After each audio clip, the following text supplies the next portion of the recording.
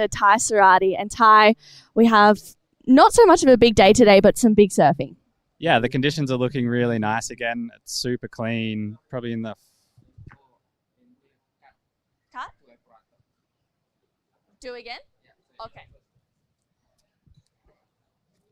Should I say APAC? Not live. Good morning, everyone, and I'm here with APAC Tour Director Ty Sorake. And Ty, we have another day surfing today. Yeah, the conditions are looking really nice again. It's super clean in the 4 to 5 foot range, a little bit smaller than yesterday, but there's some still really good waves. It's nice to wake up once again to some clean waves, as you mentioned. What are we running? Today we'll just do the women's quarterfinals and then into the men's quarterfinals and save the semis and finals for tomorrow. What do we expect conditions for tomorrow? There is a slight bump in the period, so hopefully the swell does come up a little bit more. It's a bit more from the west, the next swell, so we'll see how much swell actually gets into Sorake. But yeah, it should be another good day of surfing. Amazing. Well, we're looking forward to it. We have the first women's quarterfinal starting very soon, so we'll get straight into the action. Great.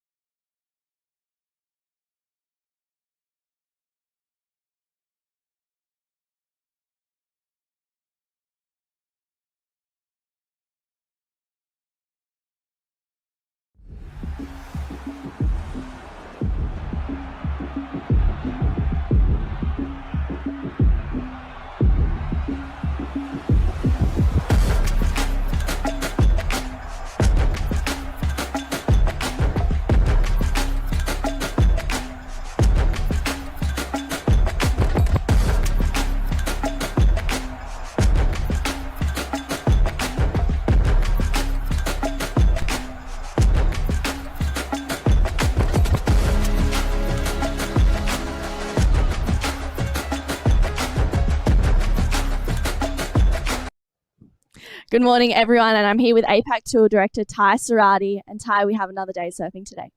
Yeah, the conditions are looking really nice again. It's super clean in the 4 to 5 foot range, a little bit smaller than yesterday, but there's some still really good waves. It's nice to wake up once again to some clean waves, as you mentioned. What are we running? Today we'll just do the women's quarterfinals and then into the men's quarterfinals and save the semis and finals for tomorrow. What do we expect conditions for tomorrow? There is a slight bump in the period, so hopefully the swell does come up a little bit more. It's a bit more from the west, the next swell, so we'll see how much swell actually gets into Sorake. But yeah, it should be another good day of surfing. Amazing. Well, we're looking forward to it. We have the first women's quarterfinal starting very soon, so we'll get straight into the action. It's another day here at the Nias Pro. We've woken up to a great day of waves. Once again, we're so lucky to be here. Yeah. We're starting off with the rest of the women's round of 32. Then we're going to roll straight into the men's round of 32, and the women's round of 16 will be out there, and maybe the men's round of 16 on standby as well. 25-minute heats all day. It's going to be another huge day of surfing, another great one at that as well. Make sure you stay tuned.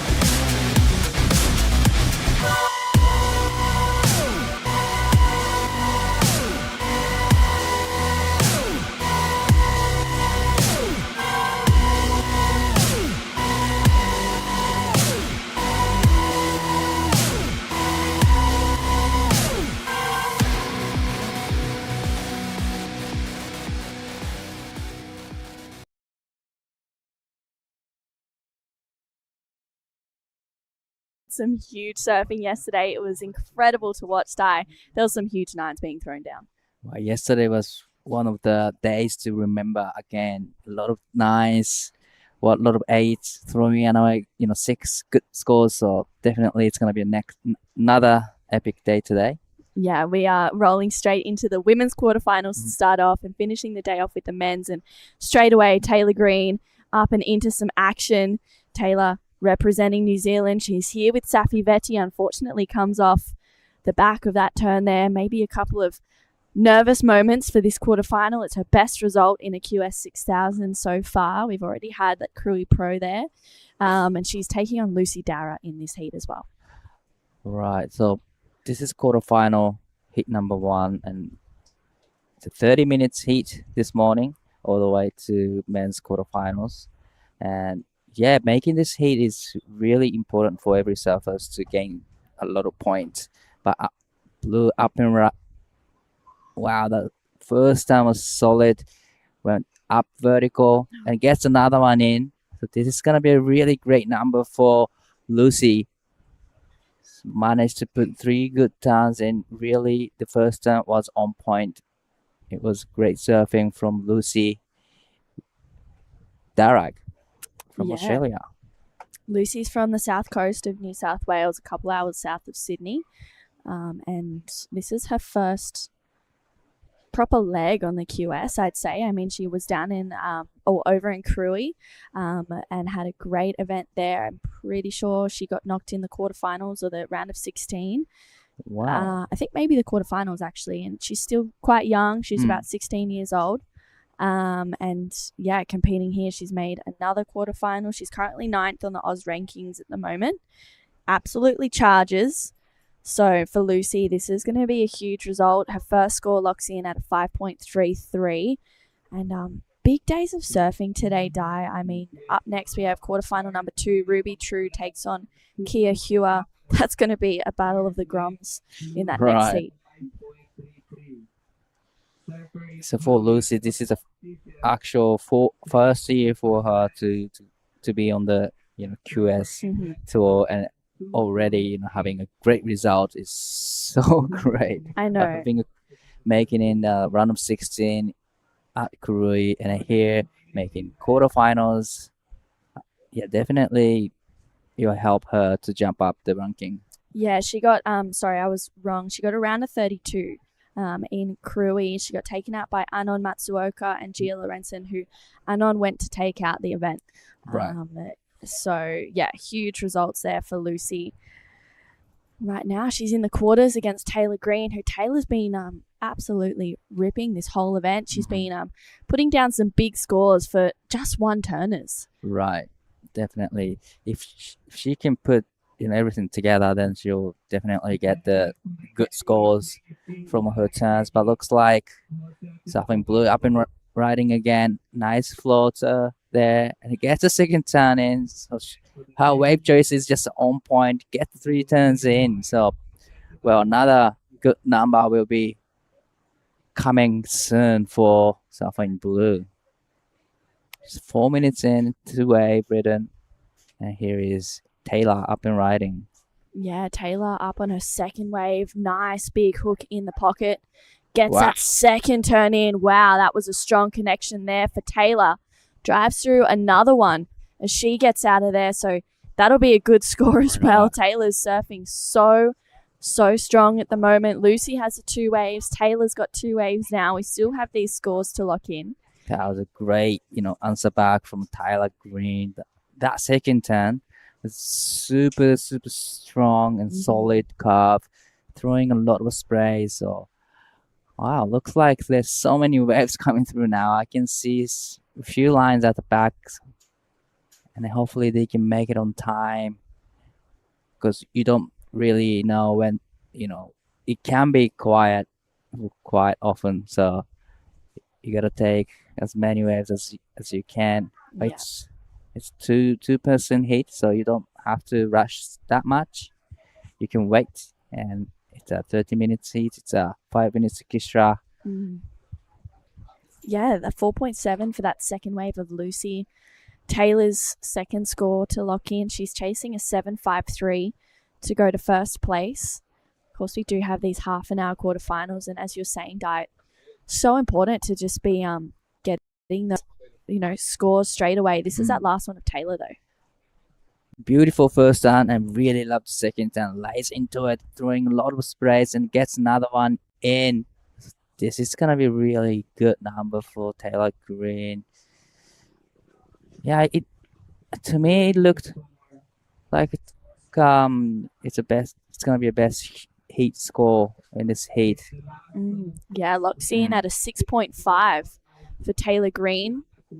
So she gets the best wave of the heat so far. She is now chasing a 3.53 to go to first place, with 24 minutes to go. We're 6 minutes down in this heat. You can see some waves rolling through at indicators, hopefully that, pushes down here. And Lucy holding that first priority. No takers on this one. The women are going to puddle over.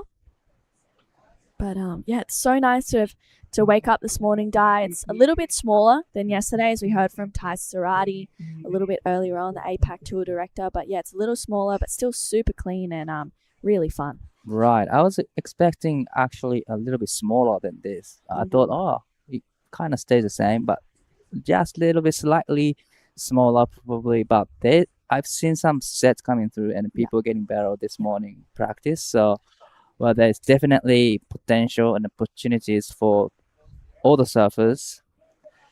So this is a replay of last of red 6.50. Nice, beautiful opening curve and the second down. Wow, that was the money turn there and gets a bonus third section. Comes in at a 6.50.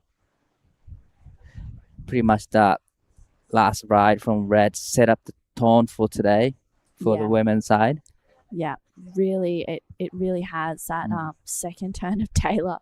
I loved it. It was so huge. We saw her do a similar turn a little bit earlier on in the event. She got a 5.83 just for the one connection. Right. It was so strong and just had so much power behind it. Di, it was a really, really good moment for Taylor Green. That one wave actually got her through that heat. It was after that it was a little bit touch and go, but she progressed through that one. I'm pretty sure that was in a round of 32. And as I said before, this next heat is going to be Ruby True and Kia Hua. Then we'll see quarterfinal number 3, which is going to be Amelie Burke and Ella McCaffrey. And then quarter 4 for the women is going to be Shino Matsuda and Charlie Haitley, which, I mean, wow, these quarterfinals are already super stacked. We'll have semifinals and the finals on tomorrow, which will be exciting, and hoping to see a little bit of a bump in the swell as well. But yesterday we were so lucky to have woken up to literally the waves were just, it was there. It was pumping all day. We saw some huge scores. The men's round of 32 was absolutely incredible. Then we went into the women's round of 16 and finished the day off with the men's round of 16. And we couldn't walk away from waves. It was just so good. That was a unexpected condition yesterday because the forecast was kind of saying it's going to drop slightly, but turns out, it's a best day of the competition. So that was an epic day, and I had a lot of fun watching all the heat and a lot of excitement from the surfers and totally great vibe at the athlete area for a whole day yesterday. Everyone was cheering each other and just that was a great day. Yeah, it was lots of emotions. We could feel it from here. And this is Lucy Darrah's first wave, the 5.33. This is her best one, and gets that second turn in, just sliding the fins a little bit as well. She's pretty in form on her backhand right now for Lucy Darrah. So we'll see where this score goes, and can see that is the Lat Zero boat there for the Tello Islands. Big thank you to them for helping us get the second best view in the house, because the caddies are looking pretty good as well out there. With the 20 minutes to go in this heat, it's already been 10 minutes in so far. It feels like time goes by really quickly in this heat. a little bit of break in action at the moment. So now Lucy has fast priority with 5.33 and 4.70. Taylor Green only needing 3.53. So definitely achievable. Next set will be interesting in exchange for two surfers. Yeah. It's it seems like it's going to be a pretty important exchange too. We still have just under 20 minutes to go, but a little bit slow with the ocean right now. We saw a pretty exciting heat to finish the day off. Yesterday it was Ben Lorenzen progressing on through, Teddy Billy as well, moving into the quarterfinals, which is going to be some great matchups for the men's quarters as well. I'm pretty sure this is Ben Lorenzen's best result in a QS and one of these higher QSs so far. Yeah, probably Ben had one of the best heat of the competition career yesterday. Had a 993. 993 and throwing away like 7 and 5. So he said, yeah, it was one of the best heat he had in his surfing life. So definitely he's having a great time here, and he's definitely the one to watch today. Yeah, he definitely is. I think an 18.1 combination. Right. Wow. That's a huge total scoreline. Yeah, it was absolutely insane. And then we got that 9.6 from Elliot in the quarterfinal. 967 from Elliot in the round of 16 also. There was so many incredible waves, so many big scores thrown down all day yesterday. And 8 heats we're going to run today, half an hour quarterfinals. And the men's quarters also stacking up to look pretty good as well, Dai. That first men's quarterfinal, we're going to have Elliot Pairada-Reid take on Kyoshiro Suda. Oh. Quarterfinal number 2 is going to be Dylan Wilcoxon and Jin Suzuki. Quarterfinal 3, this will be a good one, I think. Jay Okalupo with Teddy Billy. And then quarter 4 is going to be Lennox Smith and Ben Lorenzen. Definitely looking great in men's action as well. Yeah. So we're going to see it after the women quarterfinals straight away. It's a huge point though. If you got knocked in the quarterfinals, you still get 2,760 points. Wow. So that's a huge point for all the surfers, definitely. Yeah. Definitely it's going to be a keeper in the ranking. For sure. Well, even looking at the women in this heat right now, Lucy is currently ranked 9th on the Australia rankings. And Taylor Green is sitting at about 17th. So for the two of them, a quarterfinal finish, even though I'm hoping, I'm sure that they're hoping for a semi-finals appearance, a quarterfinal finish is a keeper, as you said, and especially in this QS 6000. After this, we're going to head over to Korea. Right. Which is going to start on the 18th to the 20th of July. Yes. Which I'm really looking forward to. There's not much time in between, and building a confidence through these two events is very important to go into the next event, especially when there's not really time in between them. Yep. So definitely these surfers are building their confidence right now. So yeah. Lots of events coming up, and so far for these women, for Taylor and for Lucy, these are their best results in a QS 6000 so far. We have a few to come through, and we're going to have a big day of surfing today. So why don't we check in with our sponsors and have a Bonsai brew break. Cow! Oh mate, I just went for a drive. Surf is cooking, bruh! Wind's gone offies, swell's starting to pulse. You all fueled up? It's you and me, man. We're going to get cone today. Yeah, let's go. That's a weird looking smoothie, Vorno. Tell him, son, this ain't no smoothie. This is a smooth as broth base for our bonsai ramen. How long should we wait, Master Ramen? Patience, young noodle. Wait, and top secret, I need a corn. Behold, bonsai ramen. Morn-san, this is Absolutely cooking.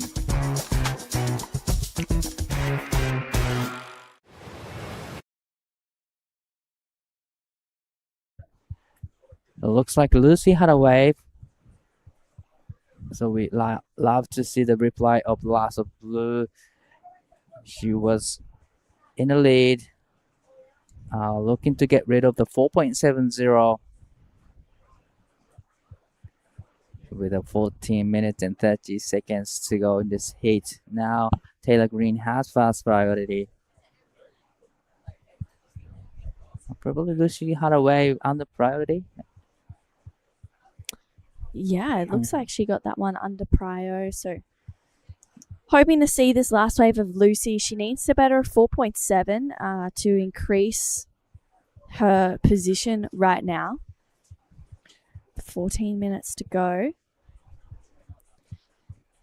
And she's currently sitting on a 10.03 combination for Lucy Darrow. Let's take a look at this last wave die. This is a nice, good-looking wave. The first time, wow. Whoa. Tags into it. A little bit stumble there, but still managed to recover it. A nice second turn. It was a great combination that comes in. 7.50 for the last of Lucy. Now Taylor needs 6.34 to go into the first. The huge score has just dropped from Lucy. 7.50. That is a healthy number for her. She got that wave under priority, but it was kind of on the set wave. Nice first turn vertical, and it gets the second turn in. Nice two-turn combo from Lucy. Wow. Big scores for Lucy. Best of the heat so far, 7.5. Pretty much for that first turn combination. It's Right. First turn was where a bulk of those scores locked in. And I love watching Lucy just absolutely attack it. She's got such a sharp backhand.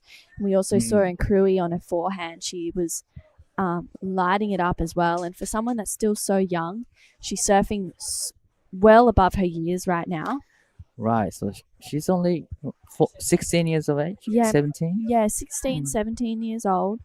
She won she actually got second in the under 16 Australian Junior titles last year at Wollongong. So I'm pretty sure she's in the under 18s this year, so she'd be about 16, 17. Wow, and then she's surfing so with the confidence in the QS 6000 as well. I know these are her first proper big QS events as well, so for someone so young, and she's kind of like, I don't really have much to lose. I've got a 7.5 and the 5.33. She just wants to surf. She just wants to showcase her best surfing, and that's what she's doing in this quarterfinal. But with Taylor Green dropping big scores as well, the 6.5 was huge for Taylor. She needs first priority. Well, she has first priority, and she's looking for a 6.34. Definitely achievable for Taylor Green. She's got 6.50, so pretty much she needs to do the similar combination of turns to her second wave to get the requirement. So requirement is 6.34. It is a decent score, but I don't think it'll be a big score for Taylor Green. Yeah, she's already locked in the 6.5, so all she really needs to do is just exactly what she did on that, and she'll be really challenging for that score at a 6.34. So she's holding first priority. I feel like her big sis, Safi Vetti, is probably out there as a caddy, maybe starting to feel the nerves a little bit. She's been waiting a while to get this score. You can see Ruby True paddling out for that next heat. Getting ready for the quarterfinal heat number 2. That's a Ruby True. And in the blue, we have Kia Hua, who had a really great surfing yesterday, showcasing her barrel technique. Yeah, she was dropping 8s and 7s like they were nothing, really. She's got her good luck caddy, Rafa Castro, making his way out there with her. I know that's been a really good dynamic for the two of them. So hopefully Kia can either find some shade or go to her turns. We'll see. With 10 minutes to go, that quarterfinal number 2 is going to be out there. Taylor Green sitting out there with first priority, needs a 6.34. She surfed in many QS events, And on screen, that's Kia. She's been a force to be reckoned with. Right, and then with her caddy, Rafael Castro is just having a little chat before the heat. Making sure that she knows what to do, probably. Wow. Here it is. Lucy up and riding again. Wow. Nice first turn to start with. Wow, that Whoa. was even bigger turn from Lucy. That second turn, probably the biggest turn in this heat. Wow. That Wow. was crazy. So she's looking to better the 5.33, but I reckon she did. Yeah. It's a pretty huge number for her. Wow. Lucy is just, she's surfed 3 waves. Each time she's pretty much gotten better. Right. And I feel like, yeah, I agree with you, Di. I think this last score will go into a top 2. Taylor Green, though, she's paddling into this one. She needs to go big. She's chasing a 6.34. Oh, unfortunately, comes off the back of that first turn. That was really unlucky. Right. You know, she kind of wanted to go into the barrel as she took it off, but she decided to go to the turns. So there's a little bit of a mistime there. So it's hard to do turns when you think you want to go to the barrel and decided not to go and trying to do turns. Just Yeah. a little bit, hard actually to manage to put turns in. So really unfortunate for Taylor Green. Yeah, you could see, yeah, she had barrels on her mind. She was hunting for it. Unfortunate that she couldn't quite find that for Taylor. 6.34, we know that she can do it. Right. But it's this last score of Lucy that could really change the direction of this heat and increase the requirement for Taylor Green. Starting to lock in. It's going to go into a top 2 for sure. It's a 6.17 for Lucy. So increasing the lead, and it's Taylor Green. She gets first priority.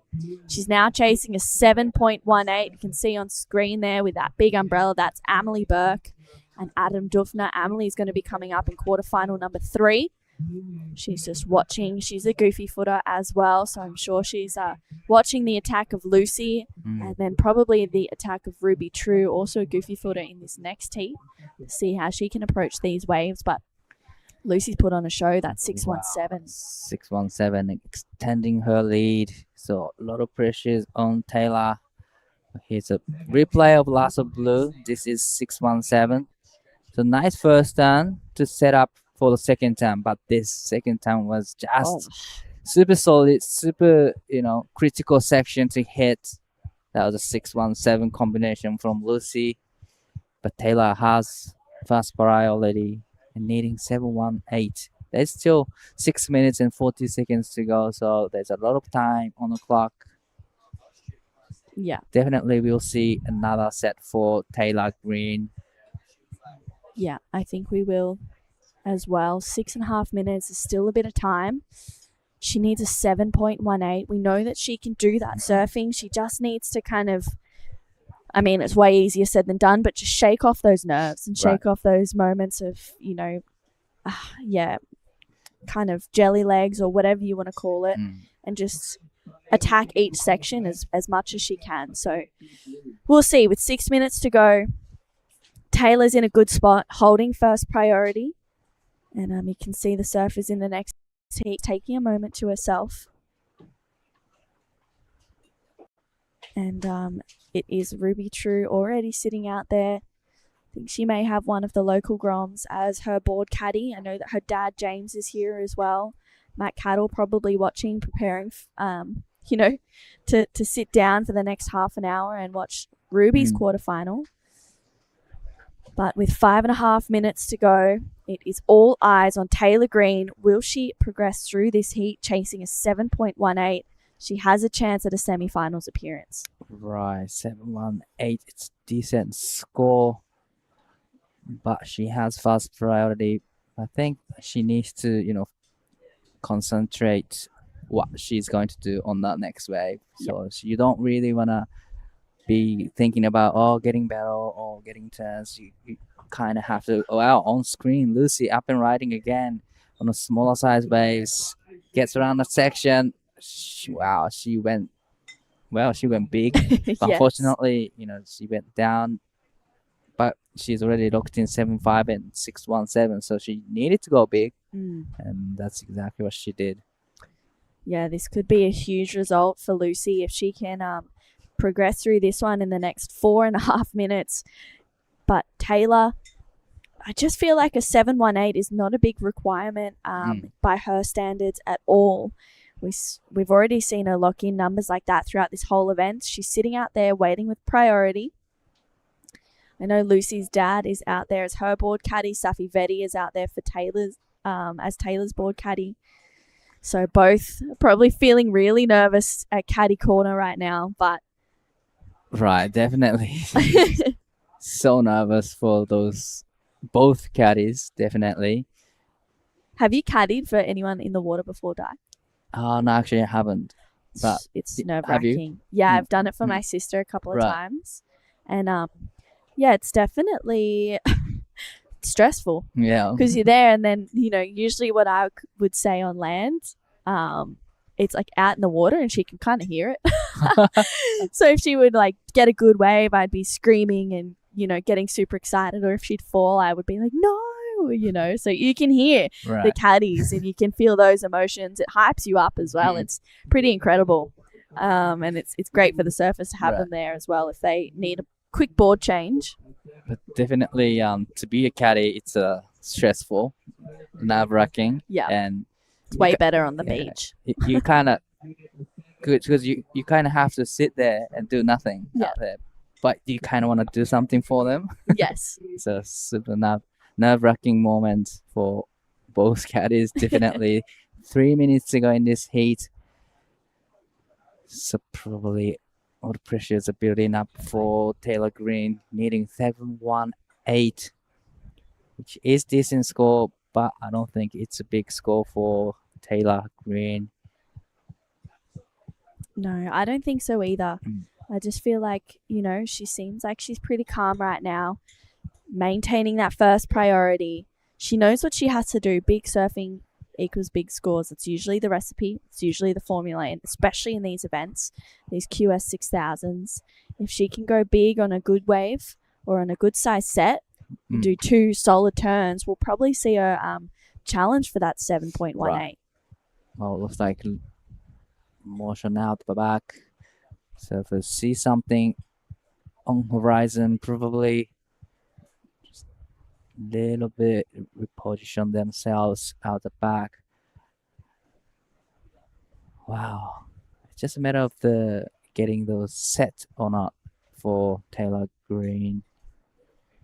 Just under 2 minutes to go. Well, it's the right time for the set to come for them. We are really hoping to see one more set for both surfers with 90 seconds to go. Well, wow, this is really tense times for both Lucy and Taylor. Yeah, Lucy just trying to sit close to Taylor to give a little bit of pressure on her. But Taylor Green is sitting out there waiting for the right ones to get 7.18. While reaching a minute mark now. Wow. Taylor, you can see she's just standing up on her board, trying to see if there's a wave or a set approaching at any point so that she can take off on at least one more wave to, give herself the opportunity to get that 7.18. Definitely, she wants to give another crack at it. Yes. Is it going to be enough time for the next set? So she's not going for this one. But she's paddling towards the outside. Looks like there's a wave. Well, there she goes. Taylor Green up and riding, needing 7.18. Big one turn, but unfortunately, she went down. Wow. So with 10 seconds to go, I think it's going to be Lucy. It seems like it will. She's up on another wave. Big connection there for Lucy. She goes down as well, but it's not going to matter. because that last wave of Taylor Green was a 0.87. So she bows out in the quarterfinals. It's going to be Lucy Dara moving on through to the semifinals. We'll see her out there tomorrow. Don't go anywhere. We have quarterfinal number 2 coming right up after this quick break. This is the smoothie I've been waiting all day for. I'm going to start with a couple bananas and then mixed berry frozen blend, my favourite. Bonsai almond milk and heaps of peanut butter. Nice little bit of coconut to finish off. Get that in ya.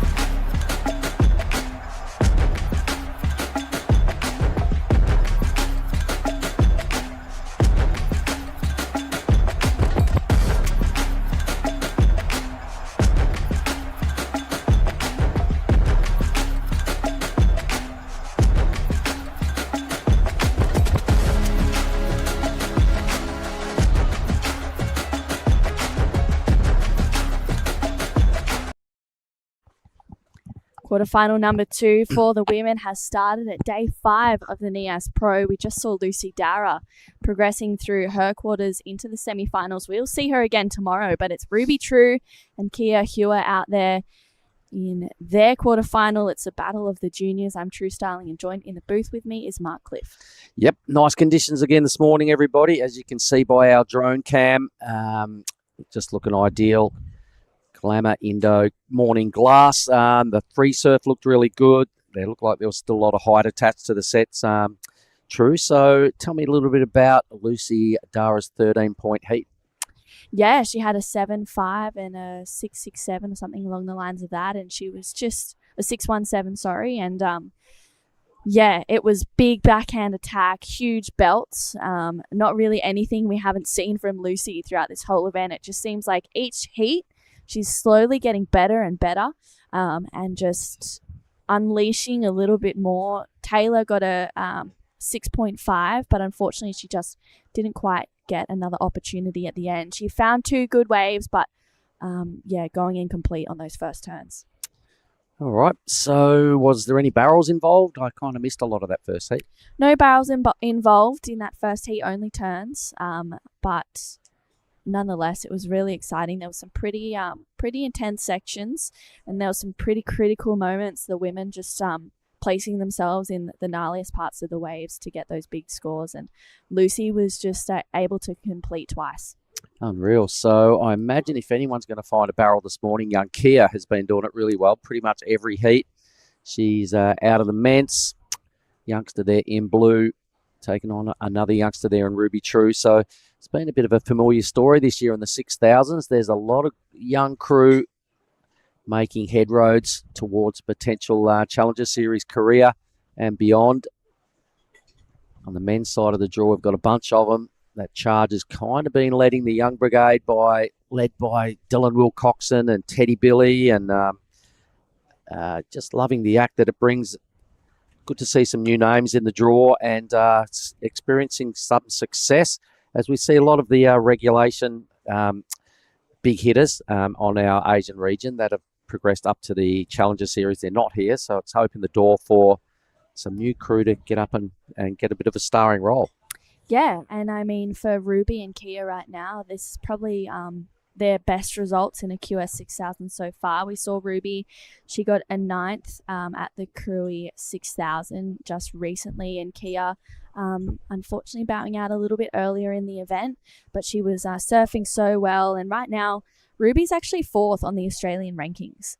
So this is going to be a huge result to her campaign. I mean, I know that she's hoping to get a semi-final finish. We've seen her backhand attack. It's been looking really solid.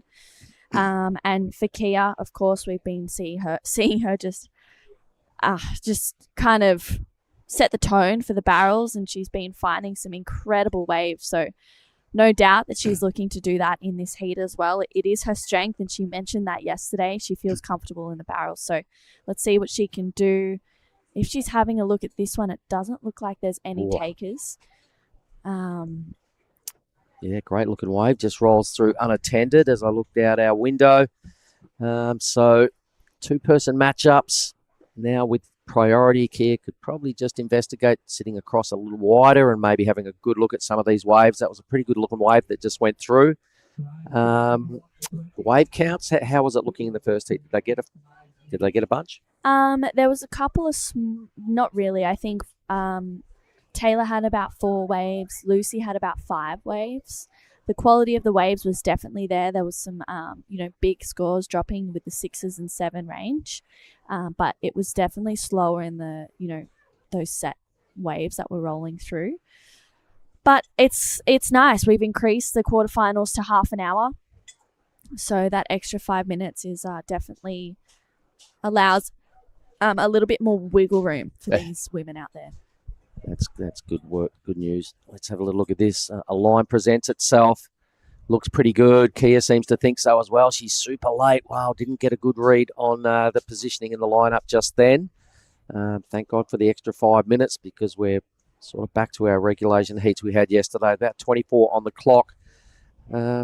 Just didn't see it as well as she perhaps should have, and just took off in a bit of a late situation there. But there's our backdrop today, everybody. Sorake Beach here at Lagundri Bay. I did notice a couple of surfers up the reef there taking on the deadly indicator part of the reef. So one of them was a goofy footer. It might have even been Anton.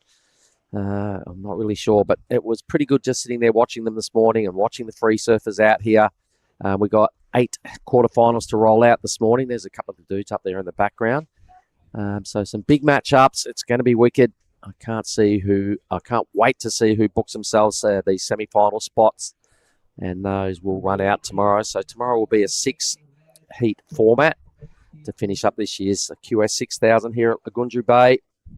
I'm loving what's happened so far. It's a slightly different looking day out there today. True, it's very grey, clouds everywhere. There's not one bit of blue sky when I was just sitting out there before, but hopefully it means it's not going to be the scorching sauna tank it's been the last couple of days. Yeah, it is a little bit gloomy, but we're still, we've got some great waves rolling through, and someone who capitalised was Lucy Dara in that last heat. She's our first semi-finalist. She's down there with Di.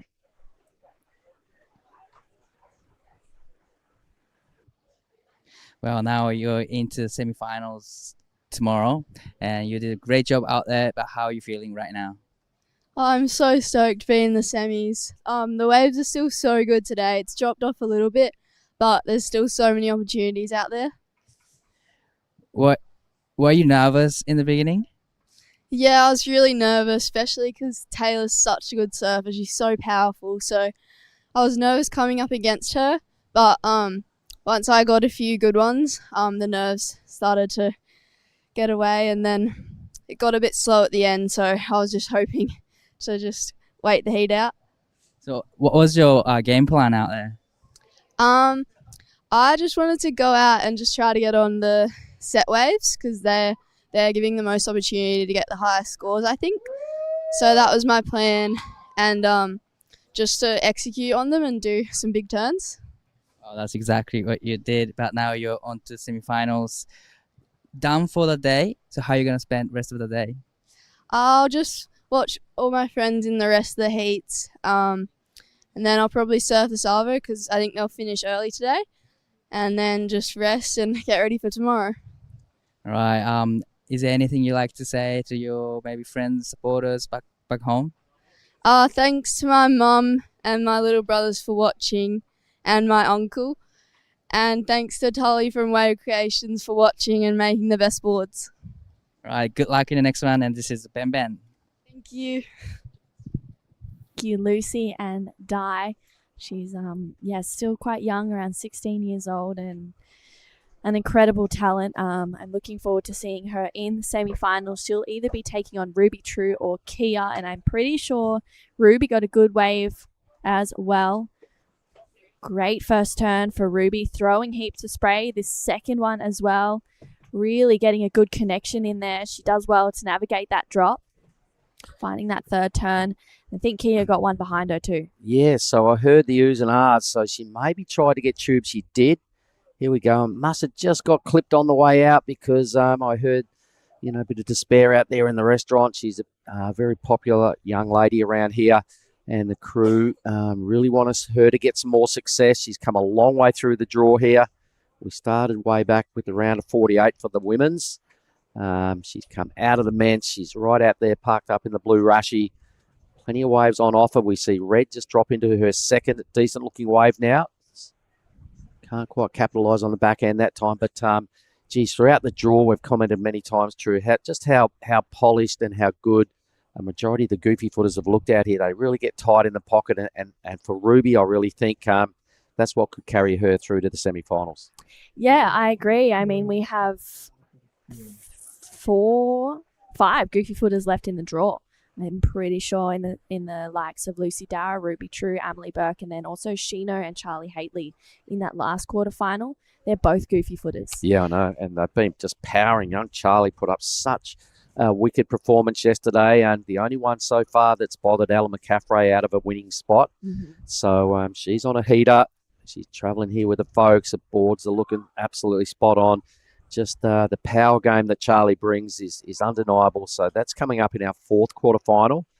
But we've got a little bit of unfinished business here. Some numbers starting to roll through. And there we go. Ruby has got a clear advantage right now. Yeah, it's a 6.17 for that second wave of Ruby True, that 2-turner. It is Kia that can really rattle some cages right now. If she can find a tube, she paddles over that one. Ruby True up and into it. She's looking to just apply some more pressure. Gets a good first turn connection. Drives through this second one. Gets the fins out the back, but unfortunately not a completion. Kia comes out of a big tube there. Lays into a huge carve.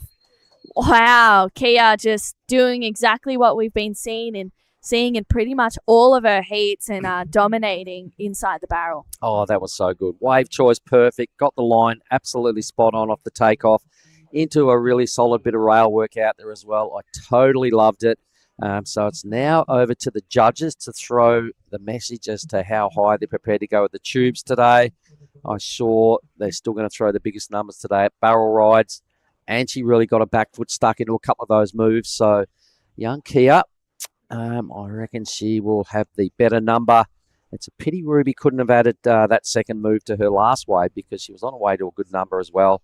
Looking really strong on the back end, right in the pocket, top to bottom. Here's our replays again. So what did you like most about this one?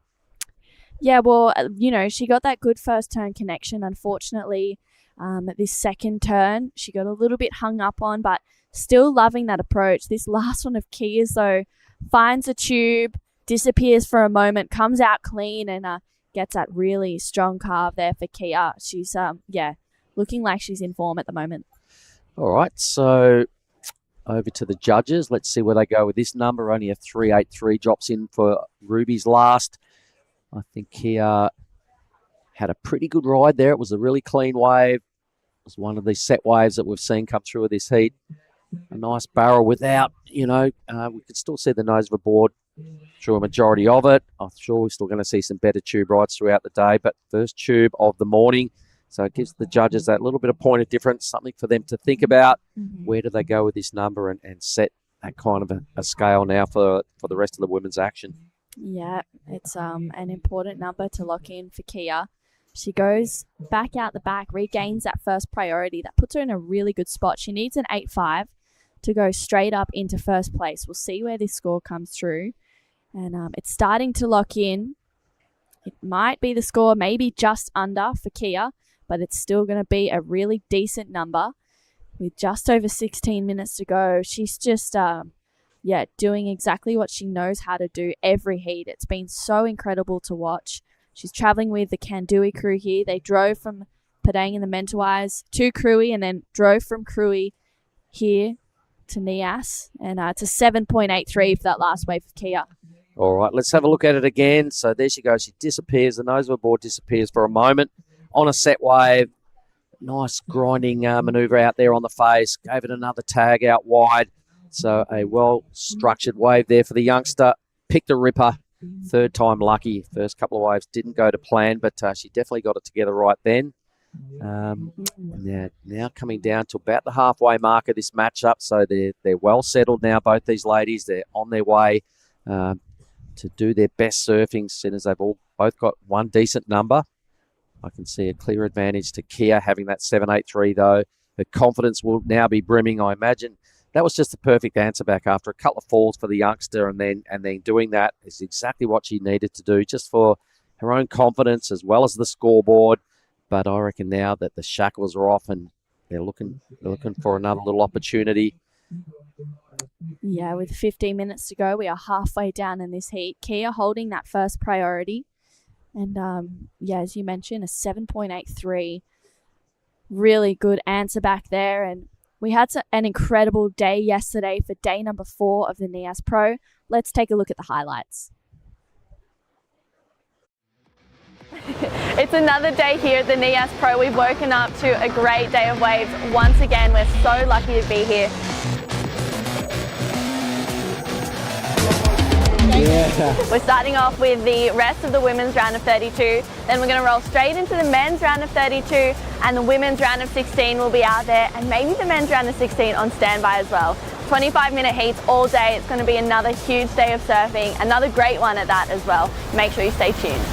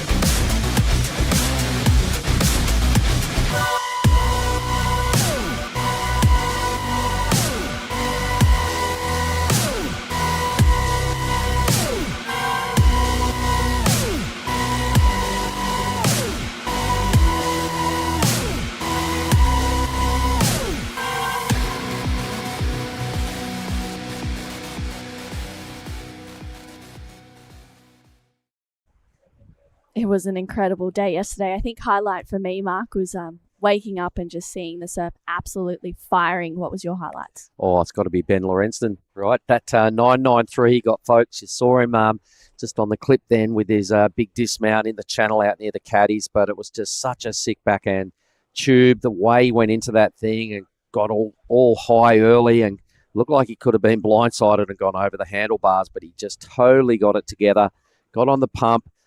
Just brilliant backhand tube riding on a full-blown set wave. Even his body language when he came out of the tube, and he was so pumped. He just did a big bombie off his board over near the caddies, and he's just looked. To me, he's looking like he can win this thing, because when he decided to get his rail game going and attack the lip and everything about him, from his tube riding to his rail work, to me, it just looked super on. So he's coming up in quarterfinal number 4. He's matched up against Lennox Smith. If Ben can just keep it together and just believe in his act so far, I think he'll be looking forward to booking himself a spot in the semi-finals. I'm just preempting and staring into the crystal ball. But for me, highlight of the day for sure, Ben. There are a lot of other 9s as well. I think Jin Suzuki maybe was a 9.67, a 9.6 for Minojo, who ended up 4th place. But this youngster here, she got a lot of highlights yesterday. Look at this thing. Wow. Oh, my gosh. Unlucky, but you can see her clear intention. She's now full of confidence, exploring the barrel every opportunity. Good on you, I think. Stick to that theory. We're down to 11 minutes remaining. She's just looking for one more number to sit alongside that 7.83 to bother Ruby True, who's taken a whole different approach to this heat and just doing some really strong top-to-bottom turns in the pocket. So Ruby's immediate concern would be trying to upgrade this 3.83. It was a one maneuver wave, but Kia, I'm loving the fact that she's just going for it and pulling in, because that's what's got her into the quarterfinals in the first place. Yeah, it's been a pretty incredible approach from Kia. We haven't really seen it from too many other competitors progressing through heats with 2 barrels. She's really, really not scared. I was talking with Giada in her last heat yesterday, and Giada was saying that she just charges. She goes out, 6 foot, slabbing, or just crazy conditions, and she's smiling and happy out there. She's like, yeah, this is like the greatest day of my life. I just love it. And even in her post heats, she's been just really grateful to be where she is and to be competing here at Lagundri Bay. And 2.17 is not a big requirement for Kia. All right, here's the action replay again. So she just had a mini stumble getting into this thing. She tried to get a couple little pumps going on, but the foam ball got under her board pretty early and denied her that sort of clean traction, and just went down after an extended bit of time behind the curtain. But the opportunities are still there. I think just keep swinging, young Kia. Sooner or later, it's going to pay off. Needing just a 2.17, went pretty close with that number. But I like the theory. And yeah, as you were saying, out of the man, gets to surf a lot of brutal waves around that Kandui area. Shallow, heavy waves of consequence. And we're still on a reef that packs a punch, but the reef isn't popping up in your face at every time you take off. It's one of these breaks in Indo that's a little bit deeper. Rarely would you hit the bottom at this size. For sure, when these big nasty swells roll through, you can, but it's one of those waves in Indo, I reckon, when you fall off, you don't really have to worry about pulling your feet straight up. It gives you a little bit of breathing space out there. Yeah, which is a good sign as well when you're seeing Kia get smoked like we did in that last one, knowing that she's okay and there's no big issues as well. There's the Lat Zero boat out there in the channel, housing our official photographers, catching all the images. Great looking boat. Thanks to the Lat Zero team for coming on board. Parked up down there in the Tallow Islands. They've been doing it for years. 30 years, I believe. Nice. Wow. All right. So a 10-point total for Ruby. Could have been a whole lot higher. We remember she fell on that 383. One manoeuvre wave. Young Kia's fallen a couple of times, but there's the scene of day 5, everybody. There's still plenty of lines on the ocean. Definitely enough opportunities out there for each competitor. Coming up next, we have Emily Burke and Ella McCaffrey. So Ella's on a tear. She's the defending champ, but big, tall Emily Burke has just been devastating and convincingly charging through the draw to be into this next quarterfinal. Yeah, she sure has been. The Goofy Footers have been absolutely firing out there. I mean, it's been so great to watch their approach. Yesterday, we saw some big Goofy Footed barrels as well, that 9.93 of Ben. Let's take another look at it because it was, this was crazy. Wow. Just doing what he does, having lots of fun. And he's just like, what? Are you serious? Cannonballs in front of one of his mates, Cam McDougall. And that's what he said he was going to do. He was like, if I get a good tube, I'm going to cannonball off my board straight into you. Did he call it before he went out? Yeah, he did. Anyway, so he talked the talk and he walked the walk. Certainly with the, there was 3 10s involved in that number. At first, it was just so good. It could have been all the way there to a 10. So he's the first almost tenner of the event. It was so sick. And as I suggested earlier, just the rail game as well. If you're a fan of Ben Lorenzen and you're in his corner, I think there's a lot to like.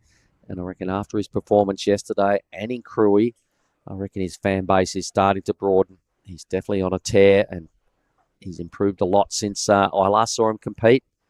So here's the scene of Sorake Beach, everybody, as we're flying over the shoreline. That's generally where you come in down this neck of the woods. But here is young Kia. So needing a super low number. Wise, smart thinking. She's got one turn in, a smallish wave. She only needed a 2.17 to get the lead, but still going to have to put together a better wave than that to stride through to the semis with a bit of momentum.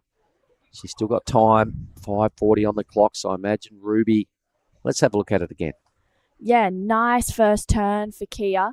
Really tight in the pocket. This second turn, wow, that's unfortunate that she didn't get the completion. The 2.17, obviously not a big score, but she's hoping to do something more, but really smart from Kia to take off on that one. This is live action though. Ruby True Unfortunately gets caught behind. Wow, with just over 5 minutes, as Ruby left the door open a little bit for Kia right now. Wow, we just got to see where Kia is because I think priority is going to be super important right now. Wow, Kia's last wave locks in at a 3.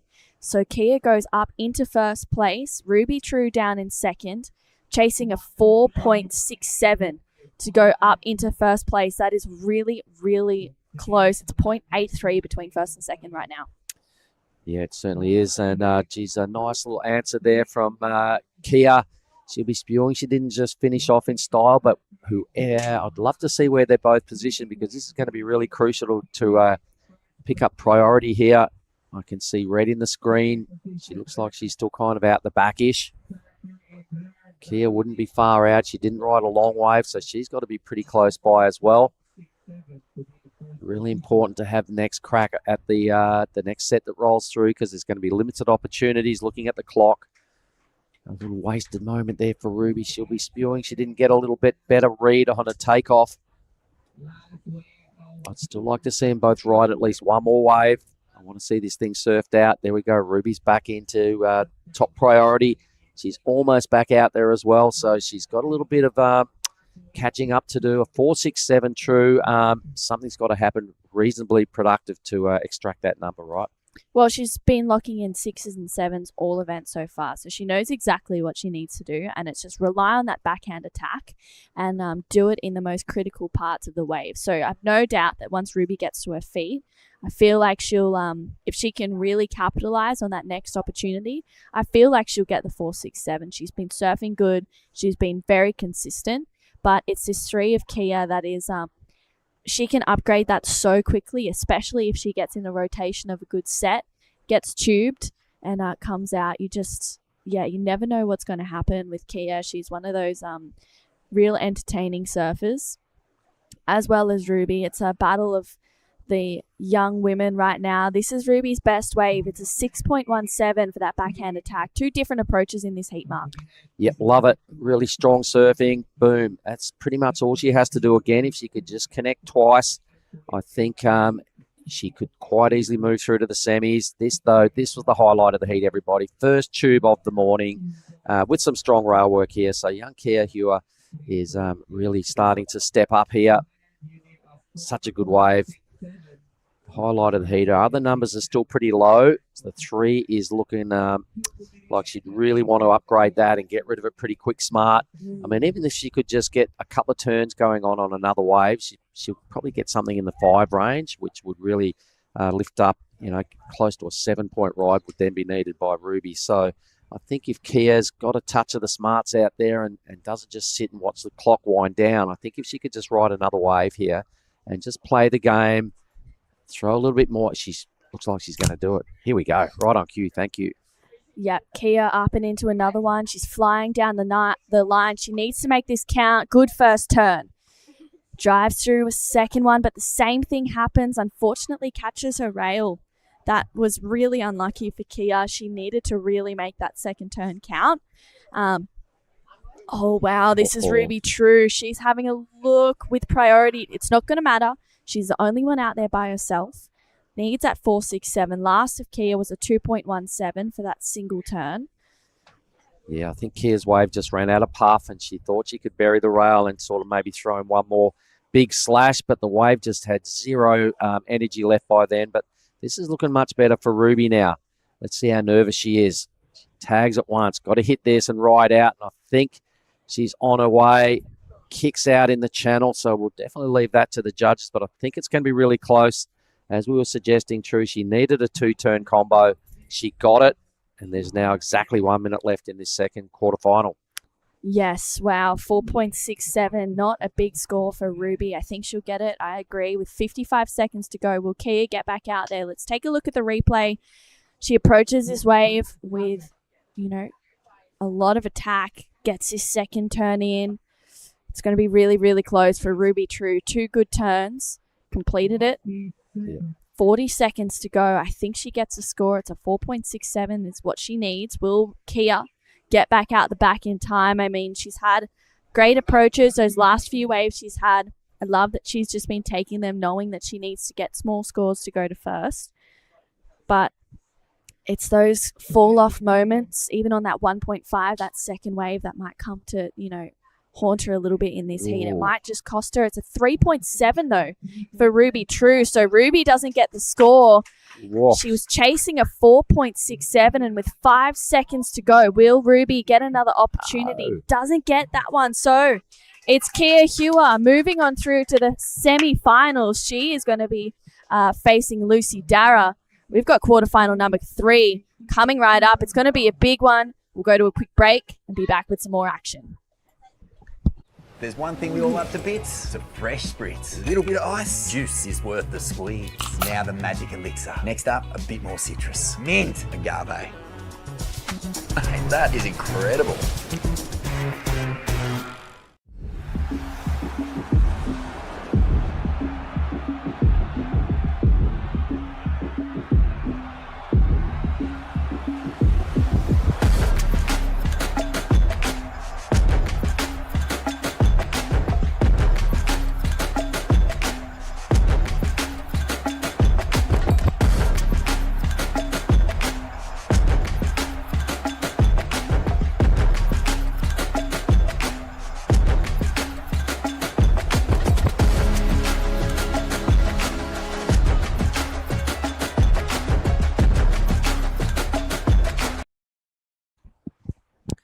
Righto, good morning everybody and welcome to quarter number 3 for on the women's side of the draw.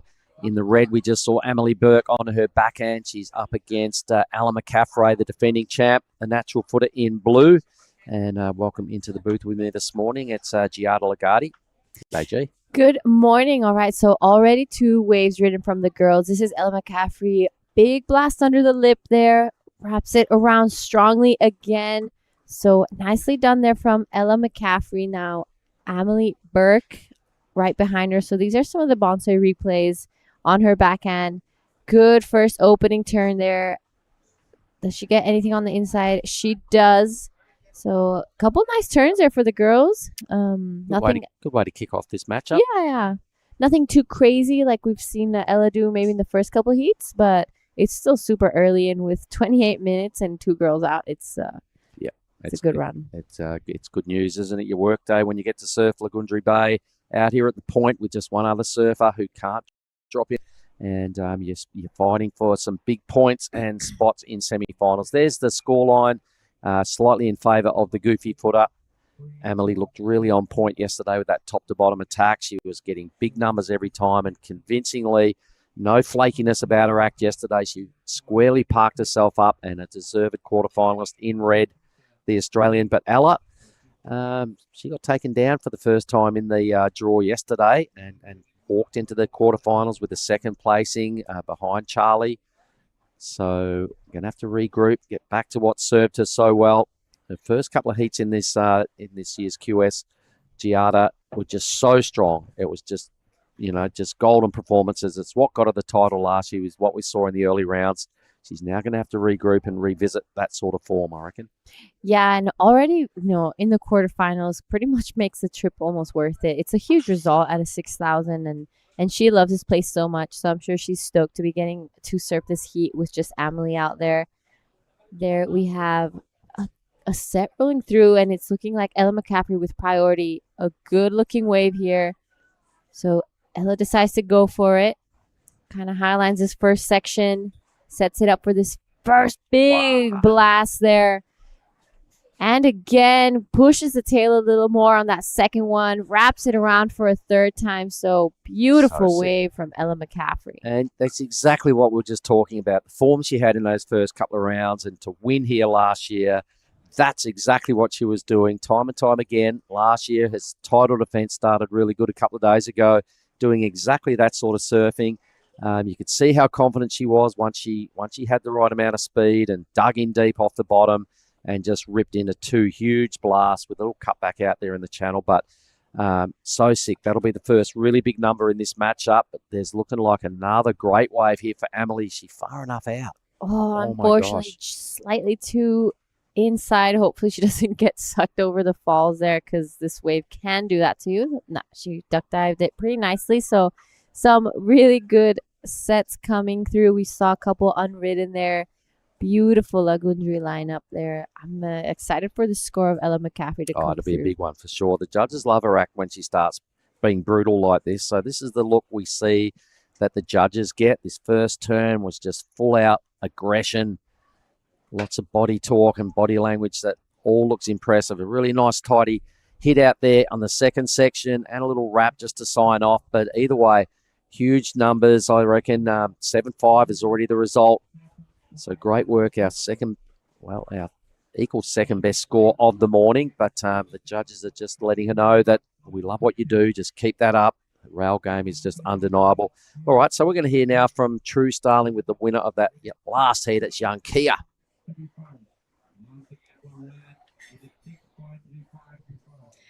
Wow, Kia, best QS result you've ever had. A semi-finals. It's going to be on tomorrow, but wow, that quarterfinals. Let's talk about it. That was huge. Yeah, wow, I was really nervous out there. I'm happy I got that.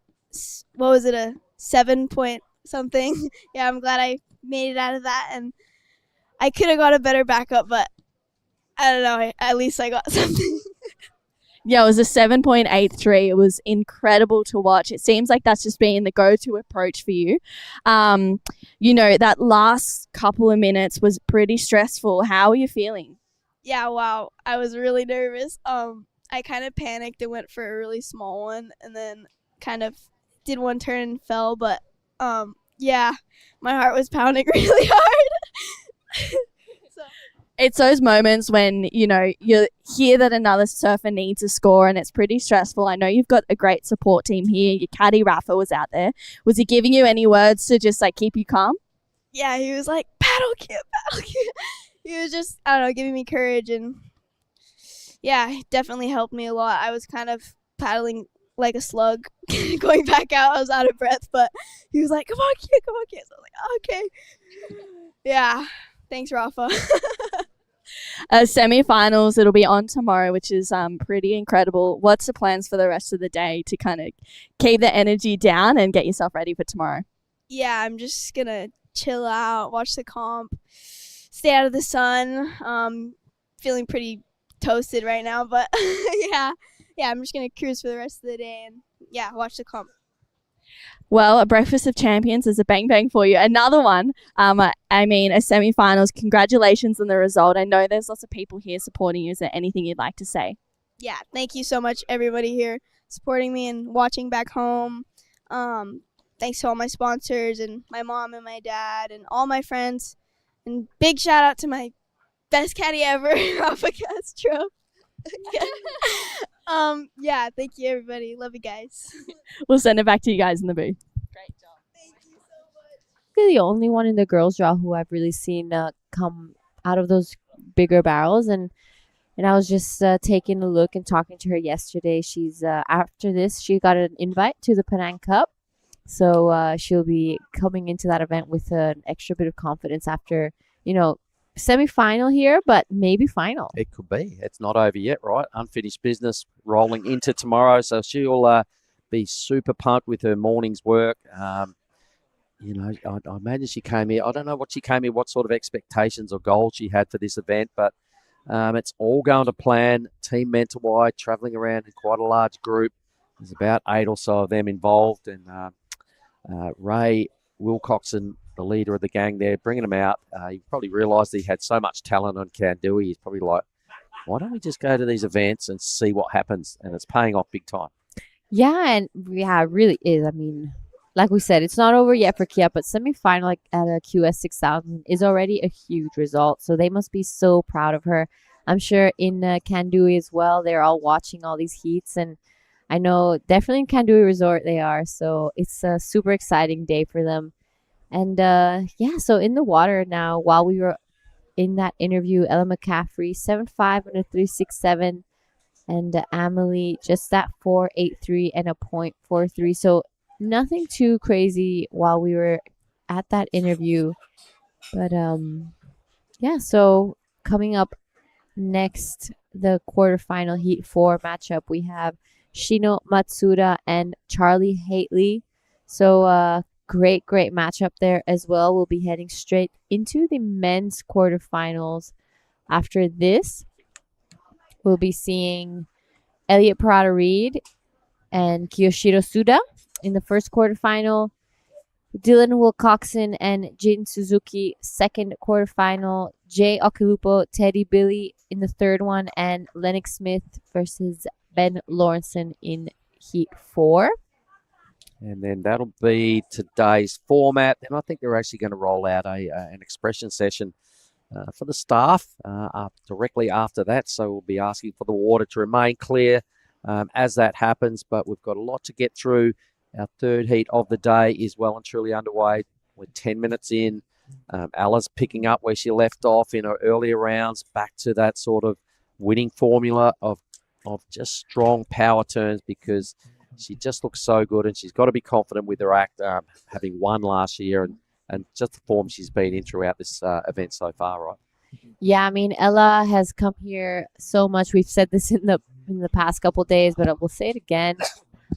She was here in Indonesia already on a trip in the Mentawai, came here to Nias on a surf trip, flew back to the States, and then after a couple days flew back here because she just didn't want to miss out on this event. And look at her already, quarterfinals, a 7.5.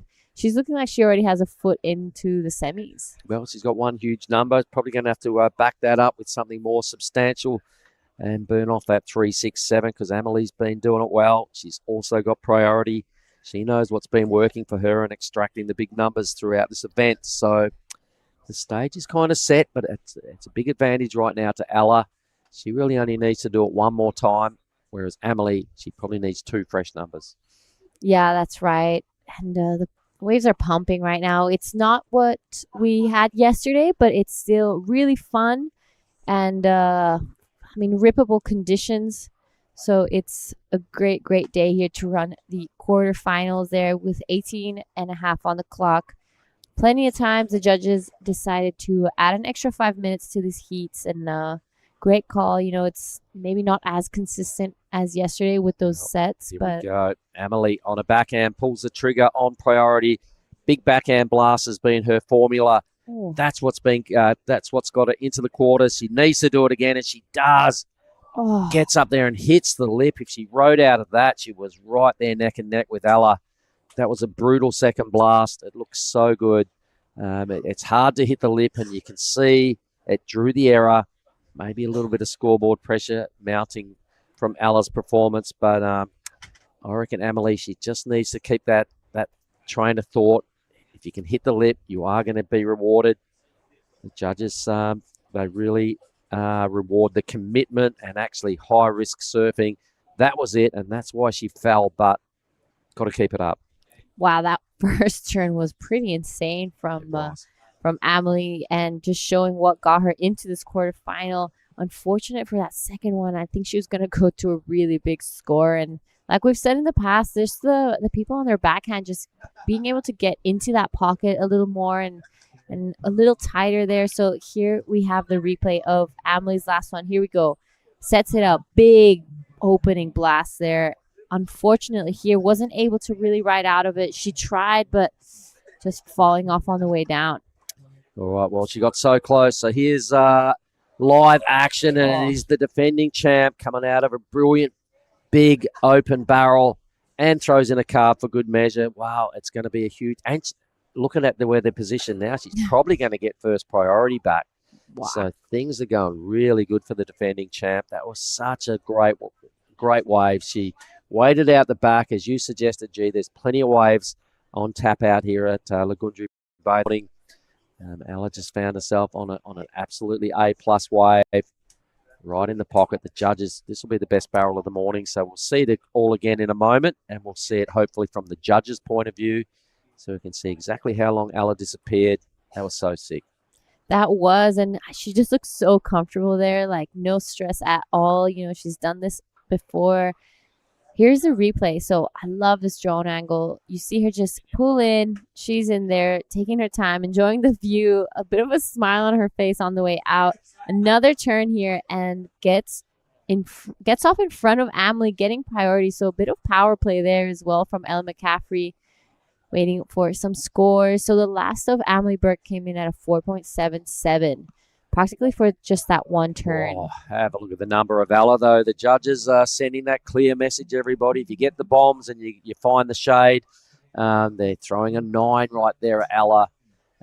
So effectively a large combo now for Amelie to bounce back from. Things are rapidly getting away. A 16.5-point total now is what Amelie is chasing. So an 8-5 and an 8 as a minimum to get there. Loving the 9. Thanks, judges, for just rewarding that sort of surfing. I'd still like to see it again, that last wave of Ella's from the judges' view.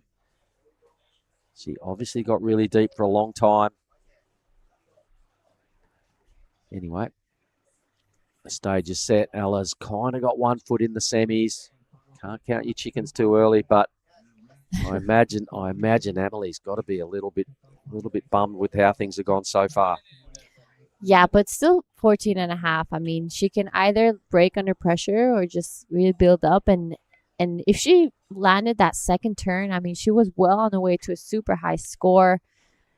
But yeah, it is Ella looking really good right now, a 9 and a 7.5. She's got Amelie in combo and with priority. So this is going to be a great matchup. Here we have Hash, family, and homestay there. Judges in the top floor with the priority. We're on the bottom floor, and everyone just comes down here and enjoys their time, gets ready for their heat, pick up their rashi. Yep, beach marshal just there. You can see the rashi drying out. Camera towers, quite a few locals milling around here because they realise, this is the real pointy end of the event. Ella's a bit of a favourite down here as well with the locals, and a lot of people have come down to support her. And you could hear the support when she got that last ride and came out of the tube. The crew were well invested in that on the beach. So it looked good, and she's got a lot of fans here. So a 9 for Ella. That's a big deal. Yeah, would love to get the beach replay of that 9 to see how deep she was, actually. Me too.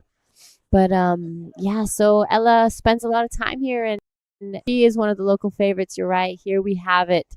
Just as we say, this is the replay of the 7.5 of Ella. Big blast there. Love her work. Sets it up again for the second one. Really pushes the tail.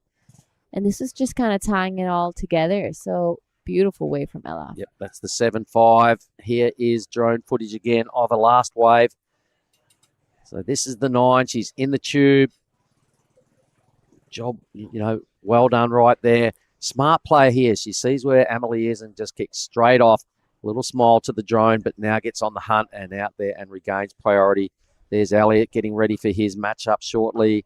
There's the boss, Tippy Jabrick, down there on his phone. How are you, Tippy? All right, the rest of the crew can see Kia in the background. So that is like our athlete area where people just prepare and get ready. The beach marshal is right there. Our restaurant is just behind those. And the Hash family staff have been just cooking up a storm and just they've been so busy this week. Yeah, they have. And they've been doing a great job where a lot of people here, they make sure we're well fed and taken care of. So it's been a pretty good week here. We've had some long days, but all worth it because it's been firing the entire time. There's Charlie with the purple board under her arm and her caddy getting prepared, getting prepped for business. It's a battle of the goofy footers in the next heat. So it's Shino. She'll be prepping as well with her caddy, no doubt. But you can see Charlie's all smiles. Saw her come in from a free surf today, had a bit of a debrief with Mumsy. Got her LSD boards ready. Dad's been on the video duties. All right, so make their way up the point. This is kind of the walk of fame, I think, when everybody knows this walk and what it feels like. And if there's big solid waves rolling through here at Sorake Beach, it can be a nervous walk because it is a heavy wave when it really ramps up. We saw it do some of its best work yesterday. So with 11 minutes remaining and things gone a little quiet, maybe we can see the highlights from yesterday again. Our production team could just cue that up. It was so good to watch. None better than Ben Lorenston yesterday. So we do have a good highlights package of yesterday. I'd love to see it again.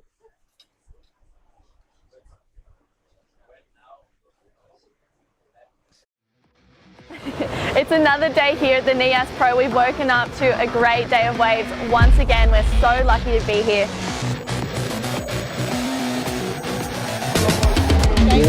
We're starting off with the rest of the women's round of 32. Then we're going to roll straight into the men's round of 32, and the women's round of 16 will be out there, and maybe the men's round of 16 on standby as well. 25-minute heats all day. It's going to be another huge day of surfing, another great one at that as well. Make sure you stay tuned.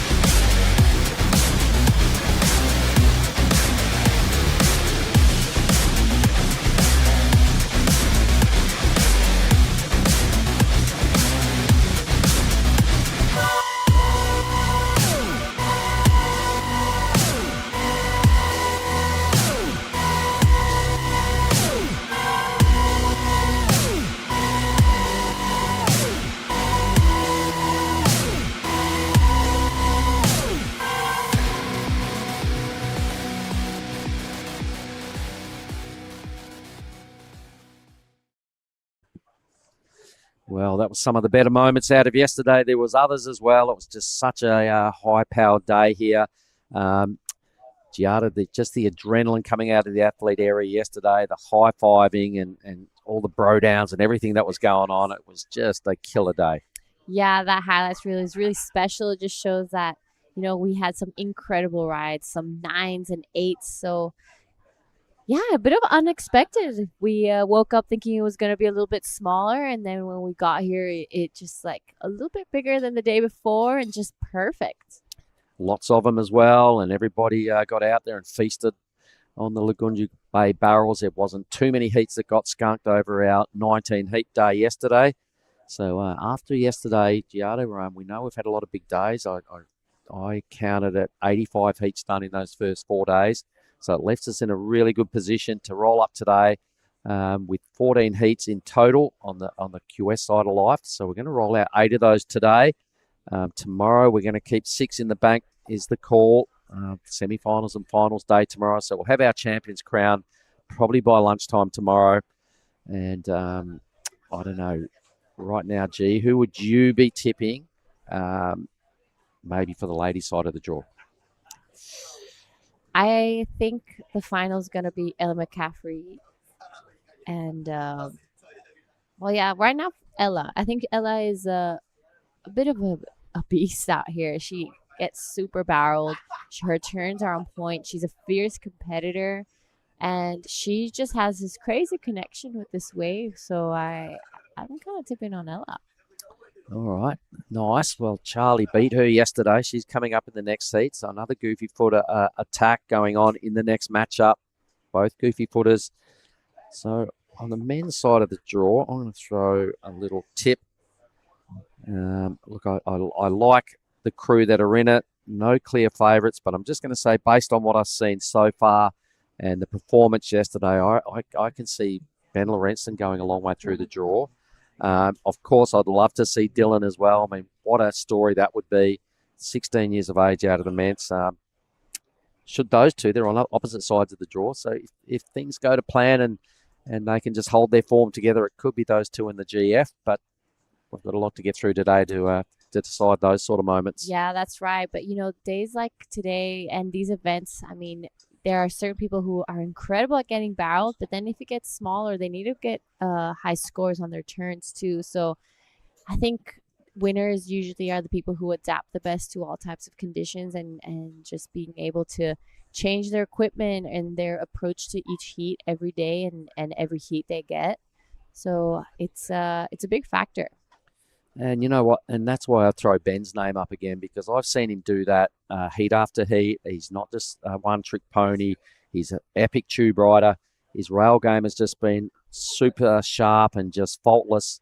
Young Dylan is one of those guys that you can just see him improving year after year. And he's almost getting better with his belief and his confidence. You can see him starting to really feel it with each heat he's surfing here. So he's a quick learner. And these 6,000 QSs, they're a big deal. There's so many high-profile surfers here, G. And I think Dylan is soaking it up. And he can just sense that he wants every part of this pro surfing gig and really, really throw his name up there. Yeah, and these conditions are just right up his alley. You know, growing up in the Mentawais, he's so used to this perfection. And you're right, he adapts as well to these waves. He just has so much talent. So it doesn't matter where you put him. He's always going to be, really impressing people. Even if it's a beach break in Leguan, he might struggle a little bit because, he's just so used to the perfect Mentawais. But it doesn't look like he's struggling. Well, having said that, I did see him, I think maybe 2 years ago, win the Rip Curl Grom Search down in Kuta Beach. And it was like 1 foot low tide. You know what Kuta Beach looks like when it's that. It's well removed from what he's used to. You would have thought it's not his strength, but he did go out there and win that and won a trip to the High Performance Centre in Australia. And he looked really on point that day. It's one of the first times I'd seen him compete in a rash fest and at a big deal event. And he made it look better than it was because he's kind of got a good all-round game. Oh, yeah, I definitely know those Kuta halfway days. 1 foot low tide Kuta. You don't really want to be doing that, but sometimes you're forced to. Yeah, I remember all our Grom Search days. That was most of our events were in halfway Kuta, and you knew when you got that low tide heat, you're like, oh no. Trying to find a corner when it's like that is pretty tricky. So we don't have to get down and grovel here. It's Lagundri Bay, and it's about barrels. And Ella McCaffrey again. It'd be great to see her best waves again because she stamped herself as she's the defending champ. She stamped herself as the one to catch at this stage, I reckon. A 9 in your quarterfinal is sending a huge statement to the other ladies. So it'd be nice to see that 9 again and her 7.5 because she did it in two different ways to get this 16.5 total. Yeah, so as the time winds down and we're reaching the 2.5, it's looking a little rough for Emily Burke, 4.83 and a 4.77.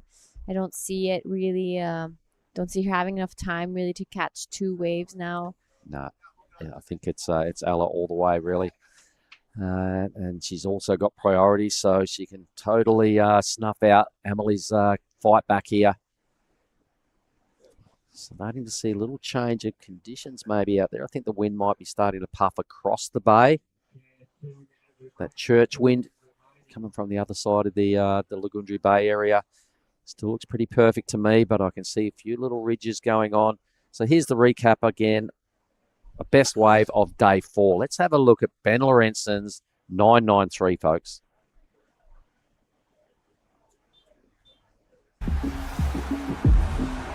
This is it. Look how lady pulled into that thing and got the thread going. I love this little bit here at the end. Watch this, folks. This is pure stoke. For me, that was just such a good moment. But there was a lot more as well. So all the highlights rolling out here with just 90 seconds to go. That's Elliot. He's coming up shortly. He was pointing to Jack Thomas, his caddy, in the channel then.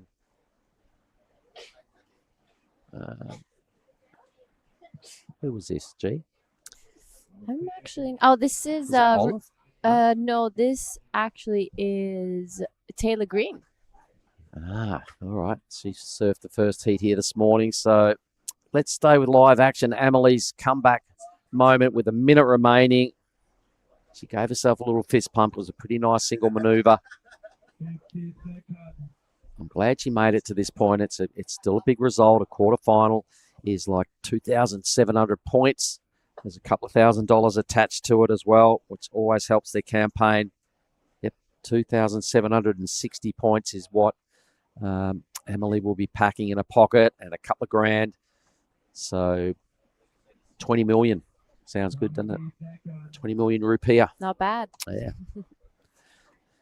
All right, I'm sure they all want to go one step better, and Ella has booked a spot into the semi-finals, the defending champ. She's only had one glitch. That was yesterday up against Charlie Haitley, who's in the very next matchup, folks. 10 seconds on the clock. Ella's where she wants to be, making her way into finals day. We can hear the beach announcer outside just winding it out. That is done. Congratulations with the 9 and a 7-5. Ella into the semis. Emily Burke, a quarterfinalist. Job well done all around. We'll be back shortly with our last quarterfinal. Cow! Oh, mate. I just went for a drive. Surf is cooking, bruh. Wind's gone offies. Swell's starting to pulse. You all fueled up? It's you and me, man. We're going to get cone today. Yeah, let's go.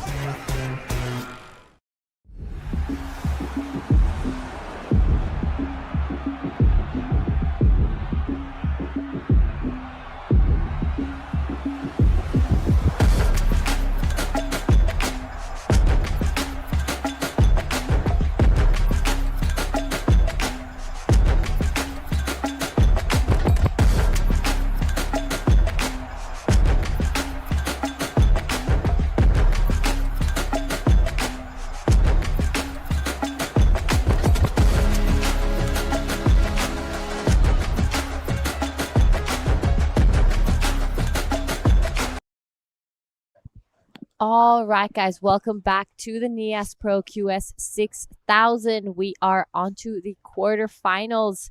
This is heat 4 of the women's side. This is day 4, if I'm not wrong. So in the water right now, we have Shino Matsuda in the red and Charlie Haitley in the blue. I'm Jara Legati, and I want to welcome back Daiwako. Good morning, Jara. The waves are still firing at the back. Charlie Haitley up and riding. Wow, nice big first opening curve. Wow, was quickly kicks out, trying to regain the first priority out there. So this is heat number 4 of quarterfinals women. Yep, so already beautiful conditions here. A little bit smaller than yesterday, but it's still firing out there. So Shino Matsuda just starts off a 0.87. We'll see the last of Charlie Haitley. One big turn, but a little bit, maybe didn't see the potential down the line, so decided to paddle back out and get priority over Shino. After this, we will go straight into the men's quarterfinal here in Nias. We already have our first semifinalist of the women's side, so in Heat 1, we'll have Lucy Dara go up against Kia Hewer. And Heat 2, we just saw Elle McCaffrey book herself a spot into the semifinals. We'll be hearing from her soon. And either Charlie or Shino will be going up against her.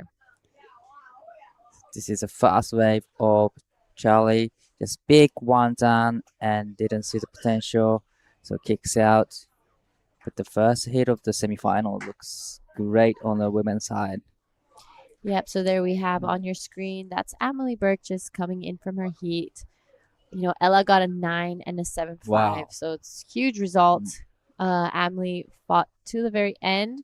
Unfortunately, just wasn't able to really string together that heat. But right after this quarterfinal, in Heat 1 of the men's side, we'll be seeing Elliot Parada-Reed go up against Kiyoshiro Suda. In Heat 2, we have Dylan Wilcoxon up against Jin Suzuki.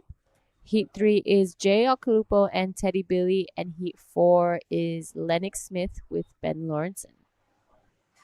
So pretty big matchups coming up in the quarterfinals on the men's side, but this right now is Heat 4 of the women's. So the last of Charlie Haitley comes in at a 2.5. She is out the back with priority. Shino hasn't really reappeared. Right. Well, now she has There we second go. priority. So here is 松田選手。2本目のライディング。一発目、大きなターンを見せてきた。これはいいライディングになりそうです。さあ、2発目もしっかりと前に出てきて、綺麗に2ターンコンビネーションを決めていきました。本日、デイ5となるニアスプロですが、クォーターファイナル、ウォメンズヒート4を行っています。このヒートには松田詩野選手がレッドにクレジットされています。このヒートが終わると、この後、クォーターファイナルメンズのヒート1、須田清志郎選手がブルーにクレジットされています。That was a beautiful ride from Shino Matsuda. Big two-turn combo on the smaller size waves. So it's going to be a good number for Shino. It's his second wave. Yep. So under priority caught that wave, wanting to just get a couple waves and scores under her belt. Comes in at a 4.33. So here we have it, the replay of the last of Shino Matsuda on her backhand. Good opening turn here. Such powerful backhand from Shino. Backs it up again for that second one. So yeah, the judges maybe give a lower score since it wasn't a set wave. Right. We saw Ella do that 7-5 on a big bomb that just came through, and she was just super tight in the pocket. So yeah, the judges just saying, we want to see you guys on the sets. We want to see you guys on some of those bigger waves that come through today. Right, definitely needs to be on the sets to get good scores or excellent scores. But definitely, if Shino can do that on the 2 turns on the set, then definitely it'll be a bigger number for Shino. So as we have a little break in action, we are gonna head over to post-heat interview mark with the last heat winner, Ella. All right. Just before we get back to that interview, let's just stick with live action right now. Charlie Hatley on a good-looking wave. Big hack there. Sets it up again for this second one. A little more critical there, so good wave here from Charlie Hatley. Wraps it around just to finish things off, but that was a good wave. Charlie Hatley in the blue, and with that, we'll head down to Mark and the last heat winner.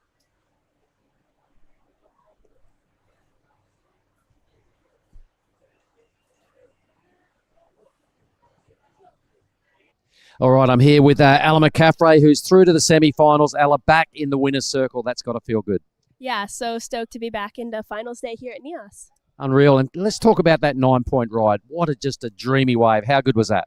That wave was so fun. I was stoked to see some waves this morning. I kind of thought it was going to be a lot smaller, but there were a couple barrels in the free surf, so I was stoked to see that and was hoping for one in my heat.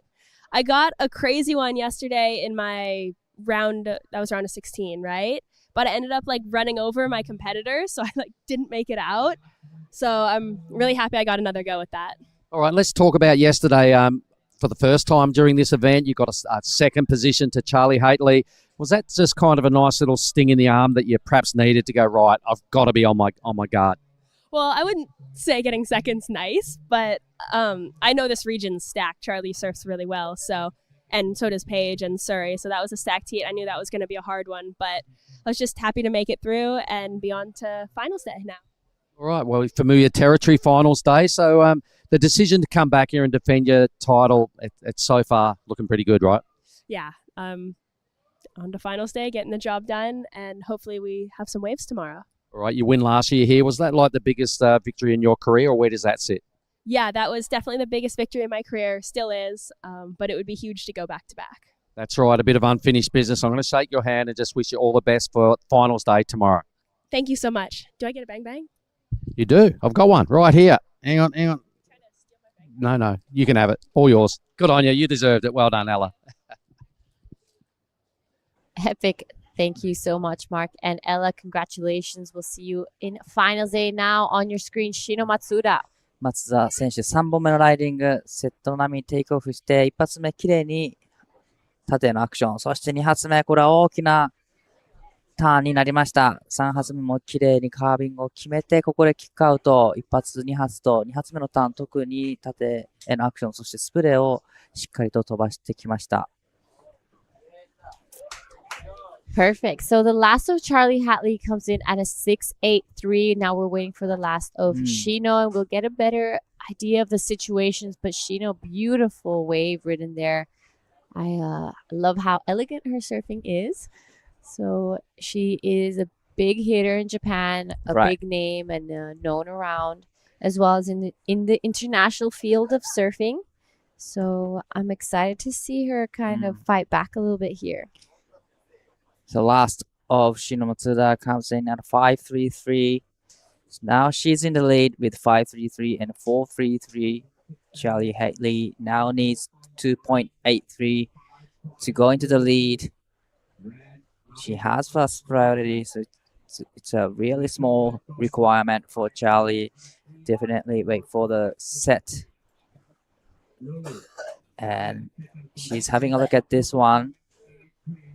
All right, so Charlie Hatley now in the blue, a good looking wave, highlines his first section, sets up and big blast there. So 283 is her requirement already with that turn she's done. Love that second one, just gets a little more critical there. She is backing up her 683 really nicely. 283 was done already in that first turn. Just under 20 minutes left. So with that last one, it's going to make life a little harder for Shino. But with the ability she has, it's going to be too much of an issue. So this is Lagundri Bay. It's 9:40 in the morning right now. Low tide is at 11:40. And this wave actually loves the low tide. Right. So hopefully it means that we'll be having some great conditions. This is a replay of Charlie. What'd you like about this one, Dive? Well, she hit the critical sections really hard, throwing a lot of sprays, and there's no downtime in between the turns, and really love the second turn as well. So definitely great combination from Charlie Haley, and just like you said, it's going to be a great backup score for her 683. We are still waiting for the last of blue, but Shino definitely needs work to do out the back, trying to get one of the set. Yep. So the judge is taking a good look at Charlie's last one. This is a replay of Shino Matsuda. So, really sets it up. Eyes wide open, arms wide open, really tight in the pocket there. Maybe the wave was just slightly smaller than Charlie's, but I love that second turn. It was really, really big. Seeing a couple sets come throughout the back. Just 18 left. The girls are out there paddling over them. It is priority with Shino. So the last of Charlie comes in a 5.57. So Shino's now looking for 7.07. That's a pretty decent requirement for Shino Matsuda. Definitely, it's a big number for Shino Matsuda to go into the lead. Definitely need to be on the set, but looks like Charlie having a look at this one again, but doesn't like the look of it. 松田選手、現在第2位のポジション、逆転に必要なスコア 7.07。7.07 をスコアするには大きなターンをクリティカルな場所で2発、3発と入れてくる必要があります。現在、2位の増田選手、ファーストプライオリティを持っていて、残り時間17分になるところ、本日はクォーターファイナルを行った後、メンズのクォーターファイナルに進んでいき、そして本日のスケジュールが終了となります。残りのセミファイナル、そしてファイナルは明日行われます。Yeah, so plenty of time left on the clock. Not even halfway through. Right, not even halfway through yet. 16 minutes and 40 seconds to go. So, Shino made a semifinals finish last year's Korea, and she didn't really do the great job in Korea. So definitely she wants to, get the good result here in Nias, and getting through to the semifinals is giving them a great point for their ranking. So definitely she wants to get those requirements before the time is up.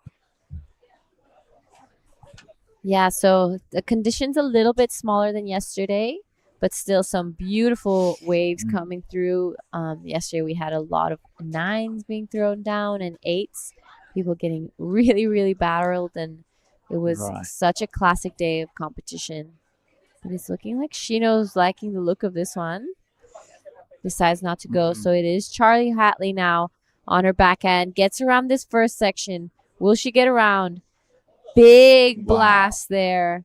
Sets it up again. She needs to do it again. Boom, again. Beautiful wave from Charlie Hatley. She's going to be backing up that 6-8-3 really nicely. That's a great surfing from Charlie Hatley.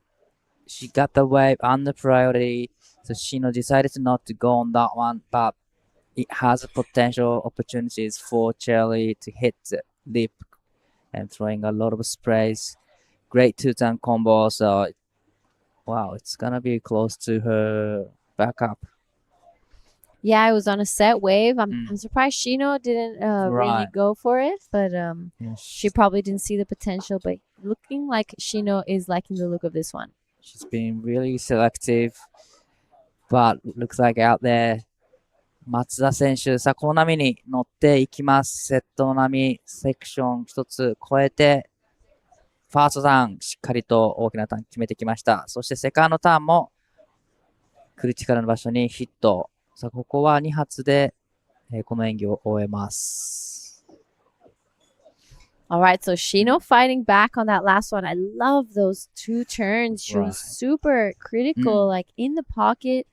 I thought that second one she was going to go a little more carved out, but she managed to just like, flick it right inside of that critical part of the wave. So, Shino just fighting back and showing that she also wants to be part of the semifinals and waiting for some scores for both the surfers to come through. Would be great to see Charlie's wave. Wow. Here we go. This is the replay of Charlie. What do you like about this one? Well, it was set wave, with slightly bigger than Shino's, but first turn was critical section to hit, and second turn as well. So, wow, it was a great surfing from Charlie. And this is the last of Shino on a smaller size waves, but it had a nice wall and managed to put vertical off the top. So great performance from Shino Matsuda again. And the last wave for Charlie comes in at 6.57, extending her lead. So now Shino needs 8.07. I'm pretty sure that last wave of Shino is definitely going to be closing that requirement. She surfed that so beautifully. You're right. The only thing would be the size of the wave, but it was really classic surfing there from Shino Matsuda. Olympian in the Paris 2024 Right. Olympics, so she has some great quality surfing. The last of Shino comes in at a 4.77. So yeah, we're right. The size of the wave just not really helping her out. Right. So 増田選手、現在必要なスコアが 8.07 に変わっていきます。ブルーが4本目のライディングで 6.57 をスコアし、6.83、トータルスコア 13.40 で現在1位のポジション。残り時間12分30秒となるところです。まだ時間はあります。次のセット、しっかりとサイズがある波に乗ってのアクションが必要になってきそうです。All right, looking like the girls are seeing something coming out the back. Both of them started paddling really quickly. It is priority with blue. So Shino, taking a look at this one, decides, can't go because she's under priority. Charlie now, a bit of a closeout. Looks like Shino just sold that wave to Charlie. So smart heat tactic there from Shino Matsuda. Yeah, unfortunate for Charlie. It was just kind of a little too deep for her. Couldn't come around the section, but now Shino has fast priority, needing 8.07. She definitely needs to do big turns in the critical section and on the set. So she needs to be waiting for the right ones at the back. And only the difference between Charlie and Shino at the moment is just it's on the set or not. So yeah, so wave selection is a huge part of the criteria today, especially if there's only two people out in the water. The judges really want to see you on those big waves and going pretty critical at them. We were talking with Mark earlier that it's so important that to be able to reach finals day, you just have to be Right. you just have to be adapting constantly, and if it's barreling, you have to be getting those big tubes, and if it's a day like today, being on those better, more maneuverable waves. And adapting is such a huge part of competition, and the ocean changes all the time, and that's what creates champions and winners. Definitely. So whoever adapts well, they get win here in Nias, especially, we have barrel condition here, and like yesterday, but like today's condition, it's more about turning, and it's more about how critical you can go for those turns. So yeah, you're right. Definitely, you need to adapt all the conditions to be a good surfers and to be, Challenger Series to a surfer. Yeah, and it's not just about ability, it's about picking the right equipment as well, and bringing the right equipment, making sure that it's all on point. Because sometimes the difference is just by 0.5. Right. And just having a little bit more of an eye of which wave is better, watching previous heats, seeing who's getting those higher scores, timing them. You see a heat is a little slow, so maybe yours is going to have a little bit more waves, or vice versa as well. So at the end of the day, this level, like the level we're at these QS 6000s, everyone surfs incredible, but it comes down to those little details. Definitely, 100% right. Little details are matter in this high-rated QS tour. Like you said, they surf great. They all surf great. They can surf barrel, big wave, small waves, all kind of waves. But yeah, whoever adapting this condition, then they take a win.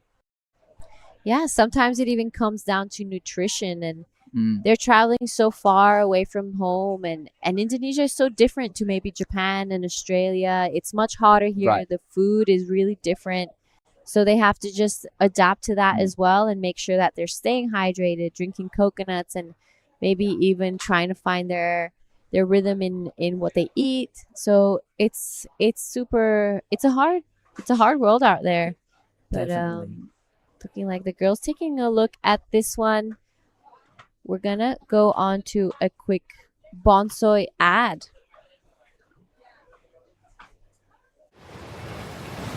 That's a weird looking smoothie, Vorno. Tell 'em, son, this ain't no smoothie. This is a smooth as broth base for our bonsai ramen. How long should we wait, Master Ramen? Patience, young noodle. Wait, and top secret, I need a corn.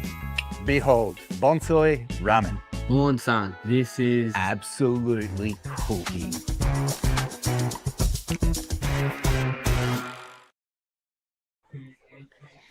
And we are back. This is women quarterfinal heat number 4. So this heat is the last heat of the women's side of quarterfinals. We are going into men's quarterfinal right after this. So heat number 1, we have Elliot in red and Kyoshiro in blue. Great matchup. We have 7 minutes and 30 seconds to go. At the moment, Charlie Haley is in the lead with 6.83 and a 6.57. Shino in second with first priority, needing 8.07. 松田選手、現在第2位のポジション。逆転に必要なスコアは 8.07。少し波が来ない時間が続いていますが、セットの波でしっかりと2ターンの大きなターンを入れられると、このスコアは出してくるスキルは十分に持ち合わせています。残り時間7分を切ったところです。Yeah, so looking like there's a couple lines coming through. Shino's requirement an 807. So that's a big requirement. She knows now she has to be on a set wave. Her surfing has been on point, but I think her wave selection just hasn't been as sharp as Charlie. So she's out there with priority. Sold Charlie on a bit of a fast one earlier on, and she has to be really, really sharp under pressure right now. With the 6 minutes 20 seconds to go, well, looks like motion out the back. So Shino is having a look at this one. This is one of the set. 増田選手、さあこの波にテイクオフしていきます。しっかりとボトムターンをした一発目、厳しいところに当てていきましたが、当てるのが遅くなってしまったか。Wow, that was really unfortunate for Shino. But right behind her, Charlie Hatley decides to go on this one. 6.57 is what she's trying to improve on. Big first blast there. This wave is bowling up for her. Goes again, upside down. Pulls off the back, decides that she wants to gain priority over Shino. This is a crucial moment for both surfers. So whoever gets, first priority has advantage. Looks like Shino just still somewhere. We can't see her on screen. Looks like Charlie Hatley will be having the first priority out the back with 5 minutes and 10 seconds to go. Yeah, so situation is looking really good right now for Charlie Hatley. In the blue, she's been on point this whole time. Her turns have been really good. 6.57 is what she's trying to improve on right now. I'd love to get a couple of the replays to see if she improves her score. 8.07 is what Shino's looking for. And with Charlie getting priority over her right now, it's looking pretty difficult for Shino. Right, with 4 minutes and 40 seconds to go. Time is ticking, but there's still time for her to get one more wave. 松田選手、先ほどの波、惜しくもファーストターンでこけてしまいましたが、残り時間まだ4分20秒あります。この残り4分で 8.07 を出していくと、明日のセミファイナルへと進むことができます。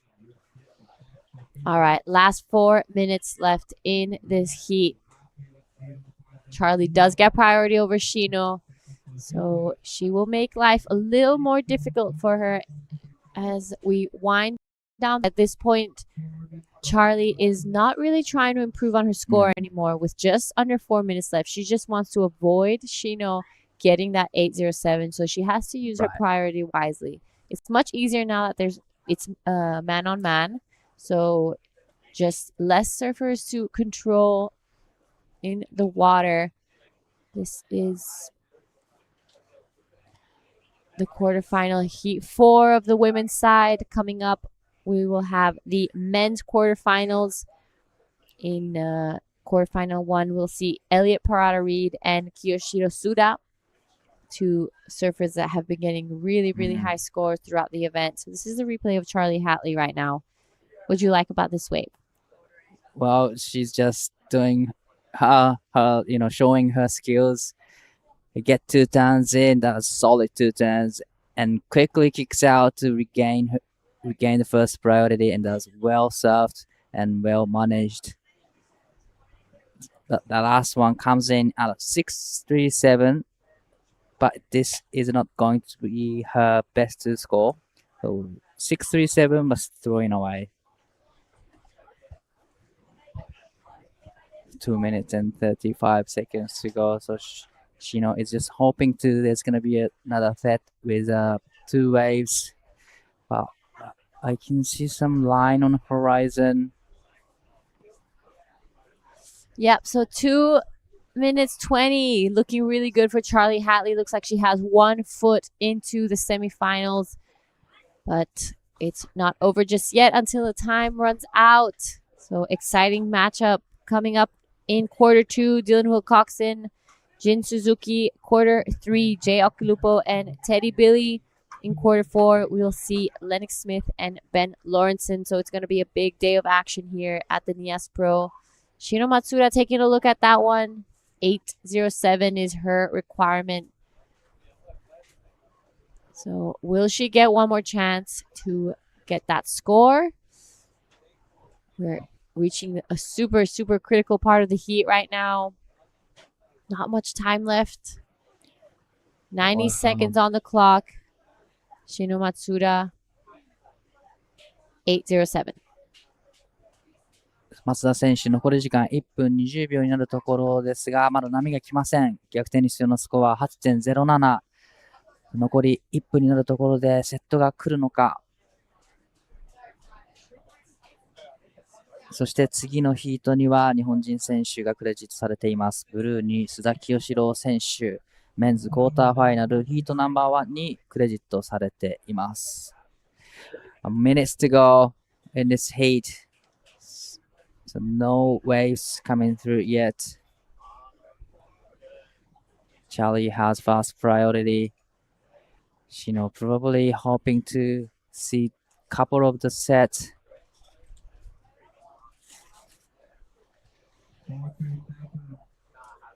Last 35 seconds of this heat, so it's looking really good now for Charlie Hatley. She has first priority and first place in this heat, so looking like she will be heading into the semifinals. A couple lines coming through. Shino decides to go on this one. 8:07 is her requirement. This wave a little fast in the beginning, gets around this first section. Unfortunately, falls off there. So with 5 seconds left, congratulations to Charlie Hatley getting herself into the semifinals. We will be going on a quick break, so we'll see you guys soon. This is the smoothie I've been waiting all day for. I'm going to start with a couple bananas and then mixed berry frozen blend, my favourite. Bonsai almond milk and heaps of peanut butter. Nice little bit of coconut to finish off. Get that in ya.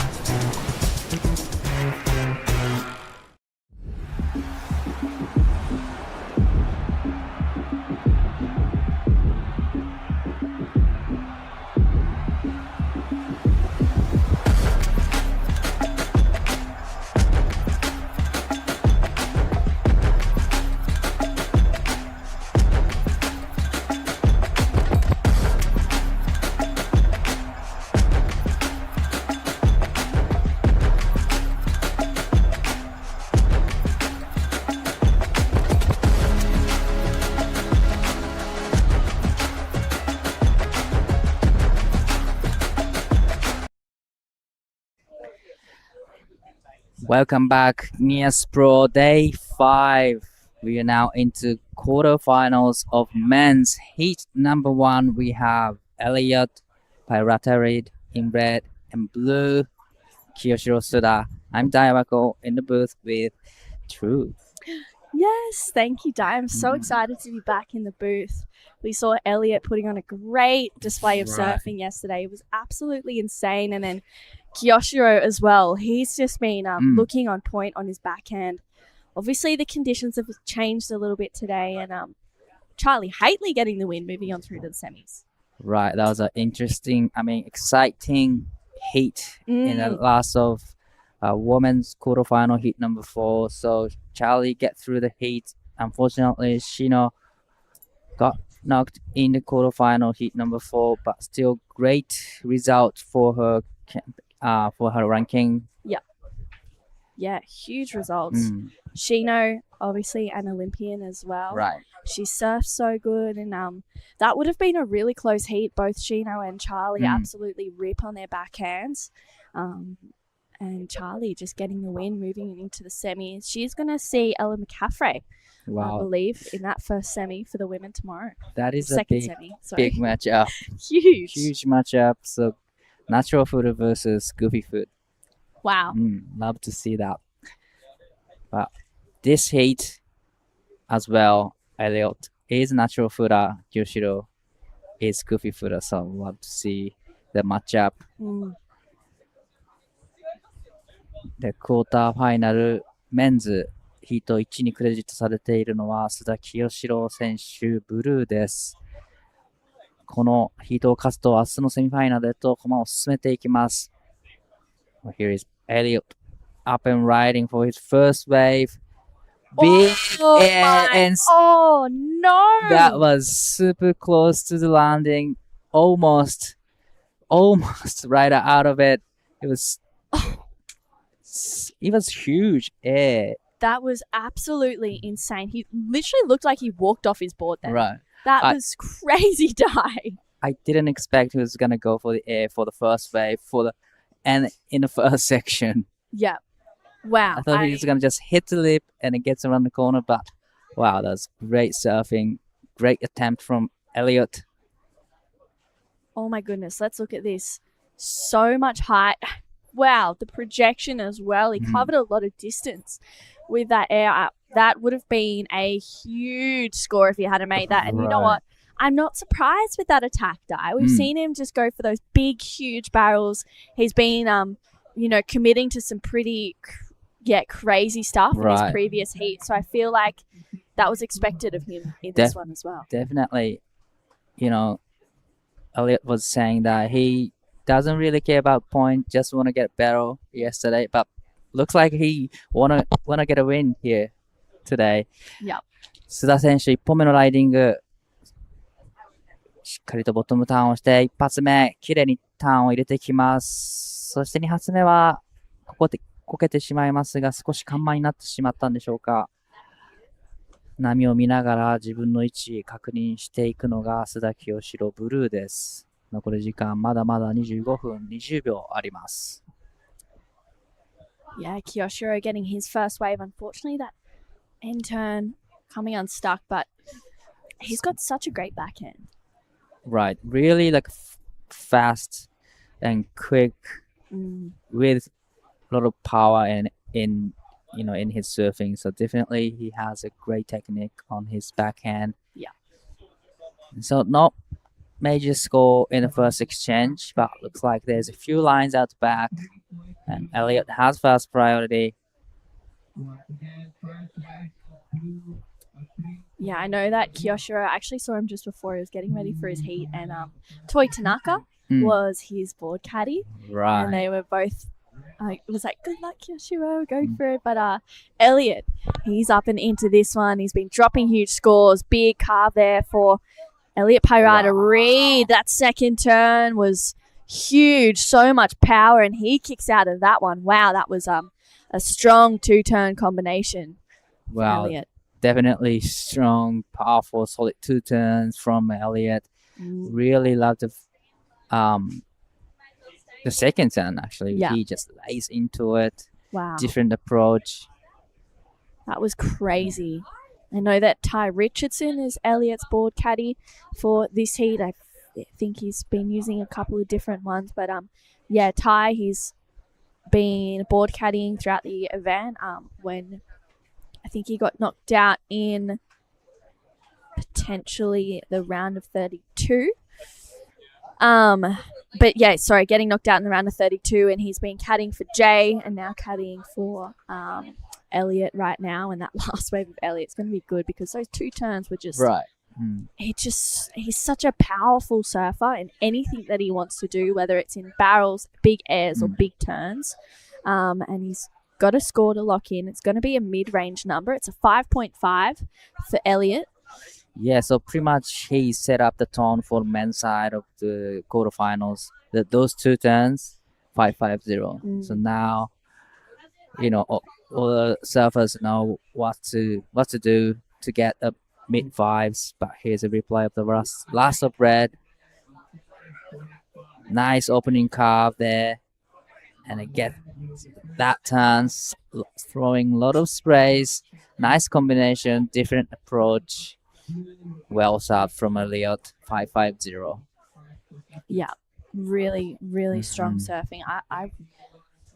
I've been really loving Elliot's approach in his heats lately. It's been great to watch, and Kiyoshiro as well. His backhand attack is just so strong. We've been saying so much, Di, throughout the event how the goofy footers are able to find that's like get a little bit tighter in the pocket into that more critical section to just turn on a dime and make those moments a little bit more. It's for Kiyoshiro, he's been doing exactly that, getting big scores for it. Definitely that advantage of being a goofy footer on your backhand here at Nias. It's easy to navigate to the vertical section on your backhand, but here is Elliot up and riding again, trying to get back up, but just quick in and out for Elliot. But nice to see him, not staying and just keep himself busy, trying to get as many as possible. Probably he just want to get the backup first and then probably wait for the set. But there's still 21 minutes and 30 seconds to go in this heat. But Kiyoshiro looks like he's just there and waiting for the set.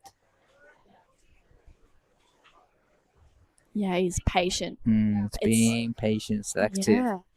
Seems like we've seen a little bit of wind puff up just a little bit. You can see the texture out there and the texture on the waves. I mean, there's still some great rides coming through. Yesterday was just so awesome to see, the swells hang around. And then we were supposed to have a short day and we just couldn't leave because it was so good. So as we have a break in action, we're going to go head over Giada and the last heat winner. All right, I'm here with Charlie Hatley. Congratulations, you're into the semifinals. How are you feeling right now? Yeah, thank you. I'm super stoked. The waves are so fun. Hopefully it's good tomorrow as well. So you told me you were a little nervous in the beginning of your heat. How do you calm yourself down and get those higher scores? Yeah, I didn't know what to do, whether to go the small ones or the big ones, and I kind of got a 2, and I was like, right, just sit, wait for a set, 10 in the pocket, just do the surfing I know I can do. So I know you've got a great team here with you, your mom and your dad. So what do you guys do during the day? What's your plans now? Yeah, I'm super lucky to have them here with me. Kind of just, Mum's an exercise freak, so she's been doing lots of that. Just staying in the aircon. I've been doing a bit of school, surfing when I can. All right, I'm sure there's a big fan base at home watching. Is there anything you'd like to say to them? Yeah, just thank you for watching me. Thank you to my sponsors, my club, and Surfing Australia. I'm very grateful for the support. All right, here's your bang bang. Congratulations. Back to you guys in the booth. Elliot, up and riding, going to the air. Oh. That was again another close landing, but at the back, 須田選手、2本目のライディング、少し速い波ですが、しっかりと前に出てきて、フローターをして前に出ます。そして2発目、ここで引っかかってしまいました。Wow, that was really unlucky for Kiyoshiro. He's been looking so in form this whole event, so those 2 falls seem pretty uncharacteristic for him. Probably a little bit of nervous with him, but to me, he needs to just get busy trying to get many waves so that he can shake it off those nerves. Yeah, it's such an interesting, today we're going to probably see it again as well, whether people wait for those big sets or they just try and catch waves under priority and build that momentum and build a house. And this is that last one of Kiyoshiro. Yeah, that was a great first turn, but unfortunately comes unstuck on the second one. Wave was kind of running away from him on the last one, so he needs to get those ones up, giving him opportunities to hit in the right time. But this is Elliot live action. Nice first turn layback with a lot of sprays, and gets a second one. That is a much bigger turn, and he likes it. Wow, the last turn, it was huge. That was massive. Elliot throws so much spray. Right. He's such a powerful surfer. He's got a bit of the come on, and that's super, it's just what we're used to seeing. It's such an Elliot thing, driving through with heaps of power, that passion, bit of drive in there too. So scores to lock in for last of Elliot Pyrata Reid to back up that 5.5. Of course, this is quarterfinal number 1. This next one is going to be huge as well. Dylan Wilcoxon and Jin Suzuki. Well, Jin Suzuki is good in the barrel, but he's super good in the air too. So I can't wait to see his surfing. But 須田選手、さあ、セット並みに乗ってきた。これは少し速いが前に出てきて、クリティカルなセクションに一発。そしてここはしっかりメイクしてきて、2ターン目を入れますが、少し緩慢になってしまいました。現在、メンズクォーターファイナルヒート1が行われています。ブルーに須田清志郎クレジットされていますが、現在第2位のポジション。最後の波でレッドが 7.00 をスコアしたことにより逆転に必要なスコアが 9.37 に変わっています。So last of red comes in at 7.0. Wow, 7 for Elliot Pyrata Reid. That's a huge score. Let's take another look at it. I mean, it was smooth surfing. That board is just looking crazy under his feet. It's so whippy and responsive. This second turn, wow, that was so solid. And Likes bit it. of a yeah, that felt good. You know, I'm gonna claim that one, and why not? It was a 7.0. I mean, big scores for Elliot in this last wave of Kyoshiro. A 3.73. Good first turn in the pocket, really brings it around. But unfortunately, just no second sections, and it's been the wave selection that's been the difference between Definitely. Kyoshiro and Elliot right now. 100% right. So Elliot's, his wave selection is on point from start to finish. He's getting those waves that is not running away from him, kind of like waiting for him to actually hit the section. So, but Kiyoshiro's wave's been pretty much like running away from him. He had to like racing down the line all the time, and that's how he missed times a little bit, and getting those wipeouts. Yeah, we haven't. I mean, I haven't seen him do that in the event so far. For Kyoshiro, he seems like he's just been really in rhythm. His timing's been on point. His wave selection has obviously been impeccable this whole event so far. It's why we're seeing him in the quarterfinals. But, he just needs to tidy it up. He still has 15 minutes left. We saw people yesterday not catch a wave until 15 minutes to go. So he can definitely change it around. Right. And today it's more consistent, and there's a lot of sets coming through. So like you said, there's still 15 minutes remaining in this heat, and he has first priority. So needing 877, but probably he looking for the wave mid 6 or mid 5 first. Well, he's not going for this one, but there's a few lines at the back. Yeah. Wow. Kyoshiro holds first priority. He's having a good look at this one. さあ、ブルー、この波は少し早くなってしまったか、少し奥からのテイクオフだったように見えました。Again, wave selection. It's just all about the wave selection in when it comes down to the man-on-man heat. Yeah. Because you don't need to rush yourself to get points. You have your turn, you have your time. So yeah, it's just all about this wave selection. Yeah, it really makes such a big difference. Especially, today it's maybe not tubing as much as what we saw it yesterday. There is some great waves coming through, but it's more of a turn sort of day, which is great because it kind of has a bit of a point of difference. Kyoshiro needs to tidy up that wave selection to get back into this heat. ブルー、ここでインサイドの波にテイクオフしていきます。さあ、一発大きなターンを入れて、これはリズムを掴んでいきたいところ。ここでターンを終えます。Wow, Elliot Pirata read out behind him. Good first connection. Gets a strong second one as well. Ooh, was hoping for a third, but unfortunately came unstuck right in front of Kyoshiro. So Elliot will try and get back out the back and regain priority. Kyoshiro maybe just needing to find a bit of a reset moment here. Right. He was probably on the smaller size waves because he just needs to, reset himself, be in a good rhythm. But unfortunately, the first turn looked great. Unfortunately, the wave just ran away from him and couldn't come around the second section. But there's still 12 minutes and 30 seconds to go. But looks like Elliot will have first priority. Yeah, he's trying to get back out there, maybe find himself on another set. So scores to lock in for last of Elliot. It was a 3.57. Last of Kyoshiro, a 3.3 goes into the top two, but he's chasing an 8.77. Let's take another look at this one for Kyoshiro. Was his best turn of this heat so far. Throwing so much spray, but just so unlucky to not get around it. Wow, this last one of Elliot as well. Up and in the lip twice. Unfortunately coming unstuck. That's not going to go into his top two. He has that 7 and a 5.5, but all eyes on Kyoshiro Suda right now, chasing 8.77.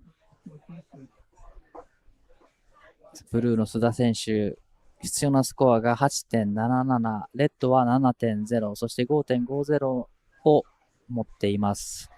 残り時間が11分30秒を切ったところ、まだ時間はあるので、しっかりとセットの波に乗り、2ターン、大きなターンを入れてくると、その差を縮めていくはずです。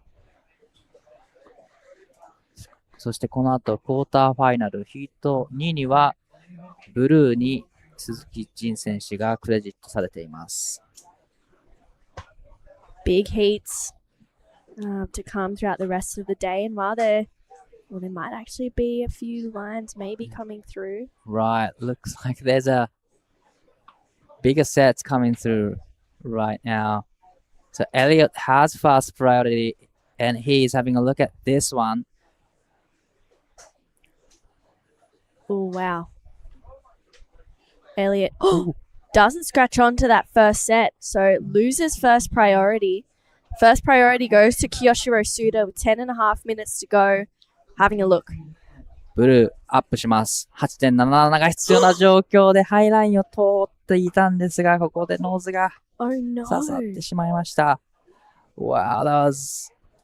I thought it's gonna be a great wave, but like again, he's, taking off those, like a running away wave for him, so he needs to rush himself and he digs a nose, so... Wow, that was so unlucky. This is Elliot Pirata Reed on the answer back. He finds a tube and an exit for Elliot, and he kicks out of that one. That's the first tube that we've seen of this heat so far. Just under 10 minutes to go. Kiyoshiro out the back. もう一度いきます。8.77 が必要。大きな一発目で少し引っかかったようにも見えました。ここでプルアウト。Wow, Kiyoshiro just hasn't really been in rhythm yet in this heat. He's been putting down some good turns, just unable to find those combos, which is where it's at right now, especially in these quarterfinals. He's just been surfing so well this whole event. This is that last wave of Elliot, though. Wow, he found the shade. Finally. Definitely that was what he was looking for.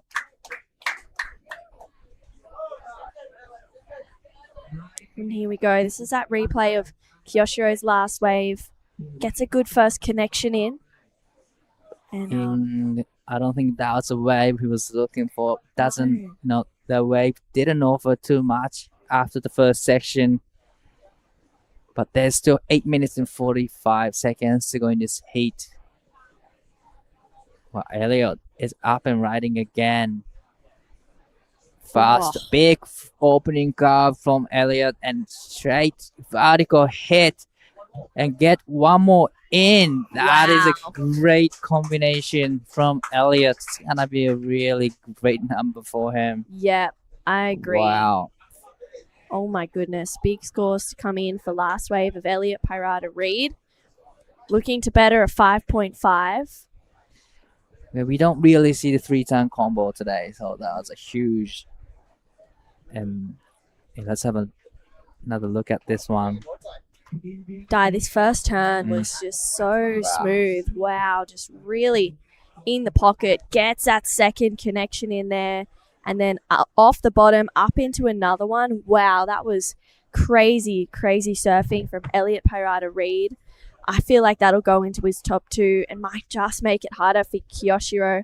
I just really hope that Kiyoshiro finds an opportunity where he's able to really open up on and do some of that strong backhand surfing we've been seeing this whole event. Yeah, I hope he's not, concentrate too much to getting those 8.77, but probably he needs to get mid-5, mid-6 to be in a good rhythm. So with us 7 minutes, 10 seconds to go, he has first priority, so he gets to choose next wave. But last wave for Red looks like great score again, 7.03. Wow. Now put Kiyoshiro in a combo situation.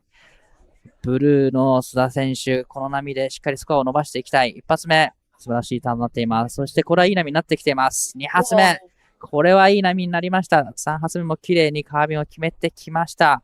ここでキックアウト。現在 14.03 のコンビネーションのシチュエーションですが、これでしっかりとそこは、変えてきそうです。Wow.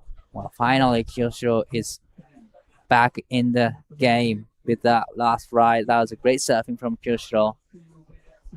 That was huge. Finally finding some rhythm and momentum. Big first turn connection for Kyoshiro. Gets straight up into it. The second turn was even better. Air drops down and just straight up into a third. He's finding his momentum. He's finding his groove in this heat. Maybe unleashing just a little bit. Looking at break combo. He will do that. Locks in at a flat 5. So Kyoshiro now needing a 9.03 to go to first. Well, still requiring decent score. I mean, big score, 9.03. I don't think we have seen 9.03 with the turns. So he needs to do something big to get this score with the 5 minutes and 30 seconds in this heat. Yeah, I'm thinking big barrel, maybe big turns as well. But it's Elliot that holds the first priority, which kind of has him in the driving seat right now. But love to see Kyoshiro back in action in this heat. He's been dropping some huge backhand turns in, just going 12 o'clock basically every time.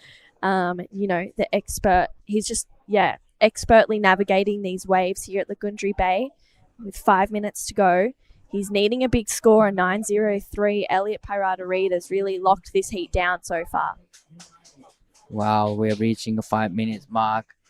So many waves have been ridden in this heat so far. 8 rides each of the surfers. So many opportunities out there today. It's more consistent than yesterday again. Yeah, I agree. Yeah, more consistent than yesterday. Maybe not as perfect as what we saw from yesterday, but there's more waves coming through. Way more opportunities, more turn sections. We saw Elliot get that tube. It locked in at a 5.03 because it was just a little bit of a smaller wave, but still, navigated it well. And with just over 4 minutes, the New Zealander out in front. He's just been hoping to make a few heats. The results didn't matter, more just doing his best surfing in this event. Right. And he's going to get a big point making through to the semifinals. They're besties right now. Right. Elliot is just sitting right next to Kyoshiro. He's like, hey, I'm a shark right now, and I'm not giving you any room to move. So just under 4 minutes. Elliot has first priority. Kyoshiro needs a 9.03. This next quarterfinal is going to be pretty crazy as well. As you said, Jin Suzuki is incredible in the air. Dylan Wilcoxon, he's a young Grom. He's been doing really well this whole event too. So I feel like this is going to be a great matchup for that next quarter. And it's great to have opportunity that we can see the battle techniques and then the turn techniques in this competition. So this is 7.3. The first 7. What? First 7, yeah. From Elliot. First down, solid. Second down, even bigger and with a lot of spread, and he likes it. Wow, that was just really, really aggressive surfing. This is a 7.03 from Elliot as well. This first turn just whips it in the pocket. Nice carve, and then he just gets up and into that section. Look how close he is to the pocket. It's so critical. It's where the most power is in the wave, as we all know as surfers, and Elliot just placing himself in the perfect part of the wave at the perfect time. And gets a 7.03. You know, he played this game really well from start to finish. He's getting 5.50 on his second wave and getting that 7 on fifth wave. And 5.03 and 7.03. But here is Kyoshiro. さあ、ブルーの須田選手 9.03 が必要。さあ、大きなマニューバーを仕掛けていきますが、少しタイミングが合わなかったようです。Well, definitely he needed to go big, and he was trying to do something big, probably blowing some tails, but unfortunately didn't go that way.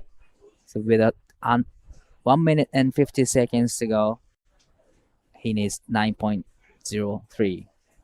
Yeah, needs to just focus on that one score now, and hope that Elliot doesn't increase. Elliot paddles over that one with 1:35 to go. This heat will determine our first semi-finalist for the men here at the Nias Pro. We have the women's locked in.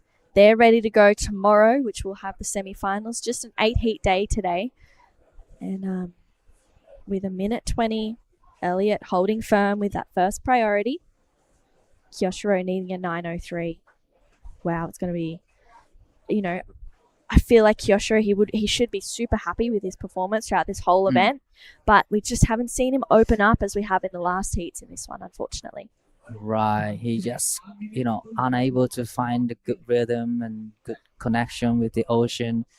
So with 50 seconds to go in this heat, probably Elliot is trying to play defense game right now, trying to sit close to Kyoshiro, just avoiding him to getting the right upgrade on the set.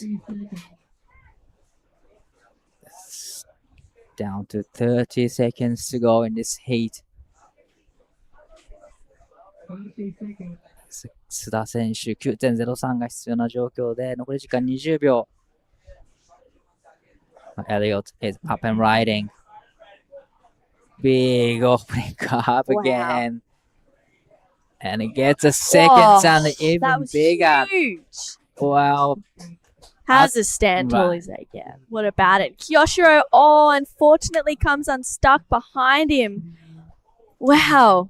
What an incredible performance from both Elliot and Kyoshiro, who's been ripping this whole event. But Elliot, he's just looking unstoppable right now. Wow. The loss of red. I got a feeling that he's going to improve his situation with this 2 solid turns and really lies into the second turn. That has a huge turn and probably he likes it too. So, well, we're still waiting for the loss of red, but looks like Elliot is going to finals day. Yeah. I want to see where this last score of Elliot's locks in. It's looking like it might just be his best number. It is. It's a 7.77 for Elliot Pirata-Reid. Right. So now we're going into a bonsai break and we'll be right back after the break. There's one thing we all love to bits, some fresh spritz. A little bit of ice, juice is worth the squeeze. Now the magic elixir. Next up, a bit more citrus. Mint, agave. Hey, that is incredible.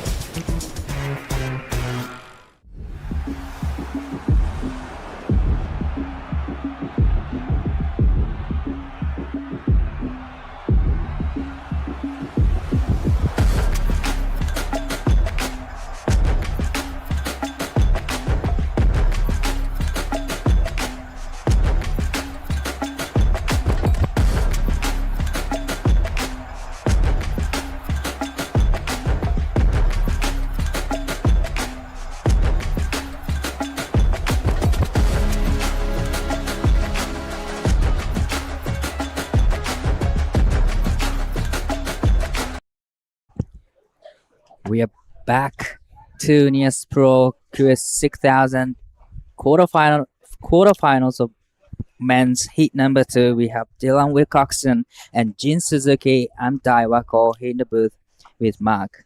How are you this morning? Yeah, good man. Loving it. This is our second last day of the Nias Pro. We're looking at quarterfinal 2 of the men's, and they've got there in slightly different fashion. Dylan Wilcoxon, the young fella out of the men's, is in red. Jin Suzuki just got an epic barrel yesterday. Remember that? 9.73. That was epic. Epic barrel riding from Jin Suzuki.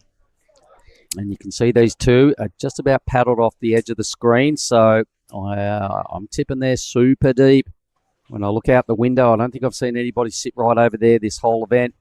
So no one wants to give up the inside here. You can see them just sort of battling each other, trying to get inside. That looks like a few lines at the back. I imagine we're not going to see a wave ridden for a little while because they are way too deep. Right.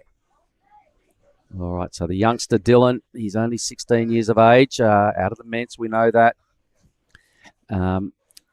This would be his best result at a high level, and he deserves to be there. He's done some brilliant tube riding throughout this event. He showed us his rail game yesterday, and he got through on a pretty low-scoring heat, but that just showed him how many different ways you can get through heats, right? It doesn't have to always be the same. Sometimes just a second placing and advancing is exactly what you want to do. Right.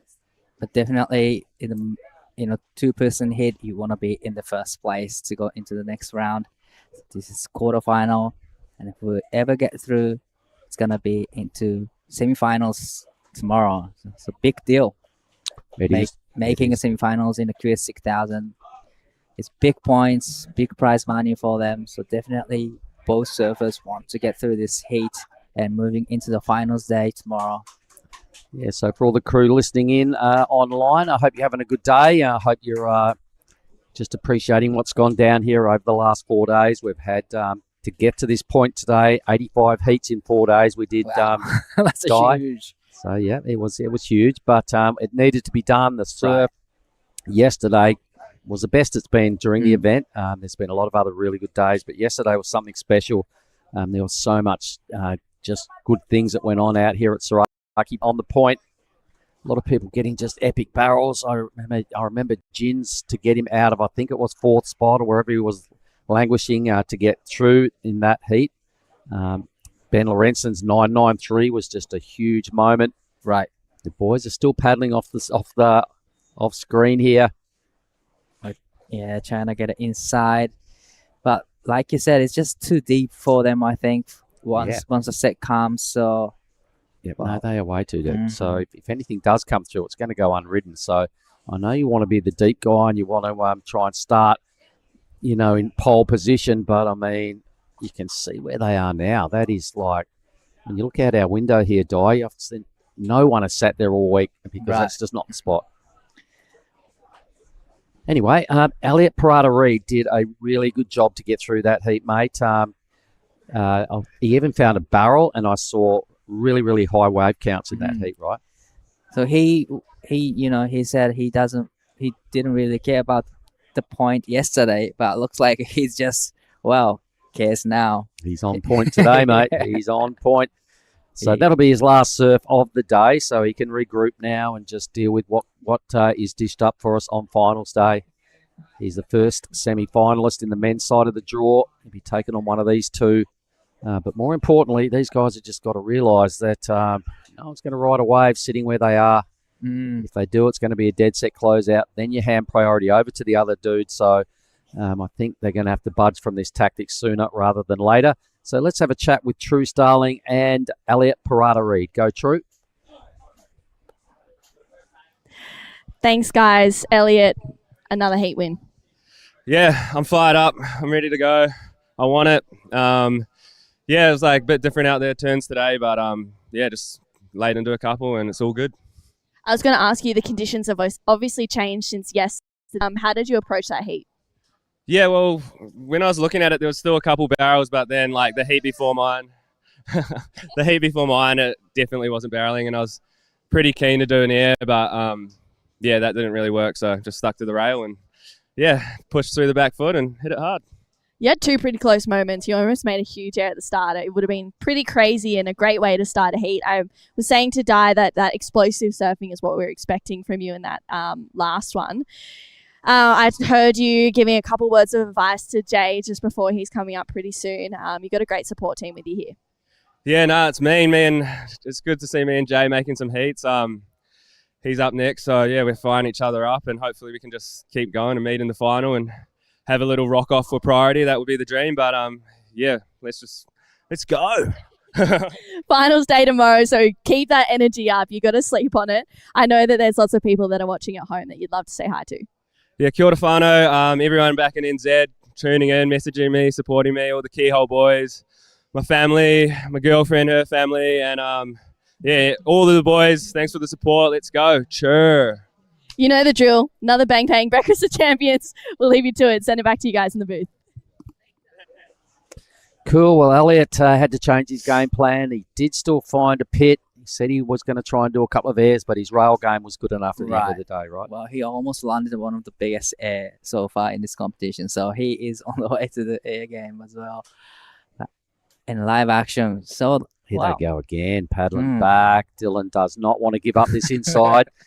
He's been sitting on the inside of Jin the whole time they paddled out. And if Jin moves, Dylan moves. You can see them again. So I doubt we're going to see any wave catching in the immediate moments.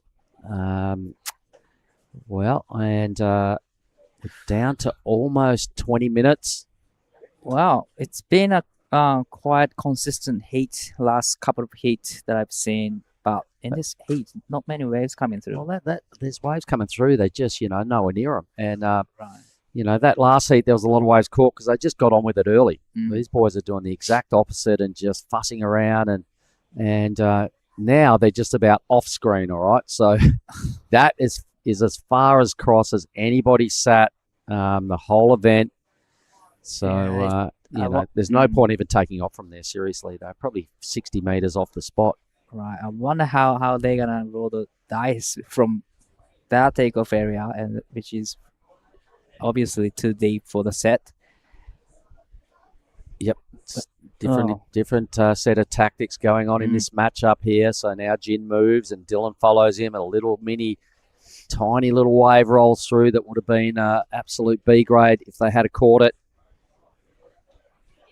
All right, now a couple more lines coming in. They are way downtown. You can see where the regulation spot is. It's kind of just breaking about now. Well, that was a good wave that just rolled through. So definitely good waves. All right, here we go. Dylan, he's budged from his tactic. He's in the pit. He's threading it. And he comes out. So he's been doing this all week, Dai Wacko, and he's found a tube.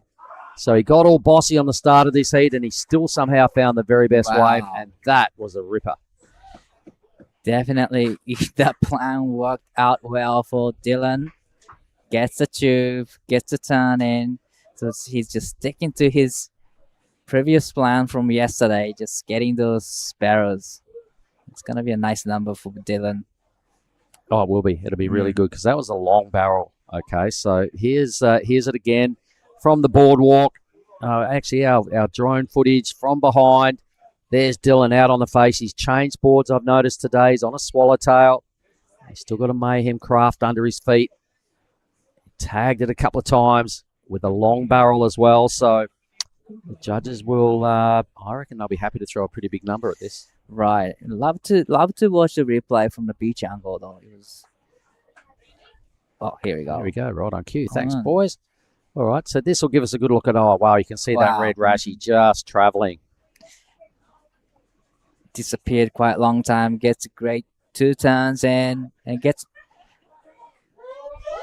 Oh, my God. Out the back.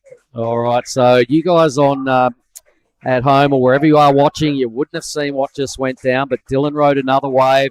Huge applause from the lounge jockeys down here in the athlete area. A massive alley-oop thrown down by Dylan Wilcoxon. Landed it flush and rode straight out. And the first number in at an 8. We haven't seen too much of that sort of act this event. This will probably be the biggest air that's gone down. Have a look at this, Di. Wow. The big alley-oop. And right out of his clean landing. Wow, that was two completely different approach from Dylan. Barrel and air, and it's going to be a huge number again. 8.50 for this one big air. So without doubt, hands down, the biggest air of the event. He's done it in a quarterfinal. He's already got an 8. He's brimming with confidence. He swaps boards. So I was just saying how he was riding his swallow. So it served him well. Wow, for a 16.5 total in the first 2 exchanges. There was a lot of fussing around for 10 minutes in this heat, and just like that, within 2 minutes, it's turned around and a massive advantage to the young fella out of the mental ice. We can see the next heat. You can see Hash, he was there in the white glasses, just thumbs up, super happy. And Indonesian is looking like he could be, well, at this stage, without being too preemptive, I'd say he's got 1 foot where he wants it, which is in a semi-final. Your boy Jin, tell us a little about him. 鈴木選手、現在第2位のポジション、コンビネーションシチュエーションにいます。まずは1本乗って、そのコンビネーションを崩していきたいところ、ファーストプライオリティを持っていて、残り時間17分40秒。Wow. So, nerve-wracking moment for Jin Suzuki. He has first priority, but definitely he heard the 2 8s on the leaderboard for Dylan Wilcoxon, and now he knows that he is in the combo situation, 16.5. Yeah, he's just got to regroup here and just try and block out that noise and just stick to his own act. Right. There's nothing he can do about what's already happened. On the other end of the scale, Dylan will just be brimming with confidence, now trying to upgrade an 8. It was a brilliant tube ride, and we've seen very little of that this morning. Kia, earlier in her quarterfinal, that would have given Dylan a bit of inspiration because she's a youngster and she's the same age. They're out of the same place. She got through into the semis, so Dylan, he wants to match what's going on here with her teammates. Here it is again, folks. Have a look at it a second time. So this is 8-0. It's his first wave, gets a barrel, it gets a big cutback, and it gets another turn in. So this is 8.0, looks like.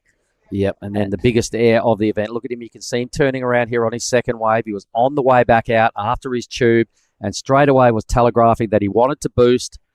Full rotation, rides out of it cleanly, and then went directly to the channel and swapped boards. So I don't know whether he creased it or whether he just wants to save it for tomorrow. But he did swap boards with his caddy, so we're going to have to ask him what that was all about. Wow, he played the game really well from the start. He tried to be in a deeper position, probably for like 5 minutes or 6 minutes.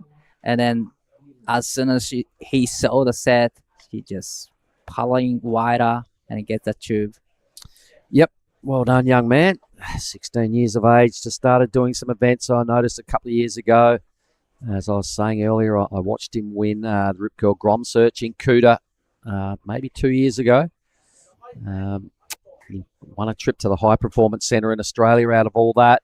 He's just surfs every day. They call him All Day Dylan in the mental eyes because he surfs that much. And he's definitely learning in a hurry. He's rapidly becoming one of my favourites. He's just such a cool, mellow dude as well.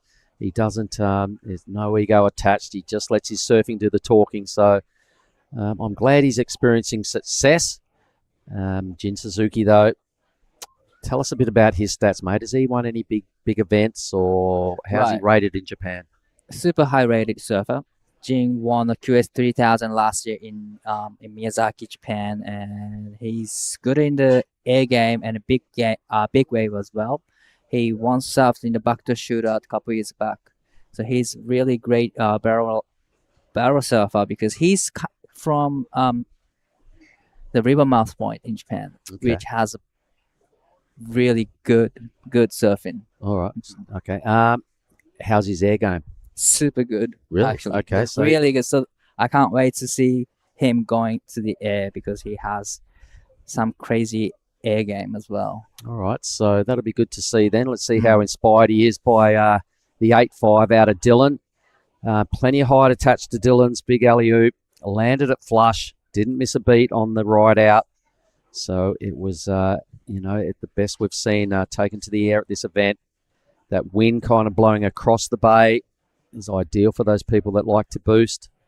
It's not strong, but it is enough to affect the surface a little bit. It's shut down the tube riding to a degree. But we've got to remember, Dylan still found a beauty. He got a well-drained barrel to score the 8, right? Well, he's having a perfect heat so far. Yep. All right. 8.5 and 8.0 on the two waves. Your boy's on the move, mate. He needs. He's got to get at least an 8 in a hurry to stay in touch.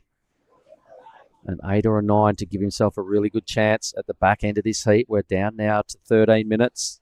So at the back, he's been really selective.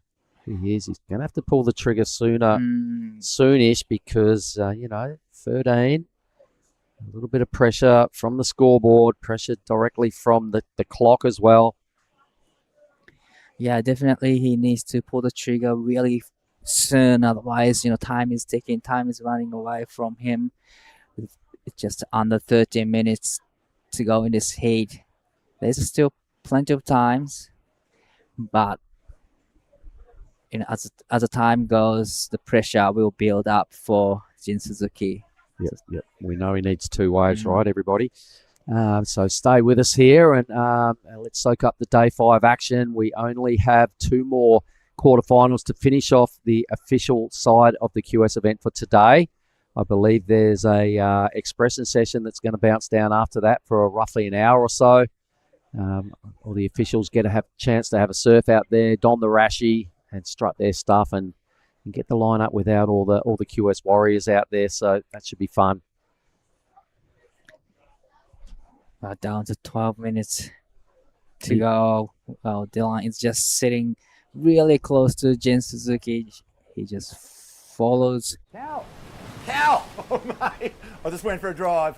Surf is cooking, bruh. Wind's gone off his. Swell's starting to pulse. You all fueled up? It's you and me, man. We're going to get cone today. Yeah, let's go, brother.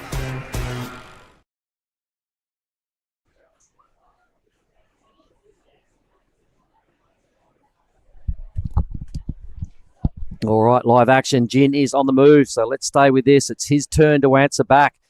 Him and Dylan got stuck into a paddle battle at the start of this heat. Dylan came out blasting. Jin's rattled off 1, 2 pretty strong moves now. He's got a big section. He gives us a look at his air game and just can't complete that. So still pretty tidy surfing. Had to get the party started, and he did.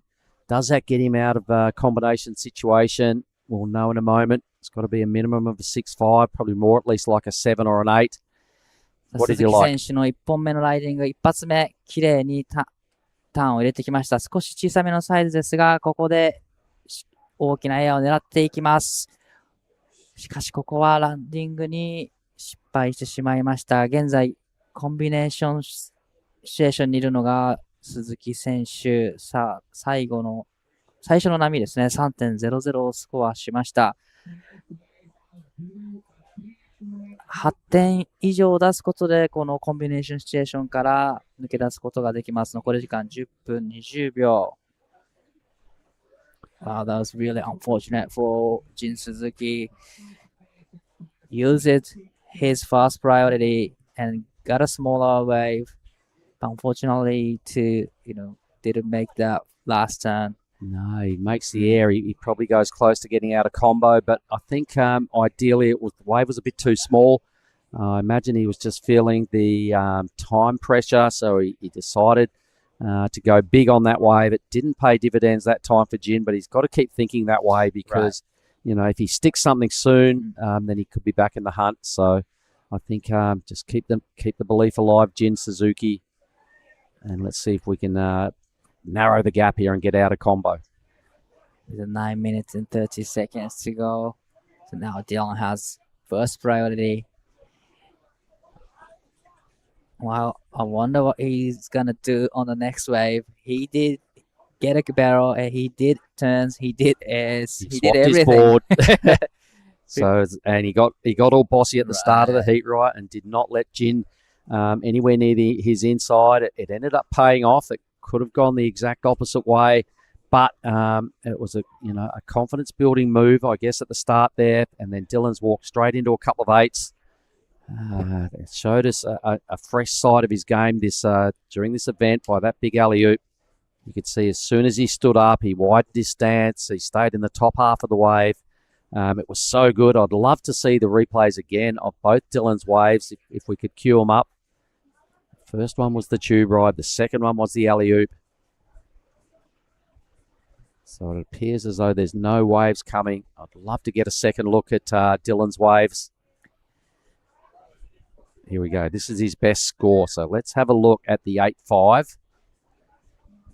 Oh, no, this is the tube. So this is his first ride. This is the 8, followed by the flight cam there. Some nice solid surfing as well. Rail game there on his swallowtail. Looking pretty good. I'm sure we'll see the replay as well of the alley-oop. Here it is. Watch this, Di. Well, it's an inside wave and smaller size, but managed to put the big alley-oop, and this is 8.50. And he's on again as well, Yep. looking at the back. Oops. Oh my gosh. That would have been another big score for Dylan. It just went to straight air. Surfing with a lot of confidence. Right. I think he actually tried to pull off a bit of a Superman there. He grabbed his rails and took the feet off the board and gave them a quick shuffle, got them back on the board, but just couldn't quite nail the landing. He's probably 80% of the way through that air and just falling there. So you can see how confident this young man is. He's watched his teammate in Kia get through her heat earlier. She's in the semi, so let's watch this Jin, what did you like? I mean, Di, what did you like best about this? Well, he just went for it. He needed to do something big to get, to improve his situation. He did that, and yeah, really loved the attempt. He was almost stick to the landing though. You know what? He's so excited right now. I think looking at the replay, there was a tube on offer as well, but in his mind, he's like, I just want to practice some more airs, my biggest number was an air. So he decided to go around the tube that time, which is the first time I've seen him do that in the whole QS. So he's pretty pumped. Here he goes again. Quick up and down. I can hear a lot of noise going on outside because Teddy Billy is up next. He's going to be surfing in blue. He's up against Jay Okalupo in the red. So one Aussie and one Balinese surfer. You can see Kian Martin sticking with the paddling, the caddy duties. That team has been working perfectly, so best not to mess with it. Out they go. Teddy really hyping himself up before this matchup down there. Listening to the beats, dancing around, getting lots of back slaps and high fives from all the crew. Same with Jay, though. I saw him getting ready. He's got Richo in his corner. Wow, 5 minutes remaining. 4 waves ridden for red. Just one there for blue. Things haven't gone Jin's way. He's going to need to go gigantic. He now has priority, and he's going to have to do something really soon on the next swell that appears because he needs to leave enough time to get out there and back it up with 2 big numbers, right? So here he is having a little bit of a look, but it's not what he needs, but it might be what Dylan likes. He'd be looking for a ramp. Here we go, folks. Let's watch this. So winding up big time. Here he goes now. He blasts again, but the board just disconnects. It might be a good wave behind for Jin. 鈴木選手、さあ、この波で大きなターンをしていきたいところ。さあ、大きなファーストターン。そしてカービングターンを入れていきます。これはいいコンビネーションになりました。そして、ここも大きなターンを入れてきた。これはしっかりと3ターンを決めてきました。この波で 6.50 以上出すと、コンビネーションから抜け出します。非常にいいライディング、3ターンコンボをしてきた。残り時間4分30秒です。Really strong answer back from Jin, under extreme pressure, went for it big time, had 3 sections on that wave, and he helped himself to every piece of those sections. You could see just the determination he was surfing with. I think he will get himself out of combo situation here. Definitely he breaks out of the combinations, situation with that ride. It was a great surfing, 3 solid turns. He just gave everything he could do on that wave. I reckon he did too, he went flat out. So at least he didn't leave anything in the tank. He had to go for it. He was prepared to do that. It all connected. The numbers coming through are looking like the judges have still left him in a combination situation, Di. 617 for that ride. It went pretty close to breaking the combo, but I'd really love to see another replay of this wave, and we can break it down a bit. Started with a floater, then got some really good rail work going on. So a bit of a lip line kind of a maneuver. So let's have a look at this. Really love how he just gets to the critical section and straight into the second, and then get another great turn right there. But probably the wave didn't have a steeper section to go vertical. Oh, okay. Wow. Well, he still really went for it. It was still, good surfing for me, and just over 6 points on today's scale, given what Dylan's done, remembering the tube, I suppose, and the big alley-oop. The judges have got to keep the scores separated and compare to what else has happened. 鈴木選手、最後の波 6.17 コンビネーションシチュエーションが続いています。残り時間2分40秒になるところ。All right, so Dylan has still got time to tee off here with 2.5 minutes. I hope Suzuki gets another wave. I'd really like to see him just have another swing at signing off in fine fashion after his, what was it yesterday, 9-7 or thereabouts? 9-7-3. 9-7-3 to get himself into this quarterfinal. There's definitely not enough time on the clock to extract 2 numbers, but I'm sure with this result and the way he's approached this QS 6000, he's going to be winning some new fans. He might have a wave here. Dylan lets this thing go. All right, time to go for it, Jin. この波に乗っていきます。さあ、いい波になりそうです。さあ、ボトムターンをして、そこから、まずエアゲームですが、少し板がフリップしたように見えました。大丈夫でしょうか？ Well, he's going down swinging here. Tried a big air, landed on his board. There's a great looking wave behind this. I think Dylan may have to take it, or is he? No, he's right in the box seat. So let's stay with Dylan Wilcoxon, everybody. He's leading this heat. He looks like he's winding up for something pretty big again. Another huge air by Dylan. Lands flush and rips straight into a huge rebounding cutback. He might even have a third turn here. Tries the big power 360. The kid is on a tear. Wow. He's so ripping. Wow, looks like he's just having fun and trying to practice his air game. He is for indeed, semi-finals. and he's nailing his air game right now. Whoa. I'm sure he'd be thinking, well, it'd be good to just keep this form going and roll straight into the semis, but it's not the format. Wow, 1 minute remaining in this heat. Wow, this heat goes by so quickly. Watch this again, everybody. What do you like most here? Well, just stay composed, and well, it was just a perfect landing. It was super perfect, smooth. Everything was on point. Oh, how's the big rebound off the wrap, off the cutback?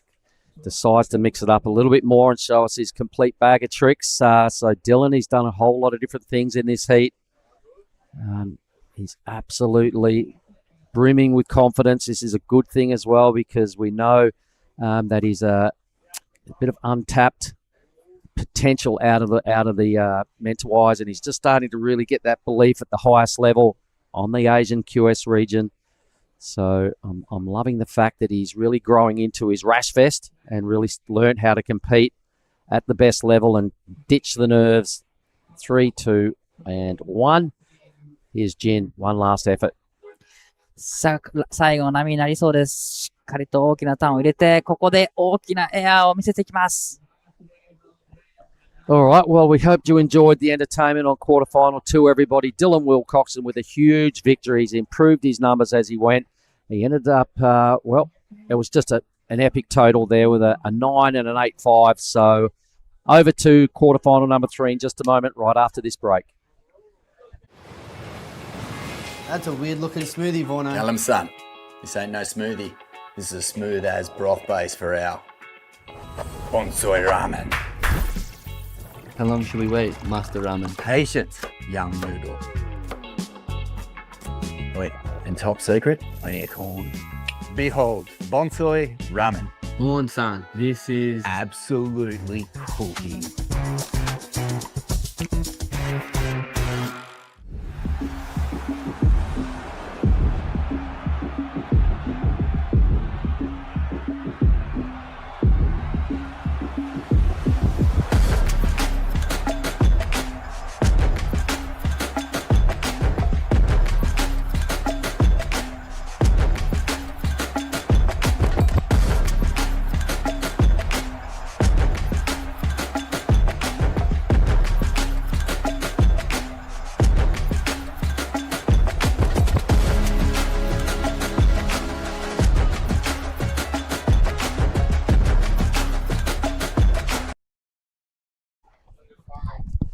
All right, everybody, we are back with quarterfinal number 3, and it's opened in rapid fire set, just rolling through the lineup. I saw Jay Okalupo take a wave, race down the line, tried a huge air of his own, almost landed it, but fell off for a 1-point ride. And at the end of that heat, Dylan Wilcoxon added a 9 with his last ride. It was just brilliance. It included an 8, an 8.5, and a 9. So the young fella just kept improving as the heat went on. Really explored the airspace. It's Mark Clift here with Giada Lagardi. That was just a highlight reel from Dylan. Oh, yeah, 100%. That was some incredible surfing from Dylan, just showcasing his surfing. And for him, that's just a normal free surf. I know, right? He does that every day. He's learning how to do it with a rashi on now, Yeah. though, which is the big improvement, under pressure. Yeah, that's right. Teddy Billy is the man on screen in blue. He's been fully hyping himself up downstairs. He's got Keon Martin in his corner and caddying for him. So the boys are on a pretty good team roll here. Oh, there Oh. we have it. Dylan Wilcoxon walks into the athlete zone and the place erupts. 16 years of age. I'd love to see his two best scores again. If we could maybe cue that up, because it included a 9, an 8-5 for a big alley-oop, a tube, and some blasting for his 8, and then just finished off with his best surfing for a 9, which included a big air as well.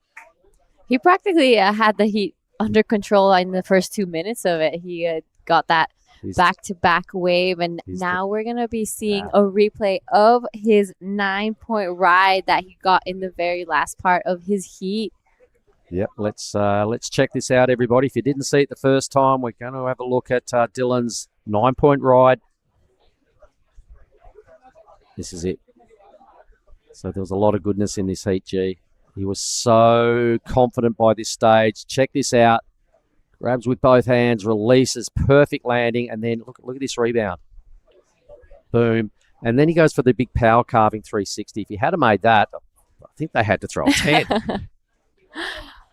Beautiful surfing. This is the beach replay of Dylan. You just see him really take this first section. Huge air. Wow. Beautiful, beautiful surfing from Dylan Wilcoxon. Just turned 16 last month. I'm excited for his post-heat interview. Most of his family's down here at the beach, the Kandui crew, so he must be feeling pumped right now. Oh, I know, and Di's going to get that opportunity in just a moment to ask him some questions. As the cameras are rolling it all over the place, just outside in the athlete zone.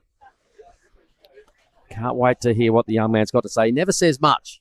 All right, we opened the door and asked him if he wanted to come in here yesterday and sit down and have a chat, and he quickly, flatly refused. So let's have a chat now with the man of the moment. It is Dylan Wilcoxon and Di Wacko. To me, you had the best heat in the last heat, but you start with 8 and 8-5, and your last serve comes in 9. What a great heat. Wow, I was so stoked. That was the best heat of my life for sure. Yeah, I got that 8, and I was piling back out, and I saw like a perfect little wave with an air section, so I went and got another 8. Yeah, I'm super stoked. Well, did you plan to get better out there today? No, not really. I didn't really see that many barrels, so I was just trying to do turns and stuff, but I got a barrel. Yeah. Wow. So you're now into finals day tomorrow, into semifinals. Is this your best result so far? Yeah, for sure, my best result. How are you feeling to be in the semifinals in the QS 6000? Oh yeah, super stoked. What a dream come true. Yeah. Well, your job is done for today. How are you gonna spend the rest of the day? I don't know. Probably go rock stars or something. Yeah. You got all the support from the beach and probably a lot of people watching your heat. So would you like to say something? Yeah, thank you to my brother, my sisters, my dad, my mom for always supporting me, and all my friends. Yeah, thank you. Good luck in the next one. And this is a Ben Ben again. Thank you. Cheers. All right, well, super cool, and you can see a man of few words, and he's a very shy customer, hence he loves to hide behind the curtain at every opportunity. I'm stoked he's getting through. Yeah, I'm super stoked that Dylan is through to that round. He has been working so hard, and I'm stoked to see him, like, all the hard work finally pay off. And just for Team Mentawai in general. So good. Kia through to the semi-finals on the women's side of the draw. She's 16. Another 16-year-old on the men's side of the draw is in a big deal QS 6000 semi-final. So we'll see more of those two tomorrow. And this stays just unfolding beautifully. Light on shore. Teddy's just dropped a 6. Jay hasn't done his best work yet to really bother the scorers, but he's gone out swinging. He's thrown a couple of big airs in as Jay, so he's probably well inspired by that last effort of Dylan. Yeah, he probably saw that last heat of Dylan and got really fired up. Jay's another guy who's really good at airs, and you know, if he just landed that first one he went for, it would have been pretty bad news for Teddy Billy. But I know Teddy has a great air game as well, so since the barrels are gone, it's looking like this is going to turn into a little bit of an air show. Could very well do. So in stark contrast to the last couple of days, and yesterday in particular, the theme was just big barrels all day, some rail work, but all the big numbers got thrown down just by solid tube rides from start to the channel. And there was a lot of highlight moments out of yesterday. So we'll get to that in a little while. But let's have a look at Teddy's 6. What did you like most, G? I love this first turn. He really jams that in the pocket. So much speed, wraps it around here. So giving the judges the variety. This turn, he did push the tail again, just looks back. He's fired up. I saw him warming up for his heat, and he's feeling really good right now. He's got a great team of friends around him. Kian caddying him in the caddy corner, and I know Kian's a great hype man as well. So Teddy's looking like he's in a really good headspace. Yeah, before the heat, he's looked at me and he's just given me this deadly stare, and he's gone, just got to go big, right? And I'm like, just do it. He's off to a great start, so probably exactly what he needed to do in this semi-final was just start with some confidence, and a 6, plenty of room to move above that, but I'm sure that's really good just for what's going on between the ears for Teddy. Yeah, so pretty good start, a 6, but he's going to want to go big. Yep. I heard some of the comments that were going down when he was getting ready, and he's like, I'm doing it, I'm going big. He was hyping up. He had his speaker close to his ear, so it was really exciting stuff. It's a great day. It's a pretty emotional day here in Nias Pro. A lot of new names in finals day. Kia Hewer, Dylan Hill-Coxon, and a couple names that we've seen in the past before. I know Elliot Parada-Reed as well, so it's exciting. Kind of almost all these names, really, apart from Elliot, who I've seen a lot of times, at this event. But, Kirishiro Hitsuda, we just saw him in the first heat. Jin Suzuki. All right, we've got Teddy. He'd have to be his best result at this level. Jay Okalupo is really starting to get his groove on at this level. And then you got Lennox and Ben Lorenston. So, out of all the big names we used to have in this event, 20-point Huxtable from last year, your Jarvis, your Tully, who always looked good out here, Oscar, Josh Kerr from last year, all those guys have graduated onto the next level, which is what these events are about. So they're not here, and they've left some vacancies in the top end of the draw, and they've been well filled by a whole lot of new names, as you just said. Yeah, and sometimes it's not even just the quality of surfing. It's probably just, if you see a big name in your heat, you get those nerves, and it's easy to make mistakes. But now it's just giving these guys some time to shine and the opportunity to get these points and give it a crack at the Challenger Series. 100%. The third level of pro surfing is the QS, the qualifying series to get onto the Challengers Series, to have a look at a potential CT career. So that's what a lot of crew are doing that aren't here. They're over in Bolito waiting for the second Challenger of the year. There's the backdrop right now, everybody. The keyhole is just coming into picture. This is how it looks from everybody's view from the beach. Light little onshore, just creating a different set of tactics by the competitors. None better than Dylan Wilcoxon throwing down a 9, 8-5, throwing away an 8.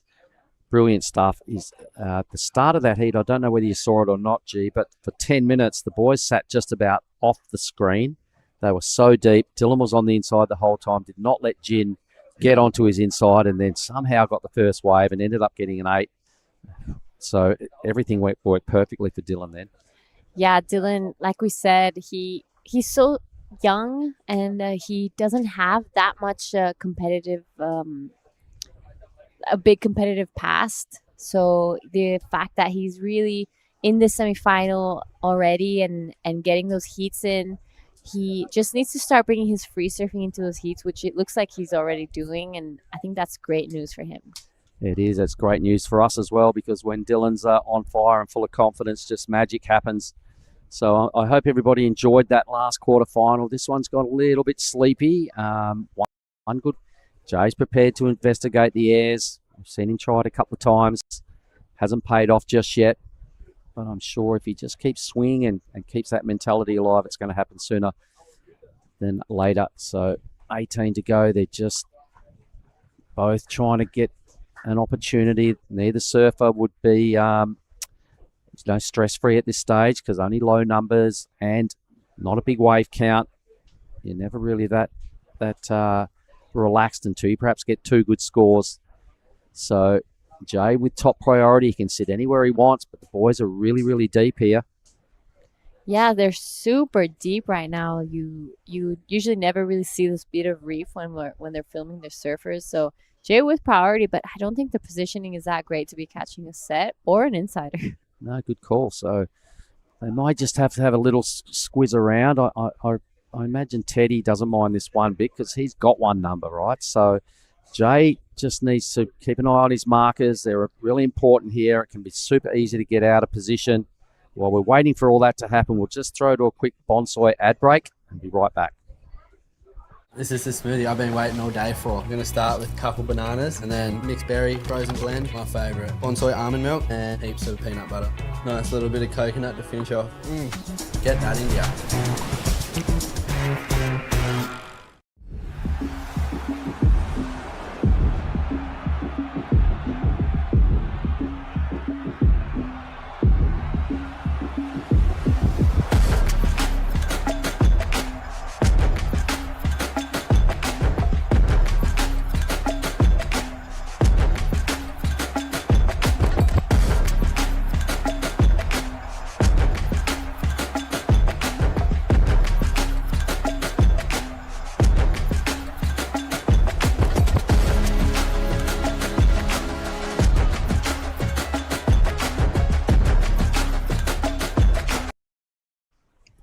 All right, so we just saw some of the highlights of last year's epic event that went down here. It was so good.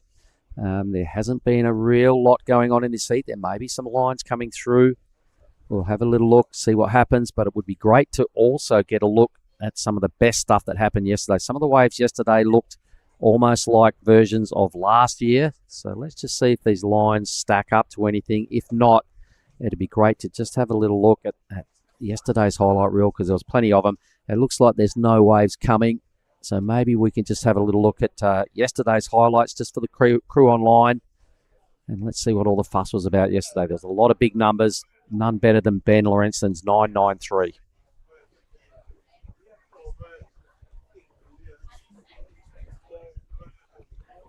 "15 minutes. We're halfway through this one. Geez, I saw that first men's semi-final. I don't know whether you were on it, G, but there was a lot of waves caught.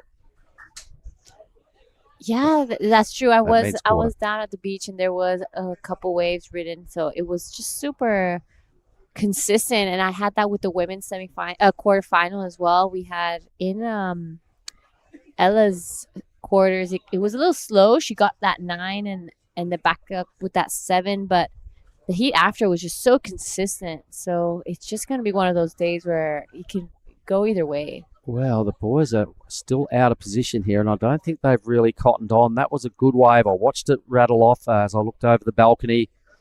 So they had no chance of picking it up. They were also too far in and not far enough across. I think they're starting to get a little bit closer to the mark when I look over the balcony. Teddy wants a little bit of an update. 3 waves in total, G. 16 off the clock. Our next matchup is a big one, Lennox Smith and Ben Lorenzen, who I reckon was yesterday's best on ground. Just so many highlights from Ben. He'll be surfing in blue next. Lennox Smith packing a little bit of an injury with his leg, his knee, the back of his knee.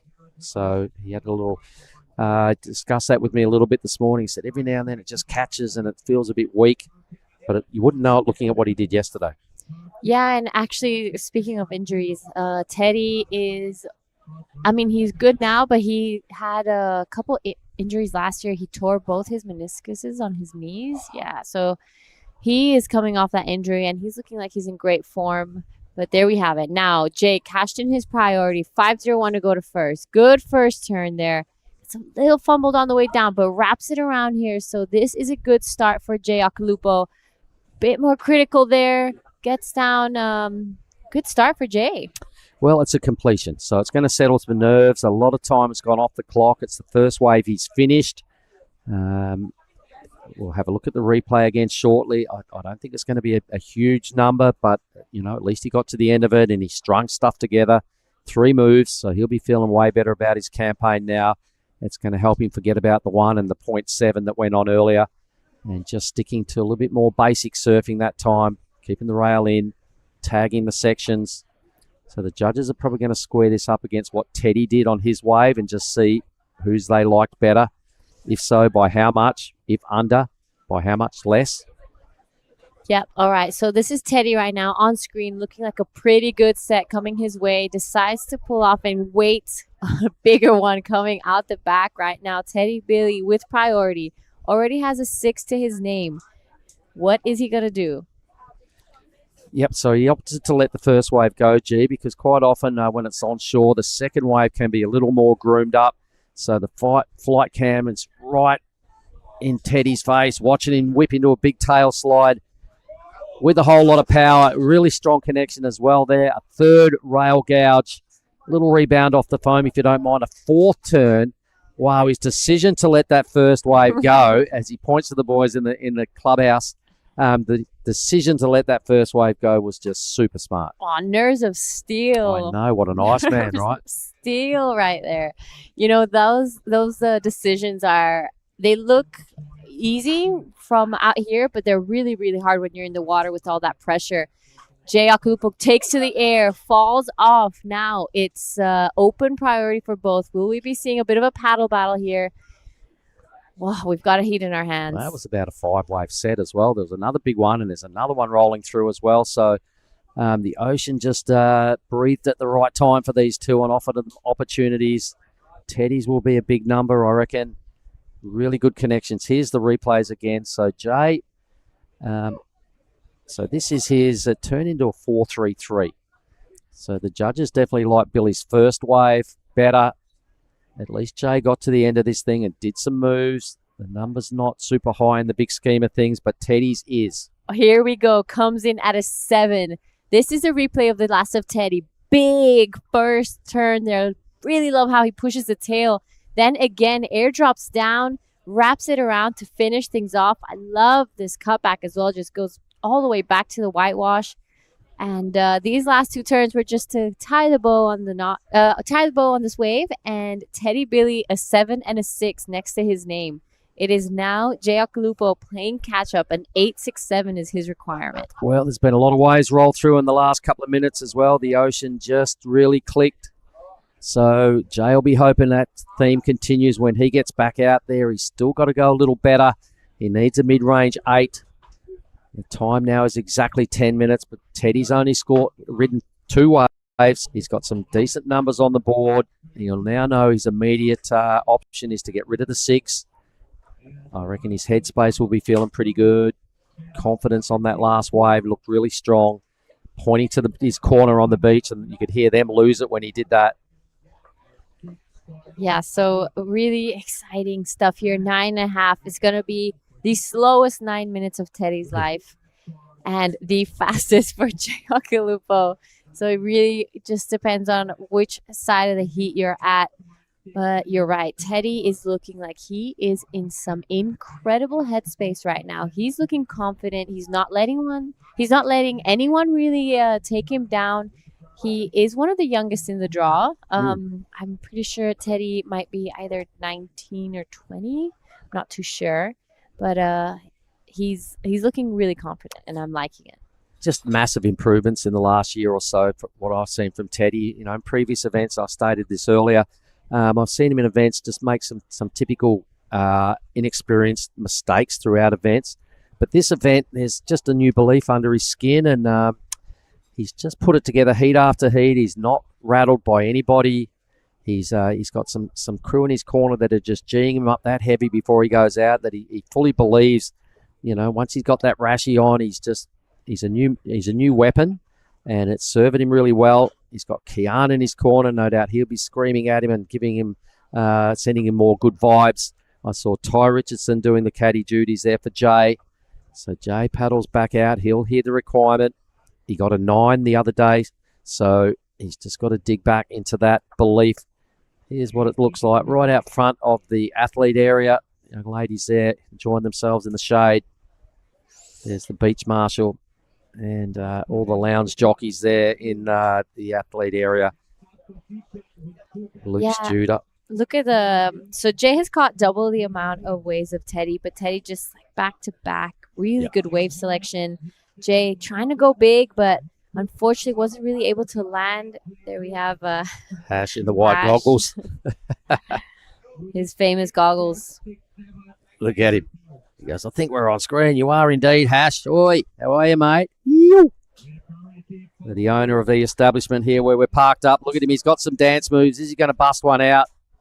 That's Luke Studer right next to him. And the team in there. So they've just realised they're all on the camera and just playing it up a little bit. All right, 7 minutes. So hoping to see Jay put his best work forward soon. An 8.67 is a pretty big number, or a 13 on 2 waves. So it can still be done, but it's got to make everything's got to click right now, and no errors from here for Jay. I mean, we've seen really great comebacks throughout the year, so I don't know why Jay can't do the same with just under 7 minutes. For now, he still has the opportunity to get 2 waves to get that score, but Teddy does have priority, so I'm looking at his form lately, he's going to definitely be on the best one. Unless the nerves really get to him in the last part of this heat. Doesn't appear to be showing any sign of nerves, though, does he? How's the way, that last wave Teddy caught? He let a really good one roll through. When the ocean's been quite calm, that was a brilliant decision. And sometimes if there hadn't have been another one, it could have looked a bit foolish, but you look like a genius when you get it right. And he put a 7 together, so just perfect read. Here's our next matchup. That is Ben Lorenston in the blue, and that is Lennox Smith in the red, with their caddies strutting confidently out to the keyhole. We're approaching low tide. It's low tide today just after 11 o'clock, which is right about now. You can see it all the reef, and a couple of the young locals just cruising along. There's a couple more of the domestic crew, the locals just chilling out there on the boardwalk, on the stairway to heaven. And we can see red again. So Jay jamming hard on his back foot. He's playing catch up. He's got to turn this into his best number to drop the requirement. He gives it a double pump, so at least he's been active. He's trying everything in the book here to get back into this quarterfinal. So that was wave number 6 for Jay Okalupo. Yeah, so the 4.33 and a 1, and we've seen throughout the day that the judges really putting high points on those set waves, but this was really nicely done from Jay. Just really jams it there. Nice carve. Almost fumbles, but makes it around this section. We're waiting for that last score to come through. Teddy just rode a wave as well. I noticed over the balcony. I didn't see any manoeuvres on it, so he probably realised where Jay was and thought, well, if I kick out now, I might as well get back out there and regain priority to help control the back end of this quarterfinal, because he can see the finish line. It's only 4.5 minutes away from a huge progression into a gigantic semi-final. He would be, whoever wins would be the first semi-finalist in semi-2. And we'll know in 4:20 if it's Okalupo or Teddy Billy. Yeah, nervous times ahead. Like I said, slowest 4 minutes of Teddy's life and fastest ones of Jay. Just once again, just good decision making there to flick off that way, because nothing much happened out the back. He's picked up priority, so things are working well, which is exactly what he wanted out of that flick off decision. Yeah, he probably saw that he wasn't going to be improving on his scoreline. At this point of the heat, he just needs to have control and make sure that he's on the best ones and that Jay doesn't get the opportunity to get that 8.67. But again, that's all easy to say from the booth. Being out there with nerves and waves is it's really difficult. So yeah. In the spotlight in a big quarterfinal, probably both their best results. Here goes Jay again, so he's staying really active here. He's going to have to go crackers to get as his best score and get out of this situation of chasing a mid-80. Falls again, so wave number 7, not ideal there for Jay Okalupo. He's immediately trying to upgrade that 4.33 just to bring that 8.67 down. It's kind of nasty reading the mid-8, especially when you've only got 3 minutes to go. There'll be a lot of pressure mounting under the red rash vest. yeah, and he knows that on those smaller ones, he's not going to get that 8 unless he does something really, really incredible. He's maybe trying to sell Teddy on some wave. Here we have Teddy taking a look at this one. smaller inside one, but it's looking like he's going and gonna leave the door open for Jay. But maybe not.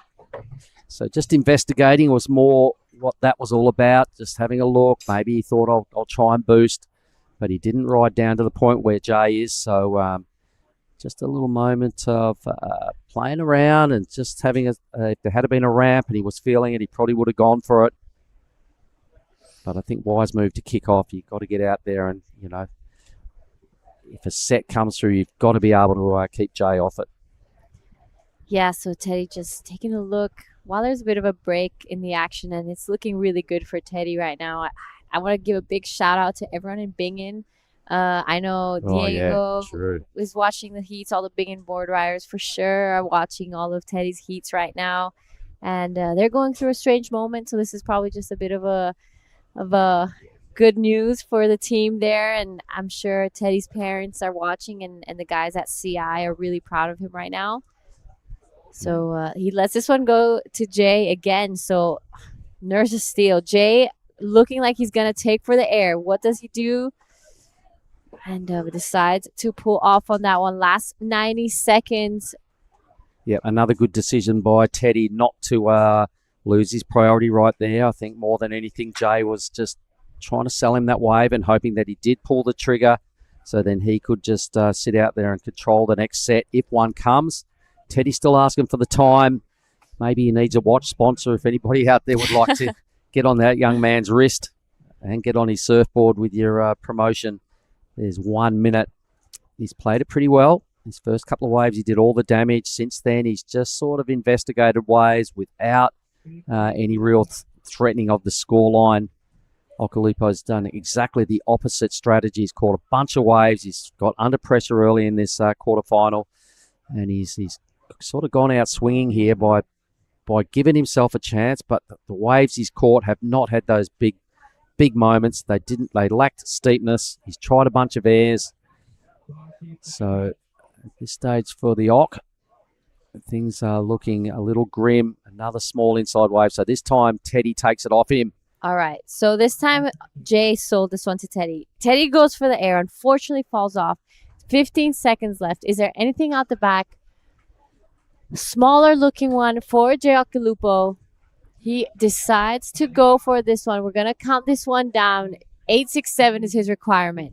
Unfortunately falls off. There we have it. Teddy screaming at the air. He splashes the water. He must be feeling incredible right now. That is a huge result for Teddy. He's into the semifinals of the QS 6000. There his caddy, Kian Martin.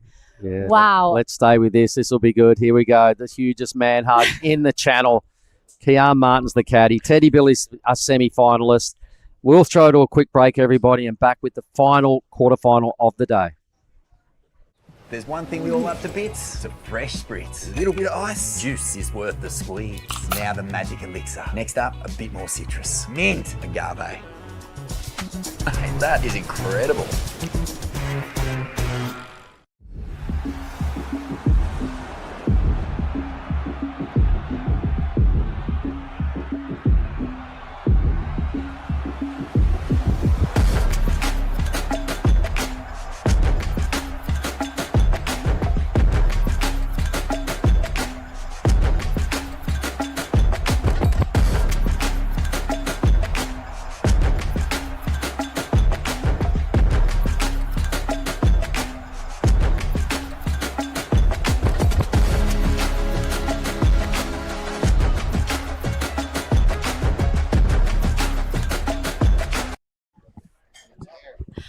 Quarterfinal number 4, Lennox Smith up and riding straight away. He's taking on Ben Lorenzen. We've seen some huge quarters already. Lennox opting for a board swap. Looks like Ben Lorenzen also got a wave as well to start off his quarterfinal. I'm True Styling, joined with Mark Clift to call me through this one. So many feel-good moments here this morning already. Dylan Wilcox, what he did. Teddy Billy, we're going to send Giada down to do the post-heat with him because they're good friends, and I don't mind handing that little trophy over. So good work and enjoy that. But some big matchups here all day. Some of the other stories are young Kia moving through to become a semi-finalist. Here is the replays. Benny Lorenzen yesterday for me was just on an absolute tear. His rail work is undeniably brilliant, but he also got the tube right off the day. So watch this space. Yeah, and this is that first wave of Lennox Smith as well. Nice opening snap for Lennox. He's really smooth on rail. Gets his quick float in there. Wow, just driving through with so much speed. A 4.5 for first of Ben. Scores in a pretty similar range for Lennox, a 3.23, so just a bit under with 27.5 minutes to go. I think this quarterfinal is going to be a pretty crazy one because both of these men have been looking in form this whole event, and two different approaches to this wave as well. And as we've been mentioning throughout the day and a bit of yesterday, just the fresh faces that are coming through into these surfer-on-surfer matchups with all the regular big hitters over there in Bolito waiting the Challenger Series. This is Lorenzen again. What? Just really hasn't missed a beat the last couple of days. Insane. Really good. Strong surfing again. Same we saw him in Crewe. He was just looking like that board's glued to him.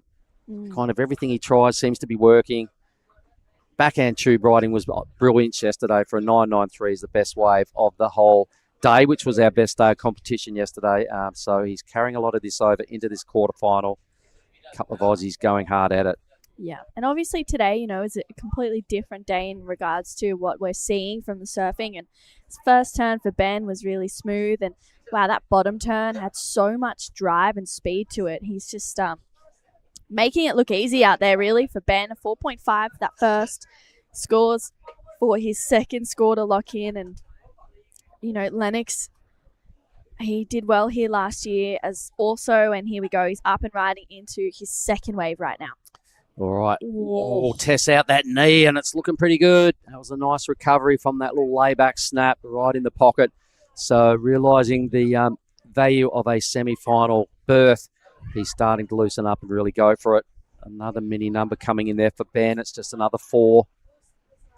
So at least he set his platform and he's, at least he's finished both his waves. I'd say that little moment right there by Lennox when he recovered and rode out of that kind of a movement under the lip there, which he said he's got a bit of an injury to his back knee. I'm sure he's like, right, I've given it a good test. I made it. Just forget about it now and just go for it. Yeah, it's 25 minutes. You just have to forget that there's nothing there, and this is Ben. Nice first connection. Good section ahead of him. Goes up and over, unfortunately, for Ben Lorenzen. But, yeah, 25 minutes. Lennox just has to push through. A 4.23 for one turn. That's a really sharp turn. Lots of power. And for Ben, he's got a 4.5 and a 4. So he's out in front right now. But I feel like we'll see these scores be not even in the scoreline by the end of this heat. Good platform for both right now. I'm liking it. I'm glad Lennox did complete that move. And the judges threw a pretty decent number at him for one move. So he's on again now. This is wave number 3 for Lennox. He ducks his head.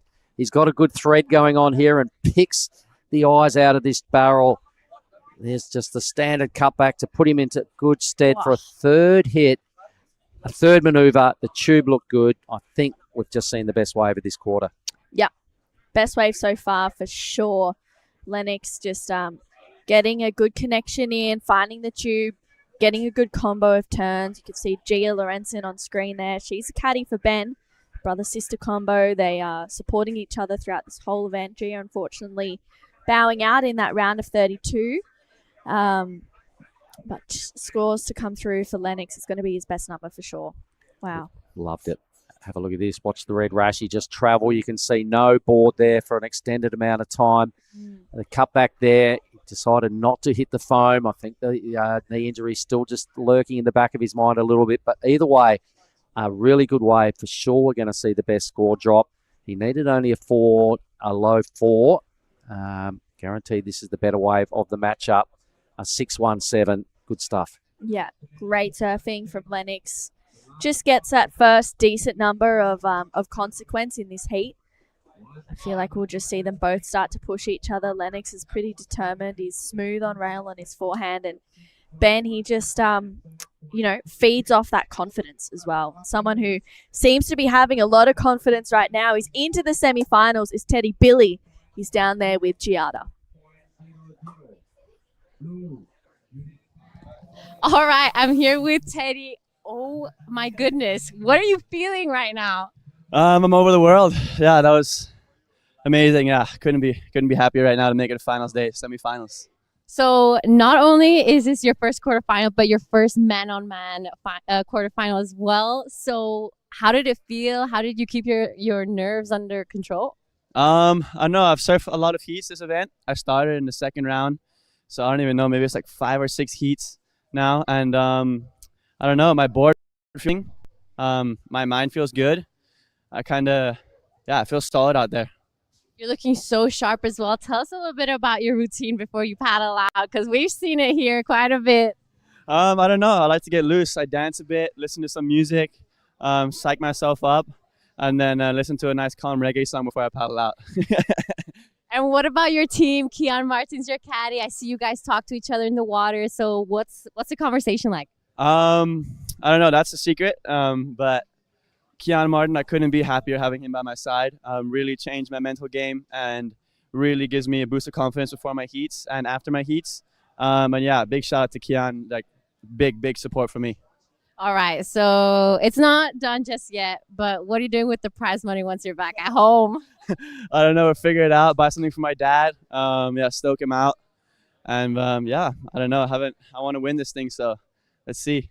I've gotten so many messages about you, and I can't imagine your phone blowing up right now. So what do you want to tell everyone back at home? My mom, my dad. Big shout out to my sister Poppy for watching. I love you. And my sponsors, everyone. And let's get finals day. Let's win this thing. All right, here's your bang bang. Congratulations, and we can't wait to see you in finals day. Back to you guys in the booth. Thank you, Giada. Thanks, Giada and Teddy. He's just looking so stoked right now. Making it to the semi-finals is huge.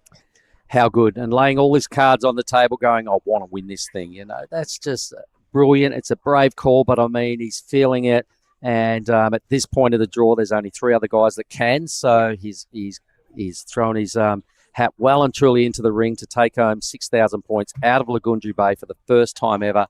And I wish him all the best for his campaign because it's just one of those names that's coming through and really making a big name for himself here.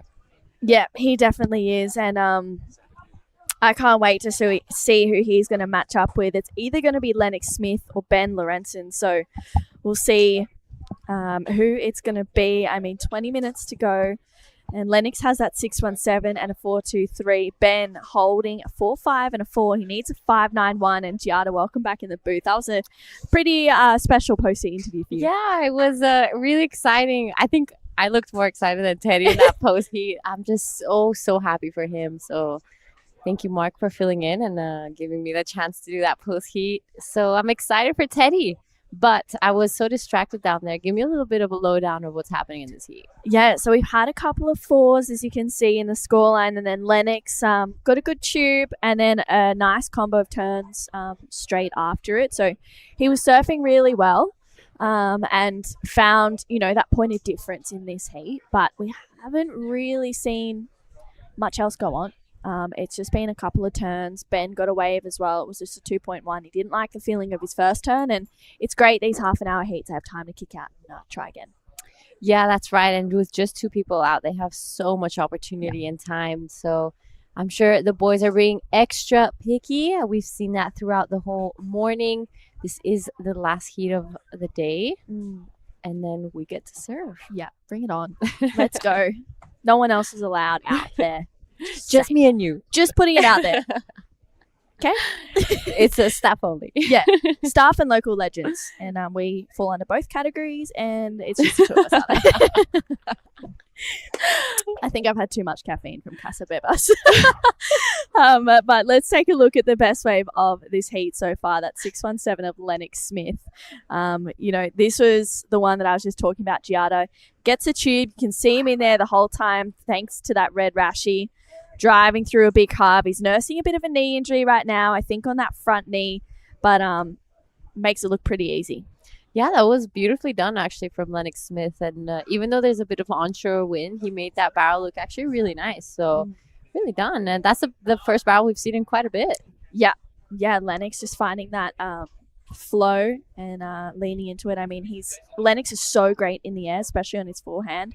I feel like we'll see that, but I'm not too sure how his knee's feeling, how bad it is, and where he's at. So I know that he's just happy to be surfing in this quarterfinal, and Ben Lorenzen's also pretty good in the air too. I don't know if you saw on Instagram, but Huey Vaughan, I don't even know what to call it. Saw that. In one of the wave pools, I keep seeing it, and it is absolutely insane. And I know Lennox and Huey are pretty good friends, so maybe Lennox trying to just tap into a little bit of that air game in this quarterfinal, maybe. That was wild, actually. Like, Yeah. you're right. I don't even know what that is. Like, Yeah, I'm not sure. lots of twisting. Yeah, and if stuff. you haven't seen it, check it out on the Instagram. It's pretty huge from Huey. So I'm sure Lennox will be fired up after seeing that with 17 minutes to go in this heat. Ben chasing a 5.91. He has his sister Gia out in the lineup as his caddy, and I was saying to Mark, it's such a great brother-sister combo in this event. They're just pushing each other, and Gia yesterday was like, I don't even care that I'm not in the comp anymore. He's in the quarters and maybe a semi-finals as well. Big backhand snap in the pocket for Ben. Drives through a second one. That's a better looking connection. Just the 2 turns and he kicks out.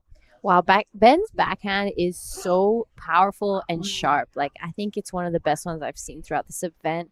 He has really shown that he's adapted through all types of conditions. When he was barreling, he was all over it. Now that yesterday was some big turns. So I think that's such an important part of being part of that finalist is just adaptation. Yeah, absolutely. Just, we woke up this morning and obviously the conditions have changed a little bit. So yesterday we were seeing big tubes. Today we're seeing more turns. And everyone's just kind of trying to adapt to the conditions and, find those sections that they can get critical on. And Ben just found that on this wave. So yeah, this was actually under priority. I think this was a pretty smart move from Ben, just getting some scores on the board. Good first turn there. Love the second one, just a little bit more opened up on that top section of the wave. But just waiting for that score to come in. We're about to reach the halfway mark of this heat. Quarterfinal heat 4. Top surfer will go straight to semis in the QS 6000. So I think this is the best result for Ben Lorenzen, actually. I think he mentioned that to us this morning. Yeah, best result for him so far. I mean, he's been putting in the hard work. He's been working with some great people. I know that he's been training a lot in Oz with Adam Dufner, who's here. He was supporting Gia Duffy, but Ben he's just finding some really great groove and some great flow in this event. And that 9.93 yesterday, I thought it was a 10. It was absolutely insane. A couple of judges gave it a 10 as well. So here he is, keeping busy on the inside. 5.93 was his last score. Can't get around that section. But, 5.93. So it's a pretty close heat. Look at the scoreline. It's really tight. But I feel like Adam Dufner has, like, the biggest group of athletes I've ever seen. Yeah. I think every time we've commentated, someone is in his team. Yeah, I think he had, like, 12 athletes over in Cruy. Wow. He has less athletes here, but I used to work with Duffy, so I know quite a few of the athletes that he works with and connects with really well. So I'm always like, he's one of those coaches where he feeds off your own energy, but then he's also quite happy to tell you how it is, which is exactly what all elite athletes need. They need that, someone to feed off your energy, but be pretty honest with you and help you kind of get the best out of yourself. And Lennox Smith right now looking to do just that. Loads up off the bottom, great connection in the lip, driving through a nice second carve. You can see that knee brace on his front knee. Nursing a bit of an injury. Harley Walters is out there as his board caddy. And they've been hanging out together a little bit this event. And just Harley being that great support team for Lennox right now. Yeah, just going back to what we were saying about coaches, it's so important to have that good relationship with your coach and have that friendship, but also that they're able to keep it real and tell you, like, you messed up in here, or you do this and that. So it's important, and not everyone works well with everyone. But this wave now from Lennox Smith, a 4.23 is what he's trying to replace. So really nice couple turns there, nothing too crazy or critical. but beautiful surfing. Yeah, he's really smooth. I believe he's opted for a bit of a board change.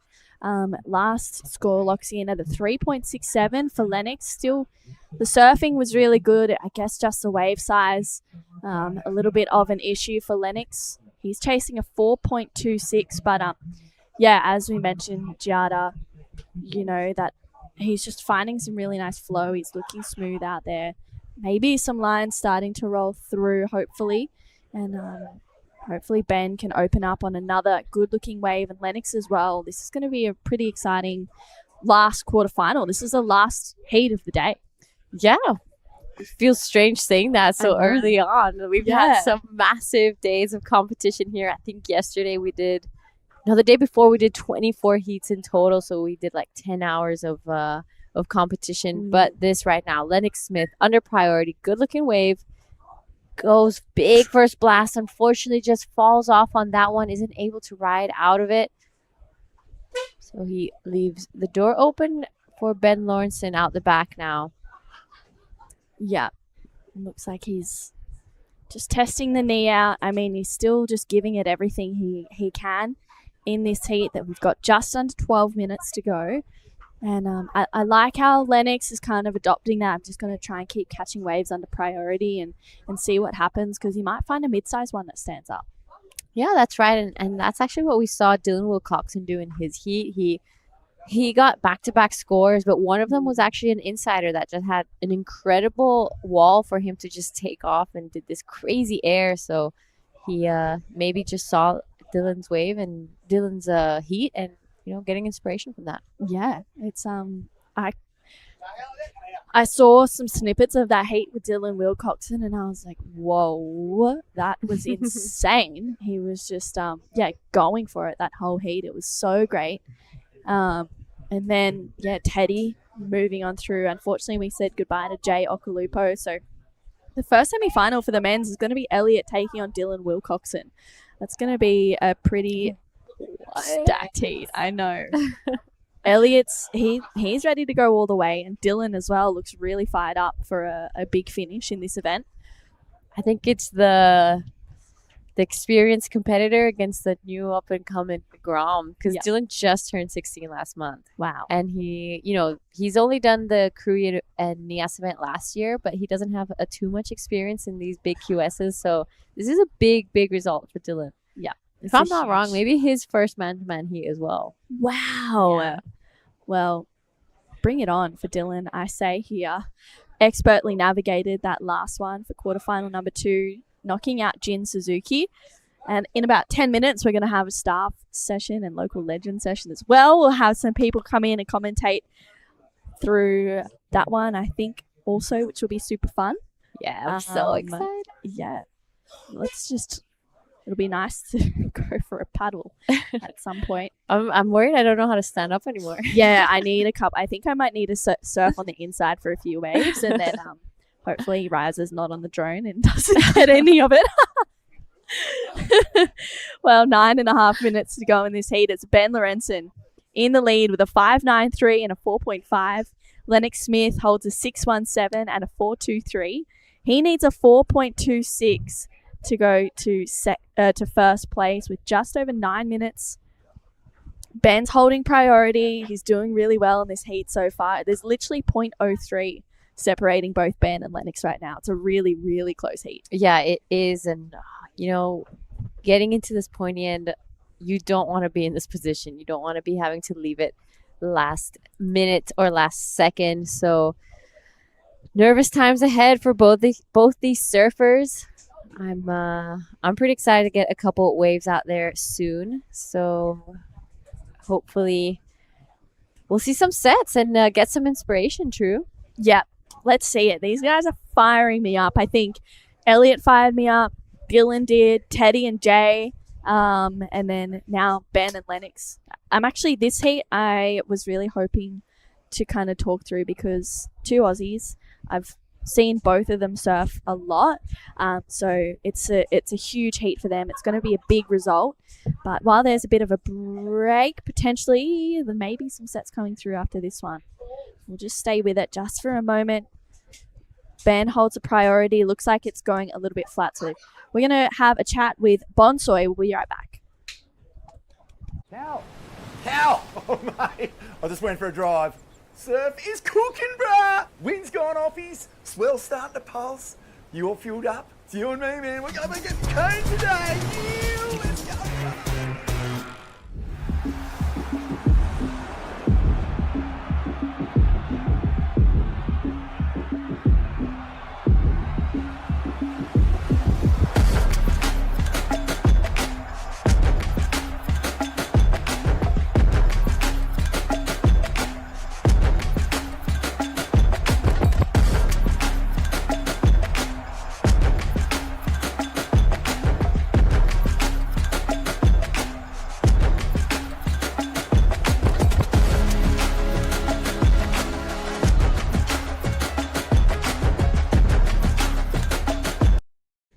Seven minutes left in the final heat of the day. Looks like Ben Lorenzen caught a wave during that break as well. So we'll take a look at it in a moment, I'm sure. Lennox Smith now holding that first priority. We'll see if this last wave of Ben goes into his top two. Coming from the Sunshine Coast, he has a great group of people around him at the moment. His sister, as I mentioned earlier, is out there as his caddy. Taj Stokes and Zeb Stokes is also here for him as well. And it's, pretty incredible team around Ben. Lennox Smith is traveling with lots of people. This is that last replay, though. Okay, so let's see what Ben did out the back. Big first blast. Pushes the tail all the way around. Wraps it around here again. Let's see. He gets a third turn in, but that first one from Ben Lorenzen was very, very good to watch. Yeah, that was huge for Ben. It's going to be a good number. Might go into the top two. It's looking like it will. It's a 4.93 with 6 minutes to go. Lennox Smith now needs a 4.69. He holds first priority, and by the standards of the surfing in this heat, I wasn't expecting them to be living in the 10-point range. Me neither. I mean, when we saw this heat earlier, we were all pretty excited to watch it, and it's just looking like the waves have just maybe slowed down a little bit for this heat. We haven't had a solid set come through just yet, so yeah, Lennox Smith probably out there pretty nervous. 5.5 left. He'll be begging for one more chance. Yeah, he definitely will be. Hopefully, he'll get an opportunity. 5.5 minutes to go for quarterfinal number 4. Lennox has the best wave of the heat still at 6.17. It was a good wave, a point of difference for Lennox. And we'll see where it goes. Whoever wins this heat is going to be matching up with Teddy Billy in that second quarterfinal for the men. We're going to have a 6-heat day tomorrow. So hopefully we'll be assessing the conditions and making the most of the best waves and best opportunities for the surfers. And then we have 2 days worth of Pro Junior surfing as well. Just under 5 minutes to go in the last heat of the day, the last quarterfinal. And then we'll have 4 athletes left for the men and 4 for the women. Big moments here right now. So both of these surfers are super keen to get into that next round. This is a massive result, and especially with waves like this, it's a big opportunity. They want a piece of the Challenger Series cake. Yeah. They do. Who doesn't right now? Well, we saw Lucy Dara win her first quarterfinal in the first heat of the day, and Kia Hua also take hers out. So Lucy and Kia will meet in the first semi-final for the women, and then Ella will be matching up with Charlie Haitley in the second quarterfinals for the women. So they're big quarterfinals.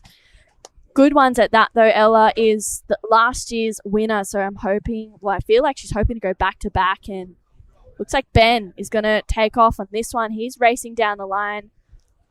Oh, big first turn in the pocket for Ben Lorenzen, looking to better a 4.93. Nice second connection, and he just stomps it and rides out. Yeah, so Lennox just letting that one go, but he is on the wave behind. So big first turn here for Lennox Smith. Sets it up again. Liking this second one a little more. Decides to pull off. Didn't see too much opportunity on the rest of that wave, but wanting to get priority over Ben. 4.69 is his requirement. So I don't think Ben's going to be improving his scoreline too much with that last one. Yeah, I think so as well. I mean, it was a great first turn, but maybe just lacking that second good combo. With 3 minutes to go, these scores are pretty important for Ben and Lennox, and I'm looking forward to seeing where this kind of lies. A 4.69, it's not much for Lennox. Yeah, that's right. And with the surfing that he has, he could get it pretty quickly. So Ben Lawrenson, a little late to the section, but gets that nice first turn in. Tries to get into the pocket here again. A little wobble there on his bottom turn, but really good surfing nonetheless. I don't know if he's going to be improving his scoreline, but what do you think about this one? I liked this wave of Lennox. That was a really strong first turn. Bit of a fumble there, but he's doing really well. That second turn was strong, and he kicks out. It's going to be really close. I honestly don't know where this is going to go with just over 2 minutes to go. I mean, the scores are so close. There's not that much of a difference between the two surfers with just 2 minutes. Lennox Smith, priority out the back. All right, so scores are in for Ben Lawrenson, a 4.70. He does not improve his scoreline. Now we're waiting for the last of red to get an idea how things are going to run out on this last 2 minutes. Wow. 4.69 for Lennox. It's probably going to be right there. He goes back out and regains priority. He's asking for a situation and the time. We're literally in the dying 2 minutes. 4.69. No indications of this last score of Lennox Smith just yet. Ben is going to have a look at this one. All right, last minute and a half. He gets around this first section. Whoa. Big first turn there. Pushes the tail all the way around. Upside down again. Good looking wave. He likes it. So just a minute 20 now. We're still waiting for the last of Lennox. It's red on your screen. Wow, that was a huge first turn. Sorry, Giada. That was so strong. And that second turn as well just lays into it for Lennox. What a great exchange between Ben and Lennox on those last two waves. Yeah, all right. So we have a couple scores to come through. Fighting for priority for the last 55 seconds of this heat. It's been so close the entire time. We're having some scores now come through. So this is the second last wave of Lennox Smith. I'm just seeing a couple scores. Wow, 40 seconds left in this heat. We're still waiting for the scores. Yeah, it's just under a 4.33 for that previous to last wave of Lennox. At this last exchange, Ben gets two good turns. His first one was super whippy. Gets a fins out. Driving through this second one, pretty similar turn. Controls it, liked the feeling of it as well. He needs to better a 4.93. It's this last one of Lennox, which is also important, Giada. Yeah, I really love this one. He really lays into that on that turn and then does it again here. So I think Lennox Smith, if a 4.69 is what he's looking for, he definitely got it on that last one. Yeah, I agree. We're waiting on these scores to lock in. Ben tried to get up before the hooter, but just misses it. So let's wait for these scores because they're important. Ben is looking to better a 4.93. Lennox chasing a 4.69. He's asking the question, Lennox. He's going, what happened? We have scores to come through. No, no indications just yet. See Gia, she's paddling over saying, I don't know what's going on. Harley making his way out to Lennox. It's this wave here that could really change the tides in this heat. Nice first connection. I think he gets it, Giada. There were two strong turns. Last wave of Ben Lawrenson looks like it might go into his top two. So it's a 5.2 for Ben, and that increases his lead. So Lennox is now chasing a 4.96. So this is the last one of Ben. This is the 5.20. He did improve his score, but the last one of Lennox was really nice. I haven't seen a wave like that in a while. Yeah, wow. Okay, it's starting to lock in. It looks like it's going to be the number. One more score to come through for Lennox. And it's a 6.53, so Lennox takes the lead. Ben Lawrenson bowing out, so Lennox will be meeting Teddy Billy in the semifinals tomorrow morning. We have a 7:30 a.m. call. And it's been a great day of quarterfinals today. Semifinals and finals tomorrow. We'll see you guys in the morning.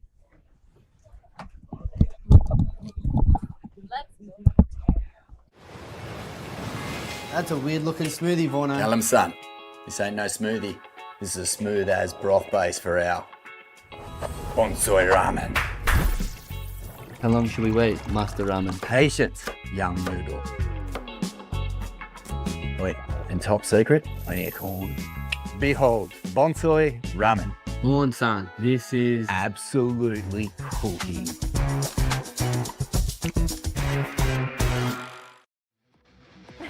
It's another day here at the Nias Pro. We've woken up to a great day of waves. Once again, we're so lucky to be here.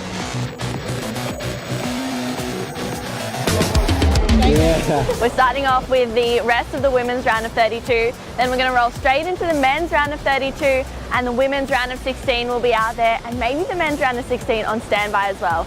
25-minute heats all day. It's going to be another huge day of surfing, another great one at that as well. Make sure you stay tuned.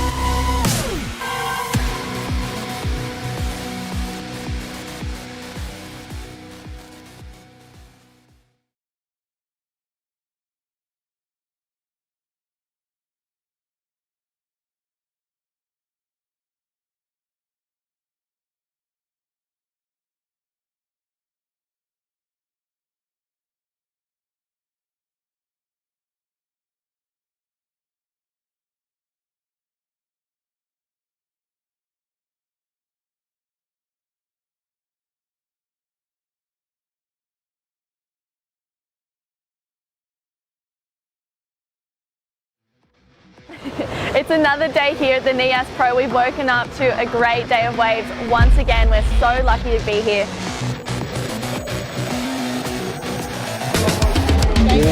We're starting off with the rest of the women's round of 32. Then we're going to roll straight into the men's round of 32, and the women's round of 16 will be out there, and maybe the men's round of 16 on standby as well. 25-minute heats all day. It's going to be another huge day of surfing, another great one at that as well. Make sure you stay tuned.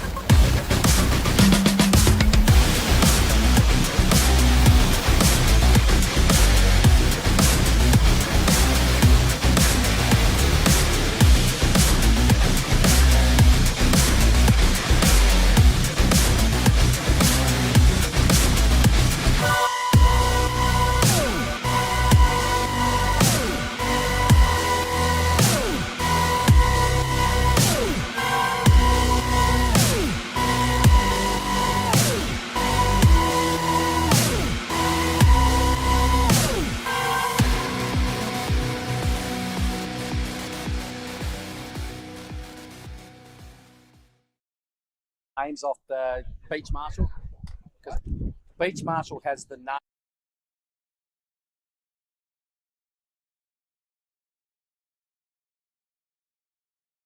Running late for the expression session.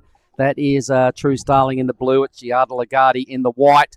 We're going to have a little bit of fun here for about an hour. I've got Suri Jabrick and Imari Hearn in here with me. Girls, hello. How much fun. Yeah, that's all right. Let's just have a bit of fun because kind of no rules in an expression session. There's no scores. It's just the staff having a little break and getting to enjoy the lineup without the QS Warriors. I heard we get to choose a winner, though. All right, let's do it. There, I think there is going to be a winner. That looks like Big Alex in the green. So we'll get the sheet with the names to the colours, but there's a lot of them going to be out there. There's probably about 15 people in the lineup for an hour. That's it. Perfect. So for the first time ever, ladies, you've done this before, Siri. So yellow there. Who's that? Oh, that's Ty? That's Ty Sarati, tour manager for the APAC region. He's got the yellow jersey. And I think your dad was going to take the yellow as well, was he? He wanted to. He wanted to, but that was not going to happen. No, there's only one yellow. All right, so we are going to welcome everybody in. How's this? So this is Suri, this is Imari. I'm Mark. How are you, team? And we are just going to roll out a little fun expression session for about an hour. So, girls, let's just enjoy it and kind of no rules. We don't swear, but we can kind of say, and let's just have fun. Yeah. All right, so red. I don't know who that is. That's Christoph. Wow. Doing a few Wow. cutbacks. Wow. Yeah, really living up to that name. Wow. Big fella. What a fine specimen of an athlete he is. Pretty good fun. So, Suri, quick one for you. How good was the quarterfinals today? It was really good. The conditions weren't as good as yesterday, but it was still really fun. Not as much barrels, but we got to see people use the rail more. Yeah, I don't know. It was good. Imari, what did you make of it all? I was hoping to caddy some of my friends, but yeah, I just enjoyed watching. And I saw Kia get that barrel. I'm so stoked for her. Yeah, that was nearly an 8 point, which is so impressive. Here we go. He doesn't look like a staff to me. So, he's representing the coconut cartel, right? Okay. We've got to have one of those in the lineup at all times, or it's Hardworking kids. or it's not official. The mafia. He's probably trying to sell coconuts while he's out there. Anyway, so young Grom's sleazed his way into the expression session, and we're going to get all the other crew just paddling out through the keyhole. We'll get the list of names shortly. It's crazy Just to see finalising only it now. 4 people out there. Well, it's been the theory of pretty much every day, Yeah. apart from late or early. Have you tried, Imari, have you tried having any free surfs out there? Yeah, it's pretty tough. Like the whole crowd is out there. I'm probably like 50 people catching probably 2 waves an hour, so Yep. Did you get any good ones? got a few, mainly just turns because I'm on my backhand trying to look for the barrels. Pretty tough. All right, we just saw one of the goofy footers go down. We'll get some names to these colours in a moment. Couldn't identify exactly who that was, but I can see both G and True have busted out there. Your dad's going out, Suri. Yeah. It's been good fun so far here this week in Nias. Yes, it's been so much fun. I did a lot better this like in my heats, so that's one of my happiest moments probably from this comp. I see out there that's white. Yazo. Oh, Yoja. Yoja. Yeah, he's one of the local guys out there. Is it? Okay. Did he make it out there, did he? For the expression session? I'm not sure. Yeah, I think this is him about to go for a wave. Hey, could you do us a favour? Just grab the list of names of the beach marshal for this expression session. He's got the colours and the names. That'd be awesome. Thanks. All right, it's been a pretty sick week. Yesterday was just so good. Who were some of your standout performances from yesterday, Suri? Probably Kia. She did really, really well finding the barrels in between them. Yeah, I'm just so proud of her as well because not a lot of girls were getting barreled except her and Ella as well. But yeah. Imari? One of my favorites from the girls, Kia as well. Just because we're all friends in Bali, and to see her do so well here is I'm so happy for her. For the guys, I saw Ben Lorenzen get a 9-point yesterday. Was a really sick barrel on his backhand, and he didn't make his heat today in the quarterfinals, but it was cool to see him get a good wave yesterday. What about the 993 from Ben Lorenzen yesterday? Backhand. Yeah, that's what I was just said. That was really sick. That was so sick, Oh, wasn't it? Garrett, I think. Yeah, blue, red is Garrot. Yep, it is indeed. Still rips, doesn't he? Oh, yes. Yep, so Garrot is on the judging roster. Here we go. Who's this in blue? Okay. Oh, Nathan. That's Nathan White, everybody. Out of the Padang area is an Aussie. He's also one of the judges. So adding a bit of international flavour there to the judging panel. All right, I can see that's Nathan in blue. We've also got Giada out there somewhere in blue. Oh, someone True. in white, super deep. True is up. True here in blue. I think this is her first surf out here. Which is crazy. Yeah, she said she was surfing the beach breaks down over there. She said it was fun, but obviously not as good as out here. Yeah, she just caught a little one, but I'm sure she's going to be sitting out there talking to Giada most of the time. So what have you ladies been up to in the evenings after the lights go out here on the point? Have you been having a bit of party time? More pool games. Yeah. Yeah. We've really been into our pool since Crewy. We've been playing every day. Funny enough, we stole a game last night with Ryan. Ryan, Tom, Manasti, and who's the other guy? Garrett. Oh, Garrett. We beat them. Yeah. Oh, I was going to ask you, Turned how's up. your game? It's going all right, eh? Yeah. Here we go. Who's this? Okay, this is Nathan again. This is the replay of Nathan White, everybody. Big fella out of the Bukit area. Australian, formerly from the Gold Coast. Cruising. Stylish surfer, loves a big barrel. Goes really good in backhand tubes, forehand tubes, and this is true. So you girls have got to be watching for something crazy that catches your eye. It doesn't have to be the best overall ride. It could be the best move. It could be the funkiest dance move, the best claim. Jada's There's G. up and riding. She's been waiting for this one. Oh. A bit behind it. Someone else paddling. We've got a couple of fellas here. A little bit of a dropping going on out the back. Why not? There's no rules. G's milking this one all the way in. Nice turn. All right. So right now you reckon G at this stage? Yeah. Garrett's one was also pretty good. All right. Okay. Well, we're gonna leave you with it. Maybe we'll come up with a girl name and a guy name that you feel is the best performance. I think the waves have definitely gotten smaller since the tides dropped, but it's just as good for turns. Who we got here? This? That looks like Troy. Looks like the Coconut Cartel dropping in there. A little Grom, probably because he didn't buy a coconut, that dude. So Yeah. That's what he gets. Oh, Die Wacko, On his 20. Style Master. Ooh. our Japanese correspondent. All right, so straight off comm duties into a Rashi, into the lineup without any QS surfers. Pretty good times. I'm surprised you didn't throw a Rashi on, Suri. Have a crack. Or are you going to go? Now that we're commentators, we should be Oh, out there. I know. see. Yeah, what? Little change of profession, right? I We aren't forgot. getting paid, but we should get out there. Oh, my dad. There He's he a bit is. late. You know what? He That hasn't got the yellow jersey on either. Nah. Someone stole it. Yeah, oh, Go-Go. Go-Go's about to go. Here he is. So here's another one of the judges from Bali as well. Oh. He does all our QS events. Wrong wax. A .03 there. Yeah. Oh, Alex. Alex up and riding. Big fella.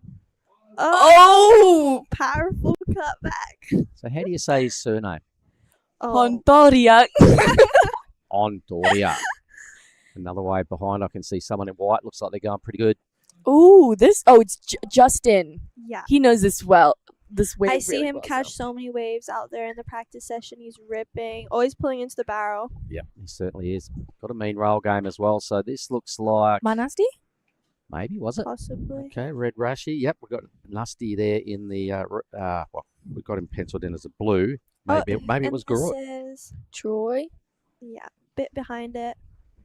Gotta find another one. All right, so we've got Troy in the white. Is this the second ever Expression session out here, yeah. Yeah, it because was. I remember Oh, in Taiwan Christoph. they had one. Christoph, do you guys That see was that? a sick Did turn. you guys see that turn? That's probably one of my favorites of the All right, guys well, so far. remember it, because you got to probably come up with some names here at the end. Mhm. Another surfer in white. Oh, Just trying pulls to in. pick who this is. Oh, kind of comes out. Oh, that's Herbert, I think. Hibber, yeah, out of the Hashem family. Herbert. Right here. Herbert, but we call him Hibber. Hibber. Yep, he's a charger too when it's on. So out in front, oops. Yoja. Yoja's up and riding. Just That missed his Yoja? wave though. They So I just wonder dropped what him he off did on screen. that. Yeah, he just surfed off the page. He goes that fast. Okay. I think he's probably my top one right now. Wow. Let's see Alex waves again. Ooh, Alex Hontoria.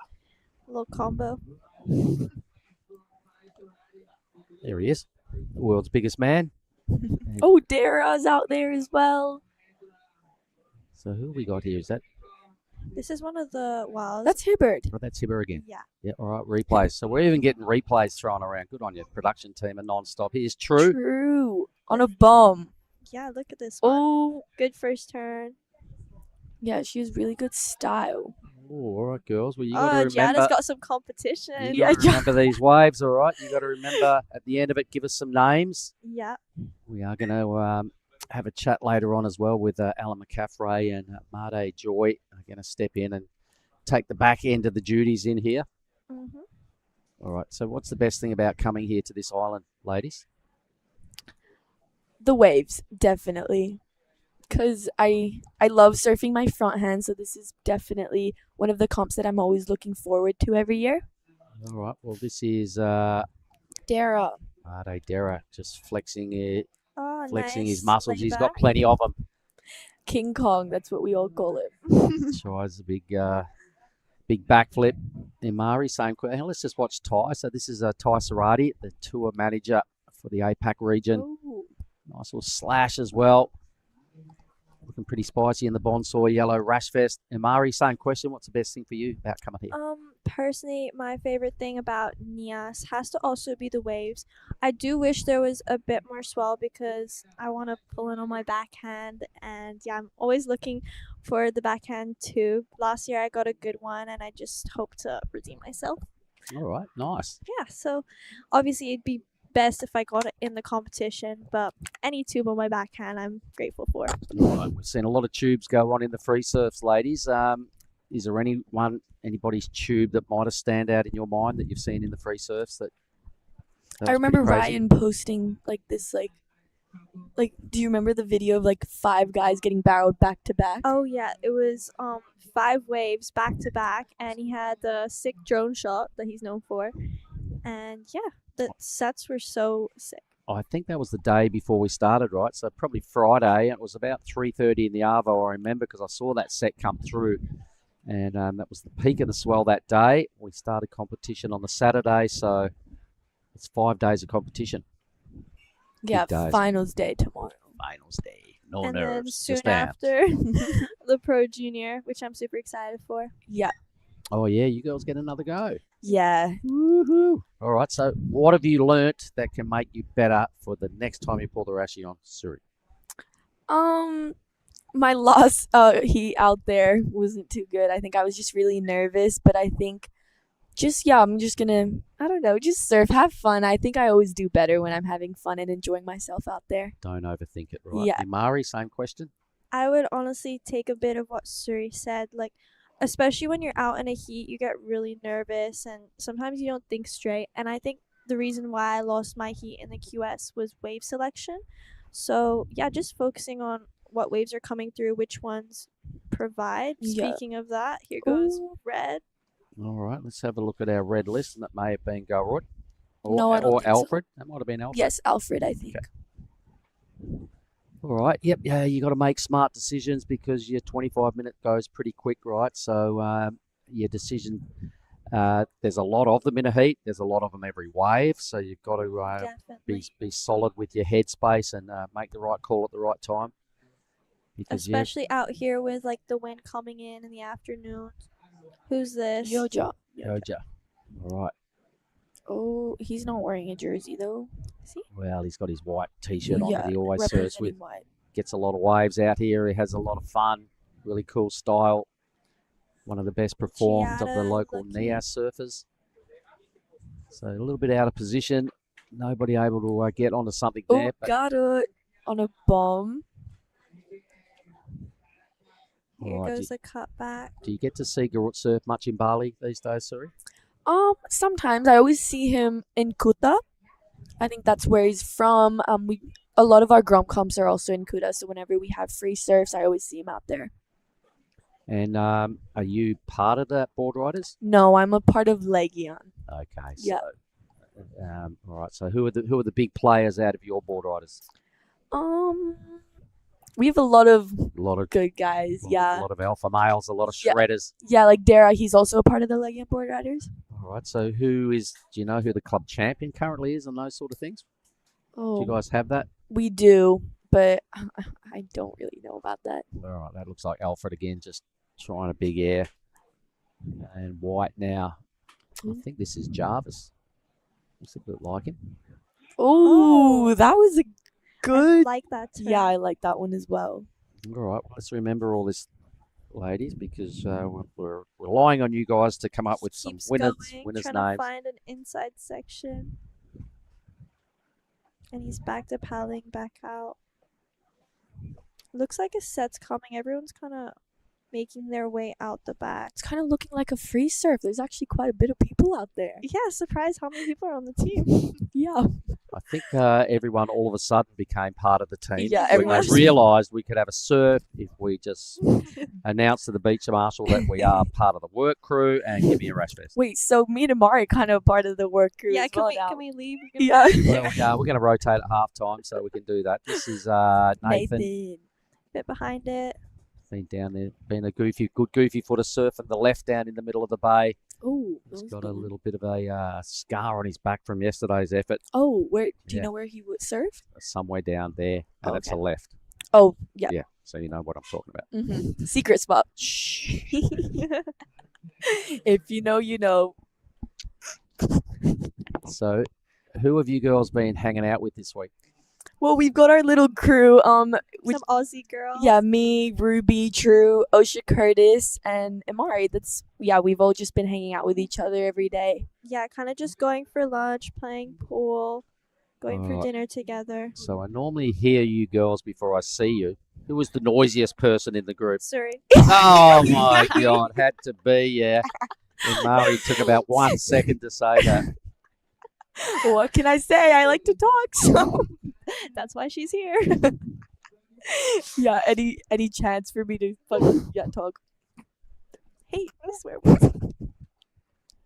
All right, well, there they are. That's our work panel with a little mafia, coconut mafia wedged right in between, trying to hustle up some coconut sales. It's quite funny. He's probably trying to get them to buy some out there, pre-order Yeah. maybe. Oh, yeah. He said, you promised. Yeah. You definitely don't say, I promised. We'll see you later. Have It's you like, seen the trick they say, which is, you told me you'd buy one yesterday. I know, You said mate. you promised me today. That's their little trick, and you don't remember which one you promised Nasty. to.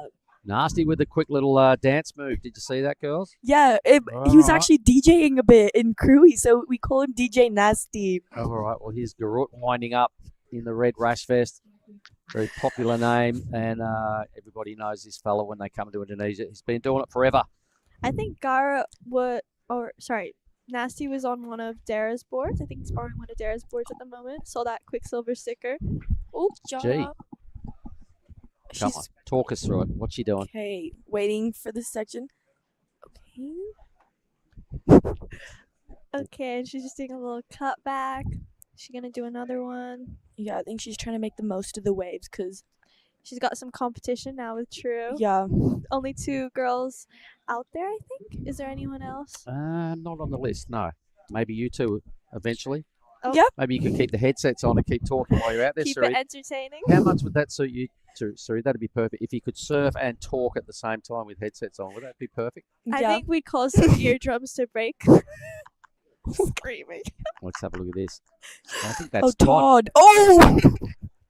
Just Head falls judge. over that one. Looks like he had some slippery feet from the walk out on the tiles. Maybe. A lot of time up there judging. Here goes Alex Hontoria. Hontoria. Okay. Big That tall was a lad. nice carve. Then he goes up for a snap All right. and fits one little cut back in. So, girls, where did we rate Nasty's little dance move on his wave? Is it caught your eye? You reckon he might be looking for any special mentions at the Prezos? Oh, he wants that bonus point. Yeah, I don't think he's getting it though. Yeah, he's gonna have to start DJing. Surfing isn't the right profession. Here's true Starling, girls. What's she doing? Nice carve. Okay, she kicked out. Yeah, that wave wasn't really offering much. It was just flat, so she just went in for the carve. I hope they're chatting out there. Looks a little intense. Everyone's kind of spread they're out. taking it really serious. They really want to win. They want some. What are they winning, Bugatti? Mark, sorry. A bang bang. Okay.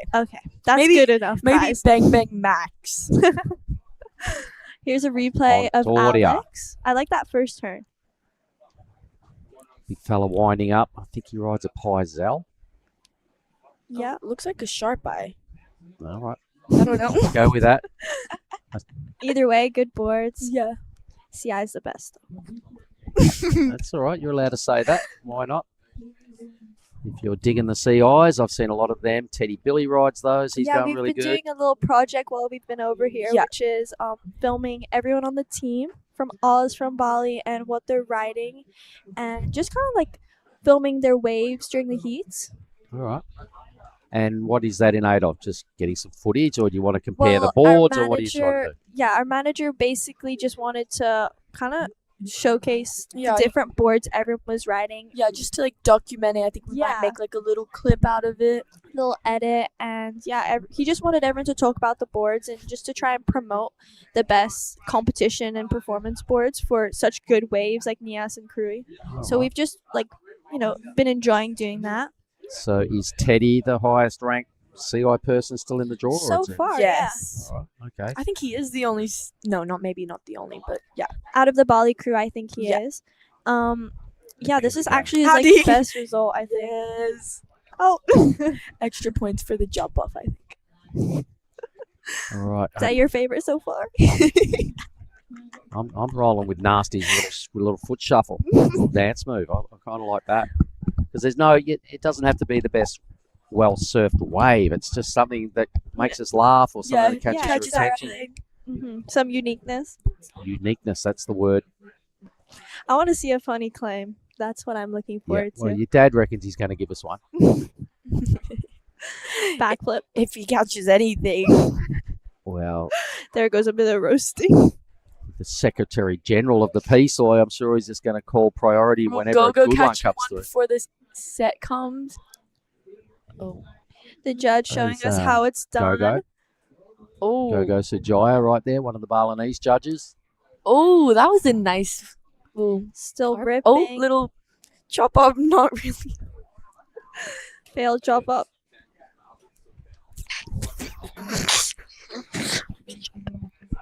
Uh-oh, coconut. Coconut mafia.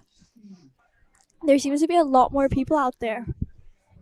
Well, there's others starting to join the party. I think I see Zoe down there about to go, well, how come you didn't invite me? She likes to be involved in everything. Oh, I love Zoe. She's so sweet. She's like a younger sister. Younger version of you, sorry. A little bit of sass in her. Oh, yes, and talks a lot. Ah. I'm sure she's gonna in the future be joining these QSs. Yeah. It's good she's here and she's like getting the experience as well. Okay, Garut. Nice little foam climb there for Garut out of the waiting for the halfway section. board riders. Yeah. Now he goes for the third Oh, turn. that third one was nice. Yeah. Is that a claim? Is that a Tippy's claim? on. He goes, Dadsy. He's going to do a claim. You watch. He said he's going to give us a thumbs up at some point. Oh, Goes down head first. Hopefully, it's getting pretty low, so we don't know. Have you ever touched the bottom, Suri? Actually, no. It's always been pretty deep out there still. Yeah, same. I think I've surfed low tide as well, and like if you fall on a set, I've never you'd hit the bottom. So And I think the reef's pretty smooth. Not smooth, but like it's not. yeah, I think it's more the scary part is probably how like powerful the wave is. But here goes white. This is Yoja. Got through a lot of rounds through the draw. That was a Nice sick little one. air rev. So you got the rotation. That was pretty cool. So how do you reckon things are going, progressing so far, girls? Who do you reckon's catching the attention? Okay, so I think I liked who was that in white that did that like nice second carve. Was that Jarvis? Yeah, I Might think it have was been Jarvis. Long-headed, And then- long blonde hair, Jarvis. I did like this one, but it was a small wave. So Yeah, but there was variety, which I really Can you win the expression session if you're not part of the work team? There he goes. That was pretty good cool. question. good question, because I have seen this local out here every day practicing, whereas these workers are. This is their first session. Some of them are their first session out here, so I think they're stoked. Here we go. Some sets coming through. Go. Go on one. Off the judging panel. Probably scoring his own waves. He just threw a 9 for that, I reckon. Here he goes. All right, so on the ladies' side of the draw, girls, would you agree that it's Ella's looking like the one to catch? Who? Ella. Ella, yes. Oh, I'm definitely hoping she is gonna get to the final Yeah, she was here for 2 weeks, I believe, like beforehand. before the comp, and then she went back to America for like less than 2 days and came straight back because she wasn't sure if she was going to do the comp.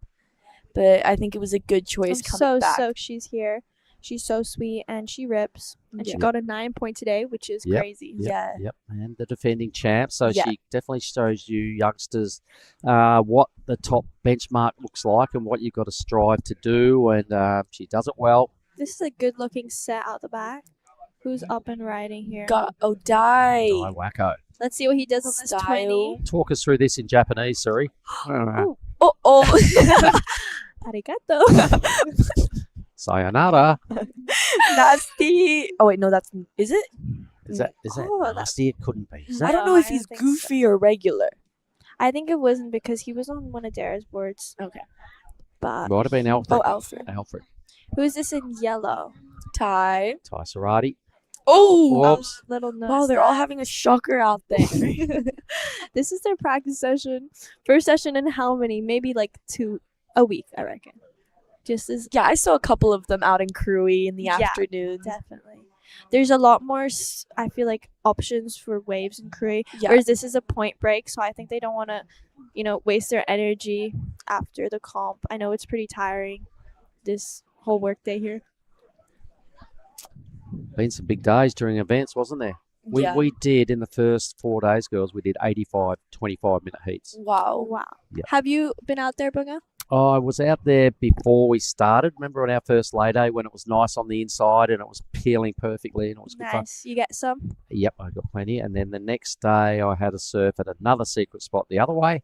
Oh, you It's got to not so show sec- us. It's not so secret. Talking too much about secret spots. Sure, you've surfed it. Here goes Yoja. Isn't Oh, like- another air fails to land it. Board flew out underneath him. probably the most stylish surfer out of the crew on the point. There's a lot of good local surfers, but I really like Yoja's style. Yeah, I believe he lives in Bali as well. I see him out all the time in Pereranan, my home break.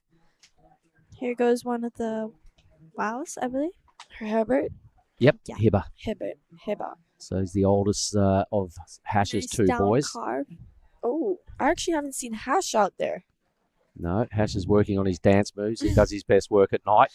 And then some karaoke This too. is Troy, another one of the judges from Australia.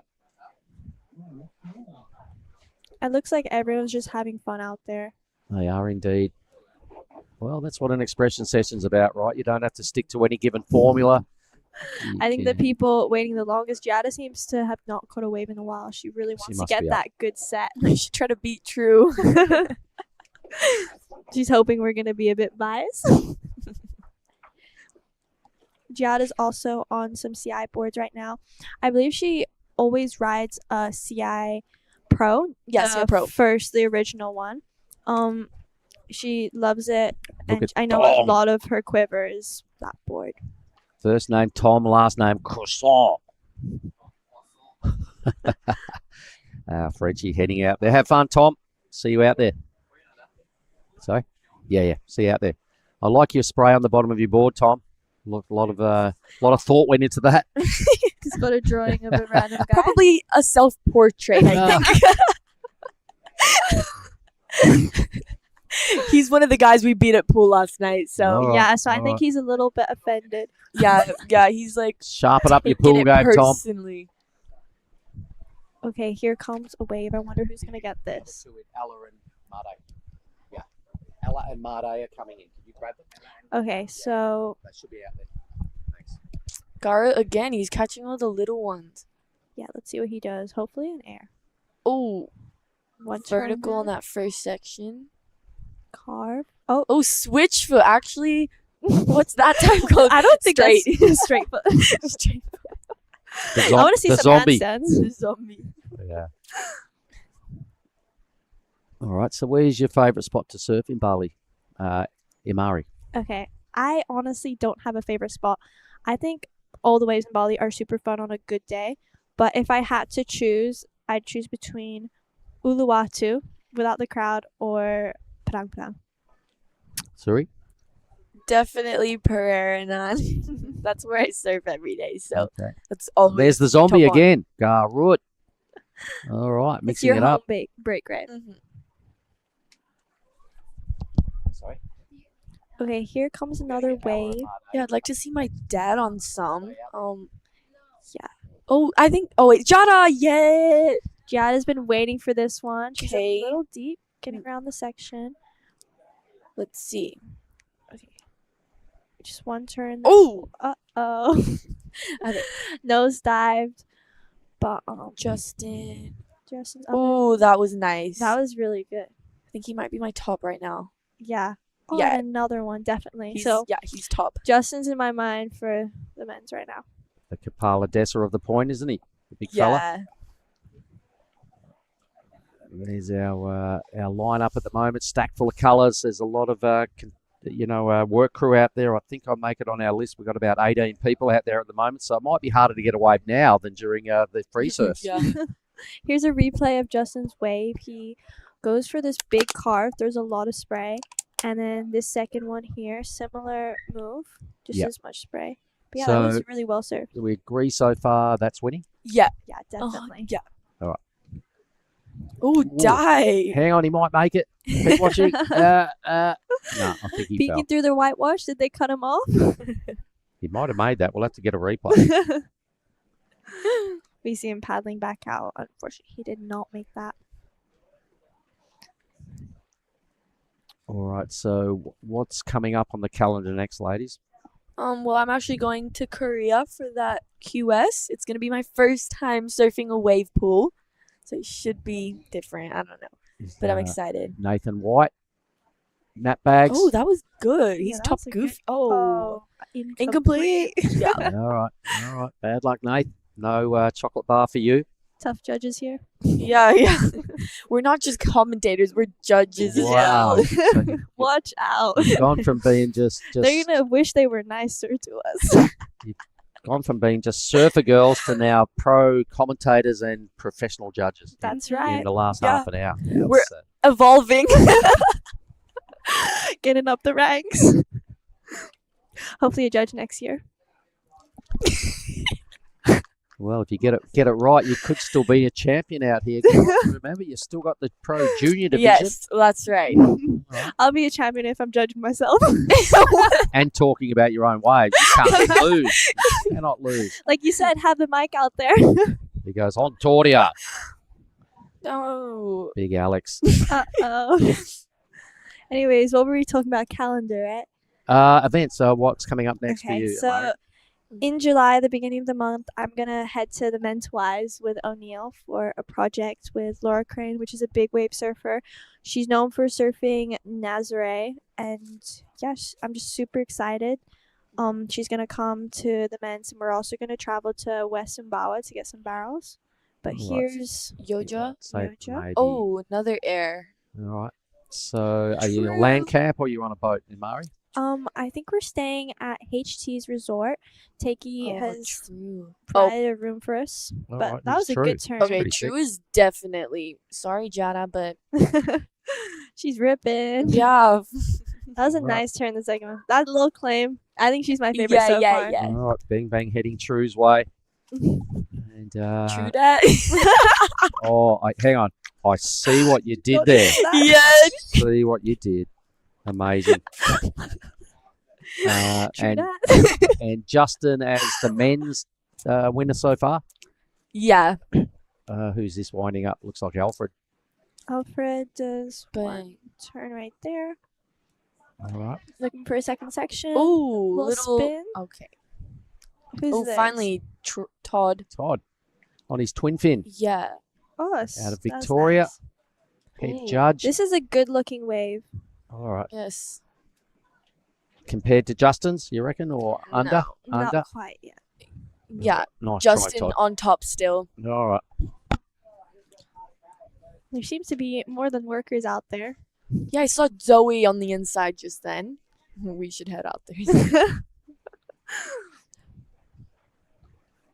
How about you, Bunga? Are you heading to Afulu as well? No. I'm going to stay here and do some surfing. Oh, nice. Yeah, you got So me. that's why you're not out there. Yeah, You're that's waiting what for I the haven't. good I days. haven't had a free surf out there with the crowds because I don't have to. I'm just going to chill and wait. And it's everyone you speak to anyway finds it really hard to get waves. So I'm more than happy to just have a coconut in the afternoon with a few of the local boys. And Hopefully there's some swell and, you get a good one. thank you. So you're going to Afulu? No. No. I'm not either. Okay. We just got to get back, I guess. All right. Okay. Oh, who's that filming from the reef? Oh, I don't know. Some random, just a random. I was trying to get the shot though. Patiently waiting. And we also see, if you guys see that out the back, there's someone walking on the reef as well. Maybe a fisherman? Yeah, probably catching some. Oh, right in the very background. See a lot of swell up there on that side of the bay. Yeah. Big I left like down this on the angle. point. I think that wave out the back is called outside left, and then on the other side there's a right called indicators. Yep. Which some people are getting barreled at, Yep. so it's cool to watch. Yep. It's very dangerous though, like really shallow. Do not fall. Yeah. I saw Annie posted recently one of her backhand barrels. Oh, here's Jada trying to catch up. G winding up, looking for a section. Still winding up, still looking, and there it is. Was that the section? She kind of missed it. I'm kidding. Whoa. Oh, Ty Ty. Sorake, the yellow bonsai jersey. Floater. Is he gonna prove to us he deserves that yellow rashi? Well, he's the tour manager. He can do what he wants. He can take that home if he needs to. Oh, Dara's asking for an hang on. update. He thinks he's winning. He's getting gnarly. He's gonna have to try a little harder than that. Things are getting heated.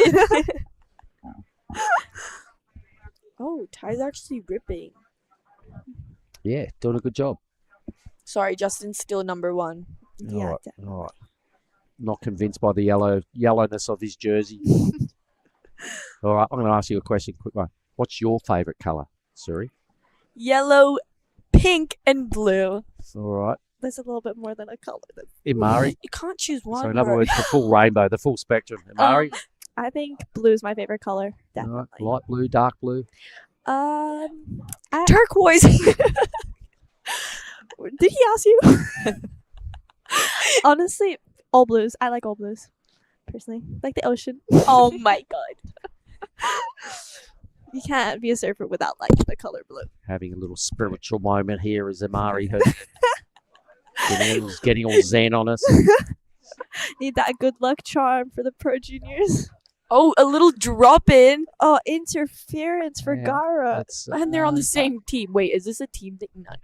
It's just a fun thing. No Yeah, rules, yeah, right? No rules. It's garut. I'm sure he's done that once or twice in his life. Here we go, a little section. Boom. Boom. Still love the way he surfs. He's the master of speed. When you see him on Yeah. them beaches, it's unbelievable. He's coming in. He also does great at Prang Prang. Yeah. I'm excited to watch everyone this year Oh, in the yeah. Prang Prang Cup. That's coming right. up. That's coming up. I'm excited also because Kia, who's been getting barreled here, also got an invite to the trials. Well done. Yeah. Deserves There's it. some new girls in the trials, like Liliana Bowery from Oz, and she's also Indonesian. So that's great. I'm excited to watch that. Hopefully I get to caddy some of them. Yeah, it's always nice getting to see everything from the lineup. Yeah, definitely. So the trials is normally held sometime in July, is that Yeah, right? I think the waiting period's the first day of the month to the end. Yes, Go-Go. Go, go. Speaking of the World Cup, Go-Go's won it before. Wow, that's really impressive. Yeah. Yep. He won it in 08. Oh, that's the year we were born. Wow. All right, so we're going to have a quick little highlight reel. I think we are going to maybe even swap over our commentator. So just check this out, everybody.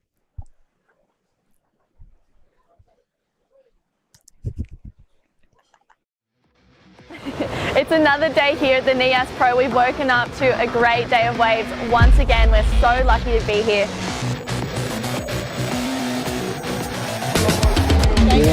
We're starting off with the rest of the women's round of 32. Then we're going to roll straight into the men's round of 32, and the women's round of 16 will be out there, and maybe the men's round of 16 on standby as well. 25-minute heats all day. It's going to be another huge day of surfing, another great one at that as well. Make sure you stay tuned.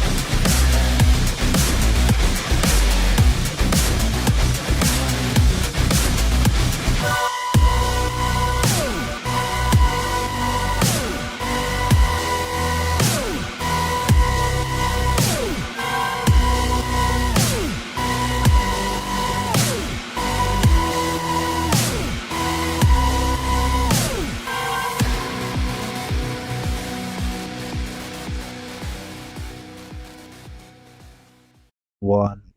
All right, we're back here, team.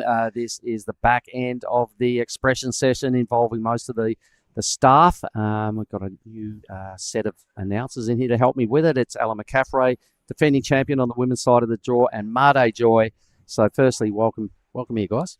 Thank you. Thanks for having us. Yeah, no worries. Been a pretty good day, especially for someone getting nines. Hey? Yeah, it was a fun morning out there. We still had some swell on tap. It looks like it's dying off a bit now, but the officials are getting a few fun ones. Yep, they sure are. They're having a blast. I just had Suri and Amari in here, and right now they would agree that Justin Bulolo is winning the men's, and I think they've got True marginally ahead of Giada on the women's. There's only two of them out there, but Yeah, that's right. we think we're kind of agreeing that Justin's probably done the biggest turns on a wave out there. So I'm sure you've been in a few expression sessions in your time, Made. Yeah, I've been doing the express session since Krui. Is that right? Yeah. I think it's pretty much fun doing thing, but I didn't get any wave in Krui. But yeah, and then I saw I forgot the name. Danny. Danny got a good one. Danny was going nuts, wasn't he? In Yeah. Krui on the expression session. Yeah, I feel so bad, so I went in. So how did that work in Krui? I was on my way back to Nias, so I didn't Oh, get to it was see just something that went on one afternoon when we didn't run any heats, and part of the contract they've got to sort of do some broadcast every day. So they went, right, let's have an expression session involved all the competitor. Anyone that wanted to go in it just had to register, grab a rashie, and get out there. It was pretty much for. So it was any basically a competitor. free serve. It was a free surf with a Like rashie on. everyone was out there. Oh, not everyone. No, there was. I don't know. There was maybe 25 people out. There was definitely a whole lot of people, but Yeah, there was a lot of people. there out wasn't there. a lot of waves, though, was there, Marty? Yeah, so I just gonna get a small one that time, and pretty much like everyone dropping out and burning each other.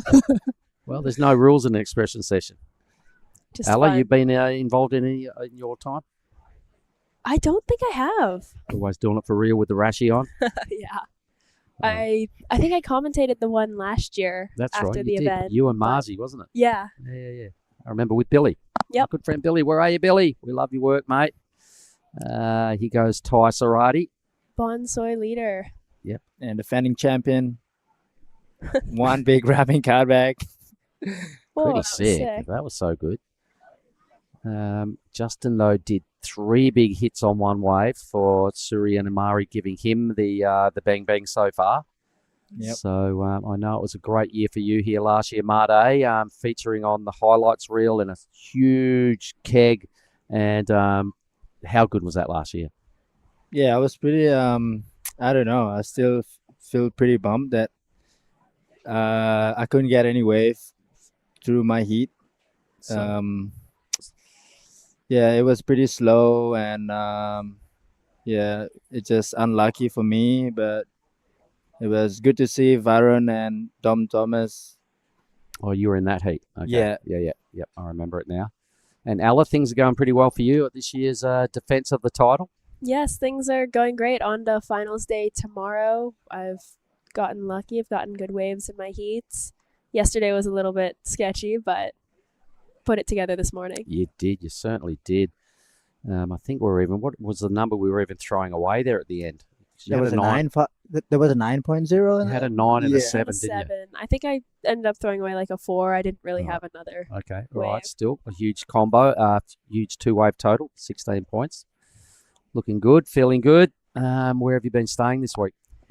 So I booked through Hash whenever I'm here and the competition's not going on. I always stay at Hash. Love the family here. So Elvira you're is out the back? amazing. Is that right? No, I'm actually up at Keyhole Surf Camp. I Mm. actually went home. I wasn't planning to do the event, and then kind of had FOMO. So I I was was going to like, say, why the hell did you go home? You're already here. yeah. So I spent 2 weeks here. I got some good waves. We had one crazy day, pretty similar to the competition last year.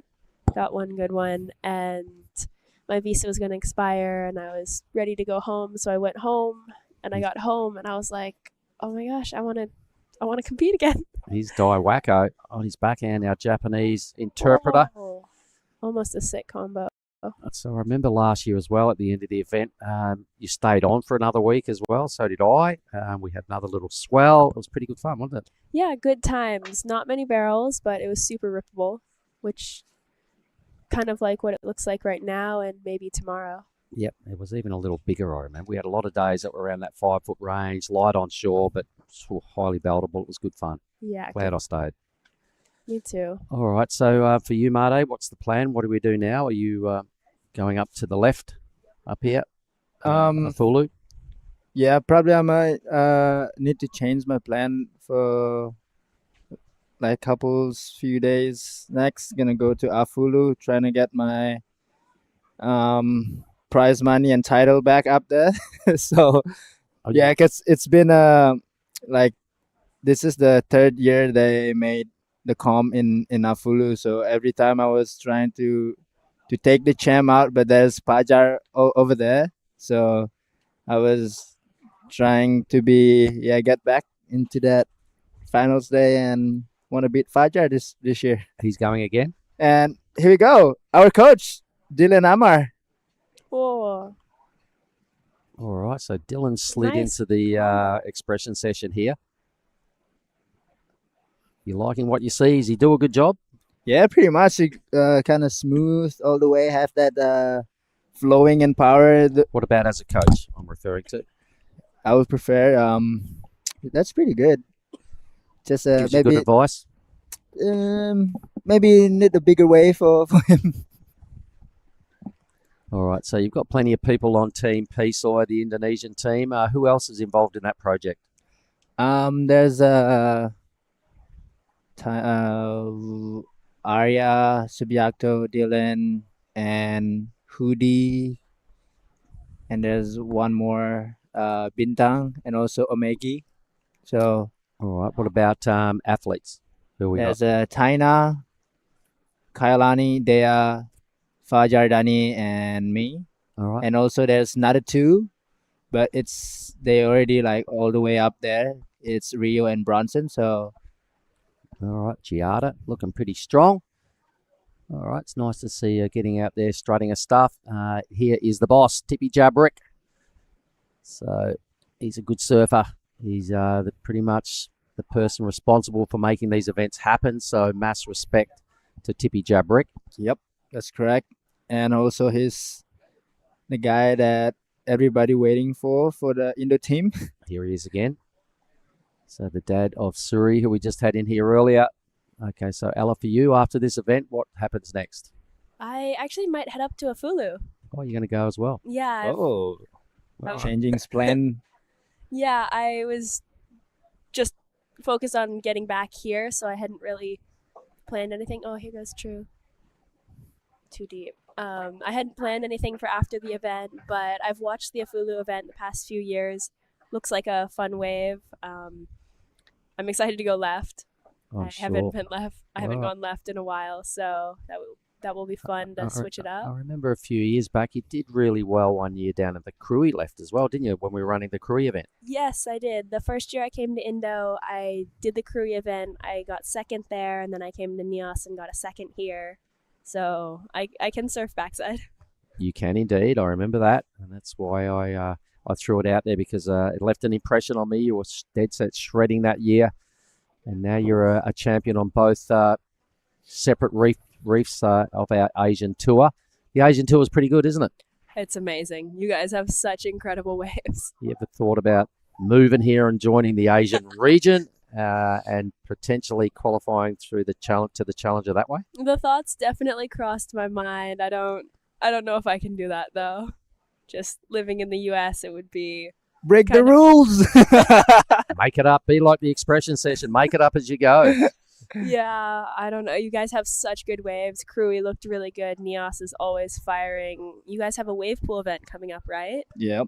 Yep. And after that, we have a Siargao. We'll be back in Philippines. Oh, Cloud9. Yeah, right? Cloud9. That wave sorry. looks incredible. There you go. So there are all the good things that you could do if you were in the Asian region, and keeping your points for real, Ella, might be worth You guys are making it sound good. investigating that program. If you want to get to the Challenger Series, you can do it via this region if you enter the region and become a full timer.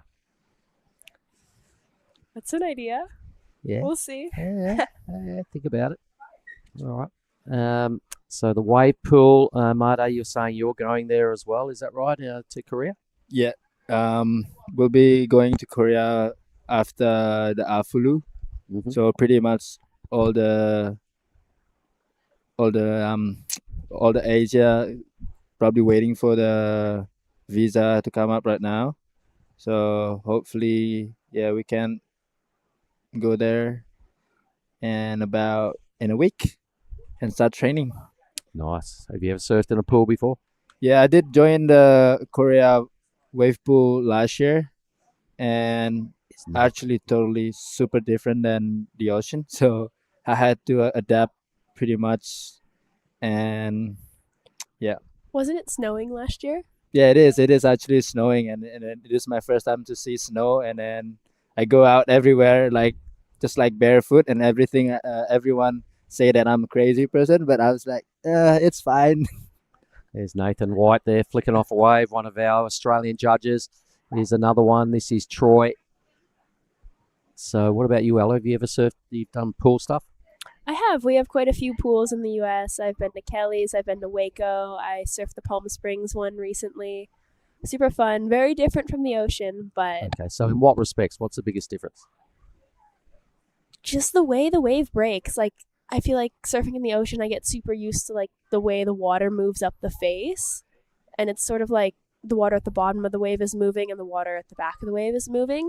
In a pool, it's just the wave moving, front- if that makes any oh, yeah, sense. it I feel does. like there's a lot of different dead spots in the wave than in the ocean. And then, of course, it's fresh water. So Do you use different boards? usually just an epoxy.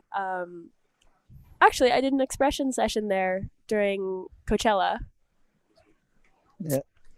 That was super fun. During Coachella, so you're there with your dance shoes on, and then you go and have a little expression session in the pool. So there was a competition at the Palm Springs pool, and part of the competition they held Surfer Magazine put on an expression session. So it was like myself, Zeke, Judd, the snowboarder, Bruce Irons was there, and yeah, they scored best barrel, best air, and we got to You're leaving. surf the pool and All right.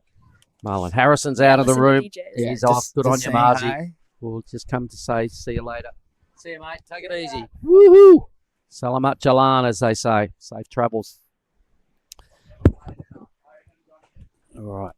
So, have we seen any change on the leaders in our expression session, you guys? Are we still leaning with Justin, or did nothing you like yet. Oh, here goes. Coconut Mafia? Yep. Well, every time you come to Nias, there's this. All the kids just trying to hustle you with a coconut. Before you even take your leg rope off, isn't it? Yep. It's like, They're in the water with you. oh, they Coconut, are. mister, $1. And then what about their classic comebacks? They said, but you promised. She said, Yes. Dude, I didn't promise. Yesterday you said.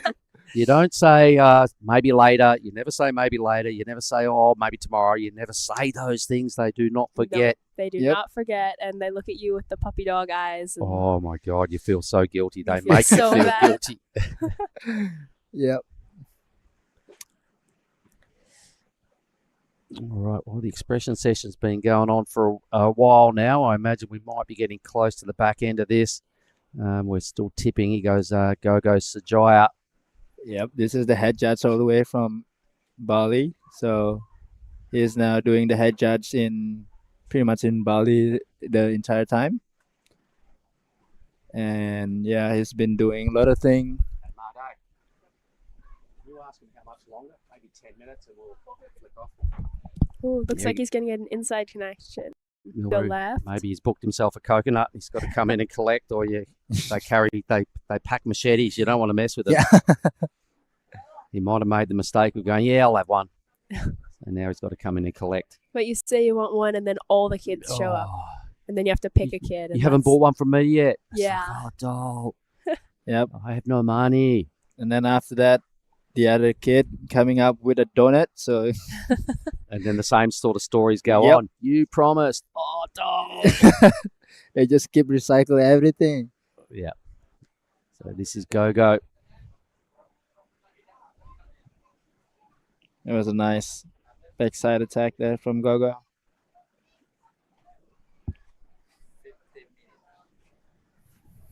All right. Well, I think we're going to wrap up the commentary in about 5 minutes. With the broadcast team, have been working pretty hard for 4 days. These guys have had pretty close to a good hour in the lineup. So we're just kind of just rolling with the feed, letting these crew get a bit of airplay and just having a bit of fun. This looks like Tom. Yeah, that's Tom, the French fry. Ooh la la. That's the French fries. You ever been to France, Ella? I have. I went the first year for the Challenger when there was an event in Hossegor. All right. My dad and I went to that event with my dad. We started in Portugal for the CS, and then we drove up through Spain to France. Nice. It was great. Not a lot of swell while we were there, but it was great to see. Hossegor is such a beautiful town. The food was amazing. All right. What was your favourite go-to French dish? Oh, I love the gelato. All right. Bit of a sweet tooth. Yes, I like my dessert. What about when you're in Indo? What do we graze on? What's the main I love feast? Indo food. I love the satay ayam, but if it's dessert, the kui lapis. Love that. Yeah, nice. All right. So back end of the expression session, we're still tipping the big fella there in the light blue rashi. His name is Justin Bulolo. Is winning the men's side of the draw, and allegedly True Starling has done the goods to be beating her best friend Giada, his True, right on cue. Have a look at this for us, Ella. Setting up. Someone in the way. Oh, that was nice. Yeah, unfortunately, only got Like one the dismount. turn. All right, someone out the back there on their Oh. backhand. Diving for lobsters. Yep. And pretty fun. So for all the crew that might still be watching online, thanks for being part of day 5. Some highlights today. Kia, Dylan Wilcoxon, Ella. There has been a lot of joy. There's Giada, the coconut mafia. He sizzled her. Maybe she promised and didn't collect on the promise. That's probably what went on there. He's like, I remember you. I remember you. You promised. And welcome to my island. Yeah, guess what? No coconut for you. Here's the yellow bonsai jersey. All right, so it's been pretty good fun. We might wrap this up shortly. Looks like everyone's paddling out. Maybe a set coming. Yeah. I wonder if we could maybe queue up the highlights from yesterday. It was our best day of competition. So as we're just on the back end of our expression session, maybe if the production team wouldn't mind just showing us one more time, the highlight reel from yesterday, guys, would be epic. Would be a great way to finish our expression session. And here's Toddy Rosewell, the head judge of the QS event out of Victoria. Good surfer. Wrap. Ooh. All right, so here's the highlights of yesterday. It was a ripping day, so check this out, everybody, and then we'll wrap up the expression session at the end of this. Check it. It's another day here at the Nias Pro. We've woken up to a great day of waves. Once again, we're so lucky to be here. Yeah. We're starting off with the rest of the women's round of 32. Then we're going to roll straight into the men's round of 32, and the women's round of 16 will be out there, and maybe the men's round of 16 on standby as well. 25-minute heats all day. It's going to be another huge day of surfing, another great one at that as well. Make sure you stay tuned.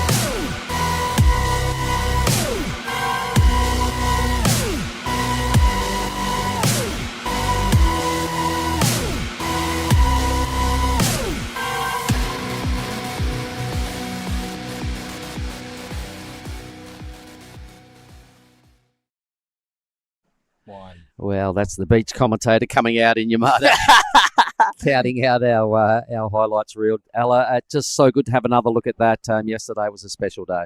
Yeah, it was incredible. We had waves on offer all day, absolutely firing. It was cool to see everyone getting barreled, excellent scores all day. It's fun to be a part of it, and hopefully the swell sticks around for tomorrow. Well, I'm going to shake your hand and say all the best for your defence of the title tomorrow. You're in the semi-finals. Made, thanks for your help during this as well. And good luck up there at Afulu and Korea and the rest of the Asian tour for the rest of the year. Thank you, Mark Cliff. Appreciate it. Thanks, team. All right. Well, that was kind of good fun. I enjoyed the expression session. So we'll over and out for the broadcast team for now. And we'll be back tomorrow with finals day. It's going to be semis. Gogo reckons he wins, but he's looking for he's come in looking for a bang bang, but no bang bang for you. No, you interfere and Gogo. All right, thanks, guys. We'll leave you for now, and we'll get back to the Actionals Day tomorrow morning. Thanks, everybody. You.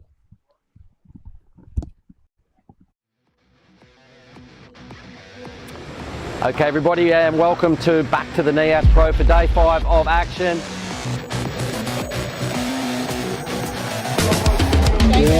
We're going to be starting shortly with women's quarterfinals, so we have 4 of those to roll out. Men's quarterfinals, it's a pretty short program today, so if I was you, I would tune in and watch day 5 of the Nias Pro.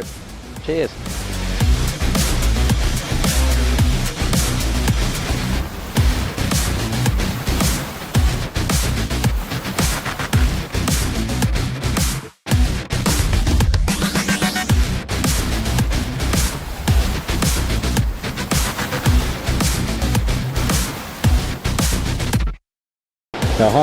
It's not as good as yesterday, but really rippable. So frothing, stoked to take it. Yeah.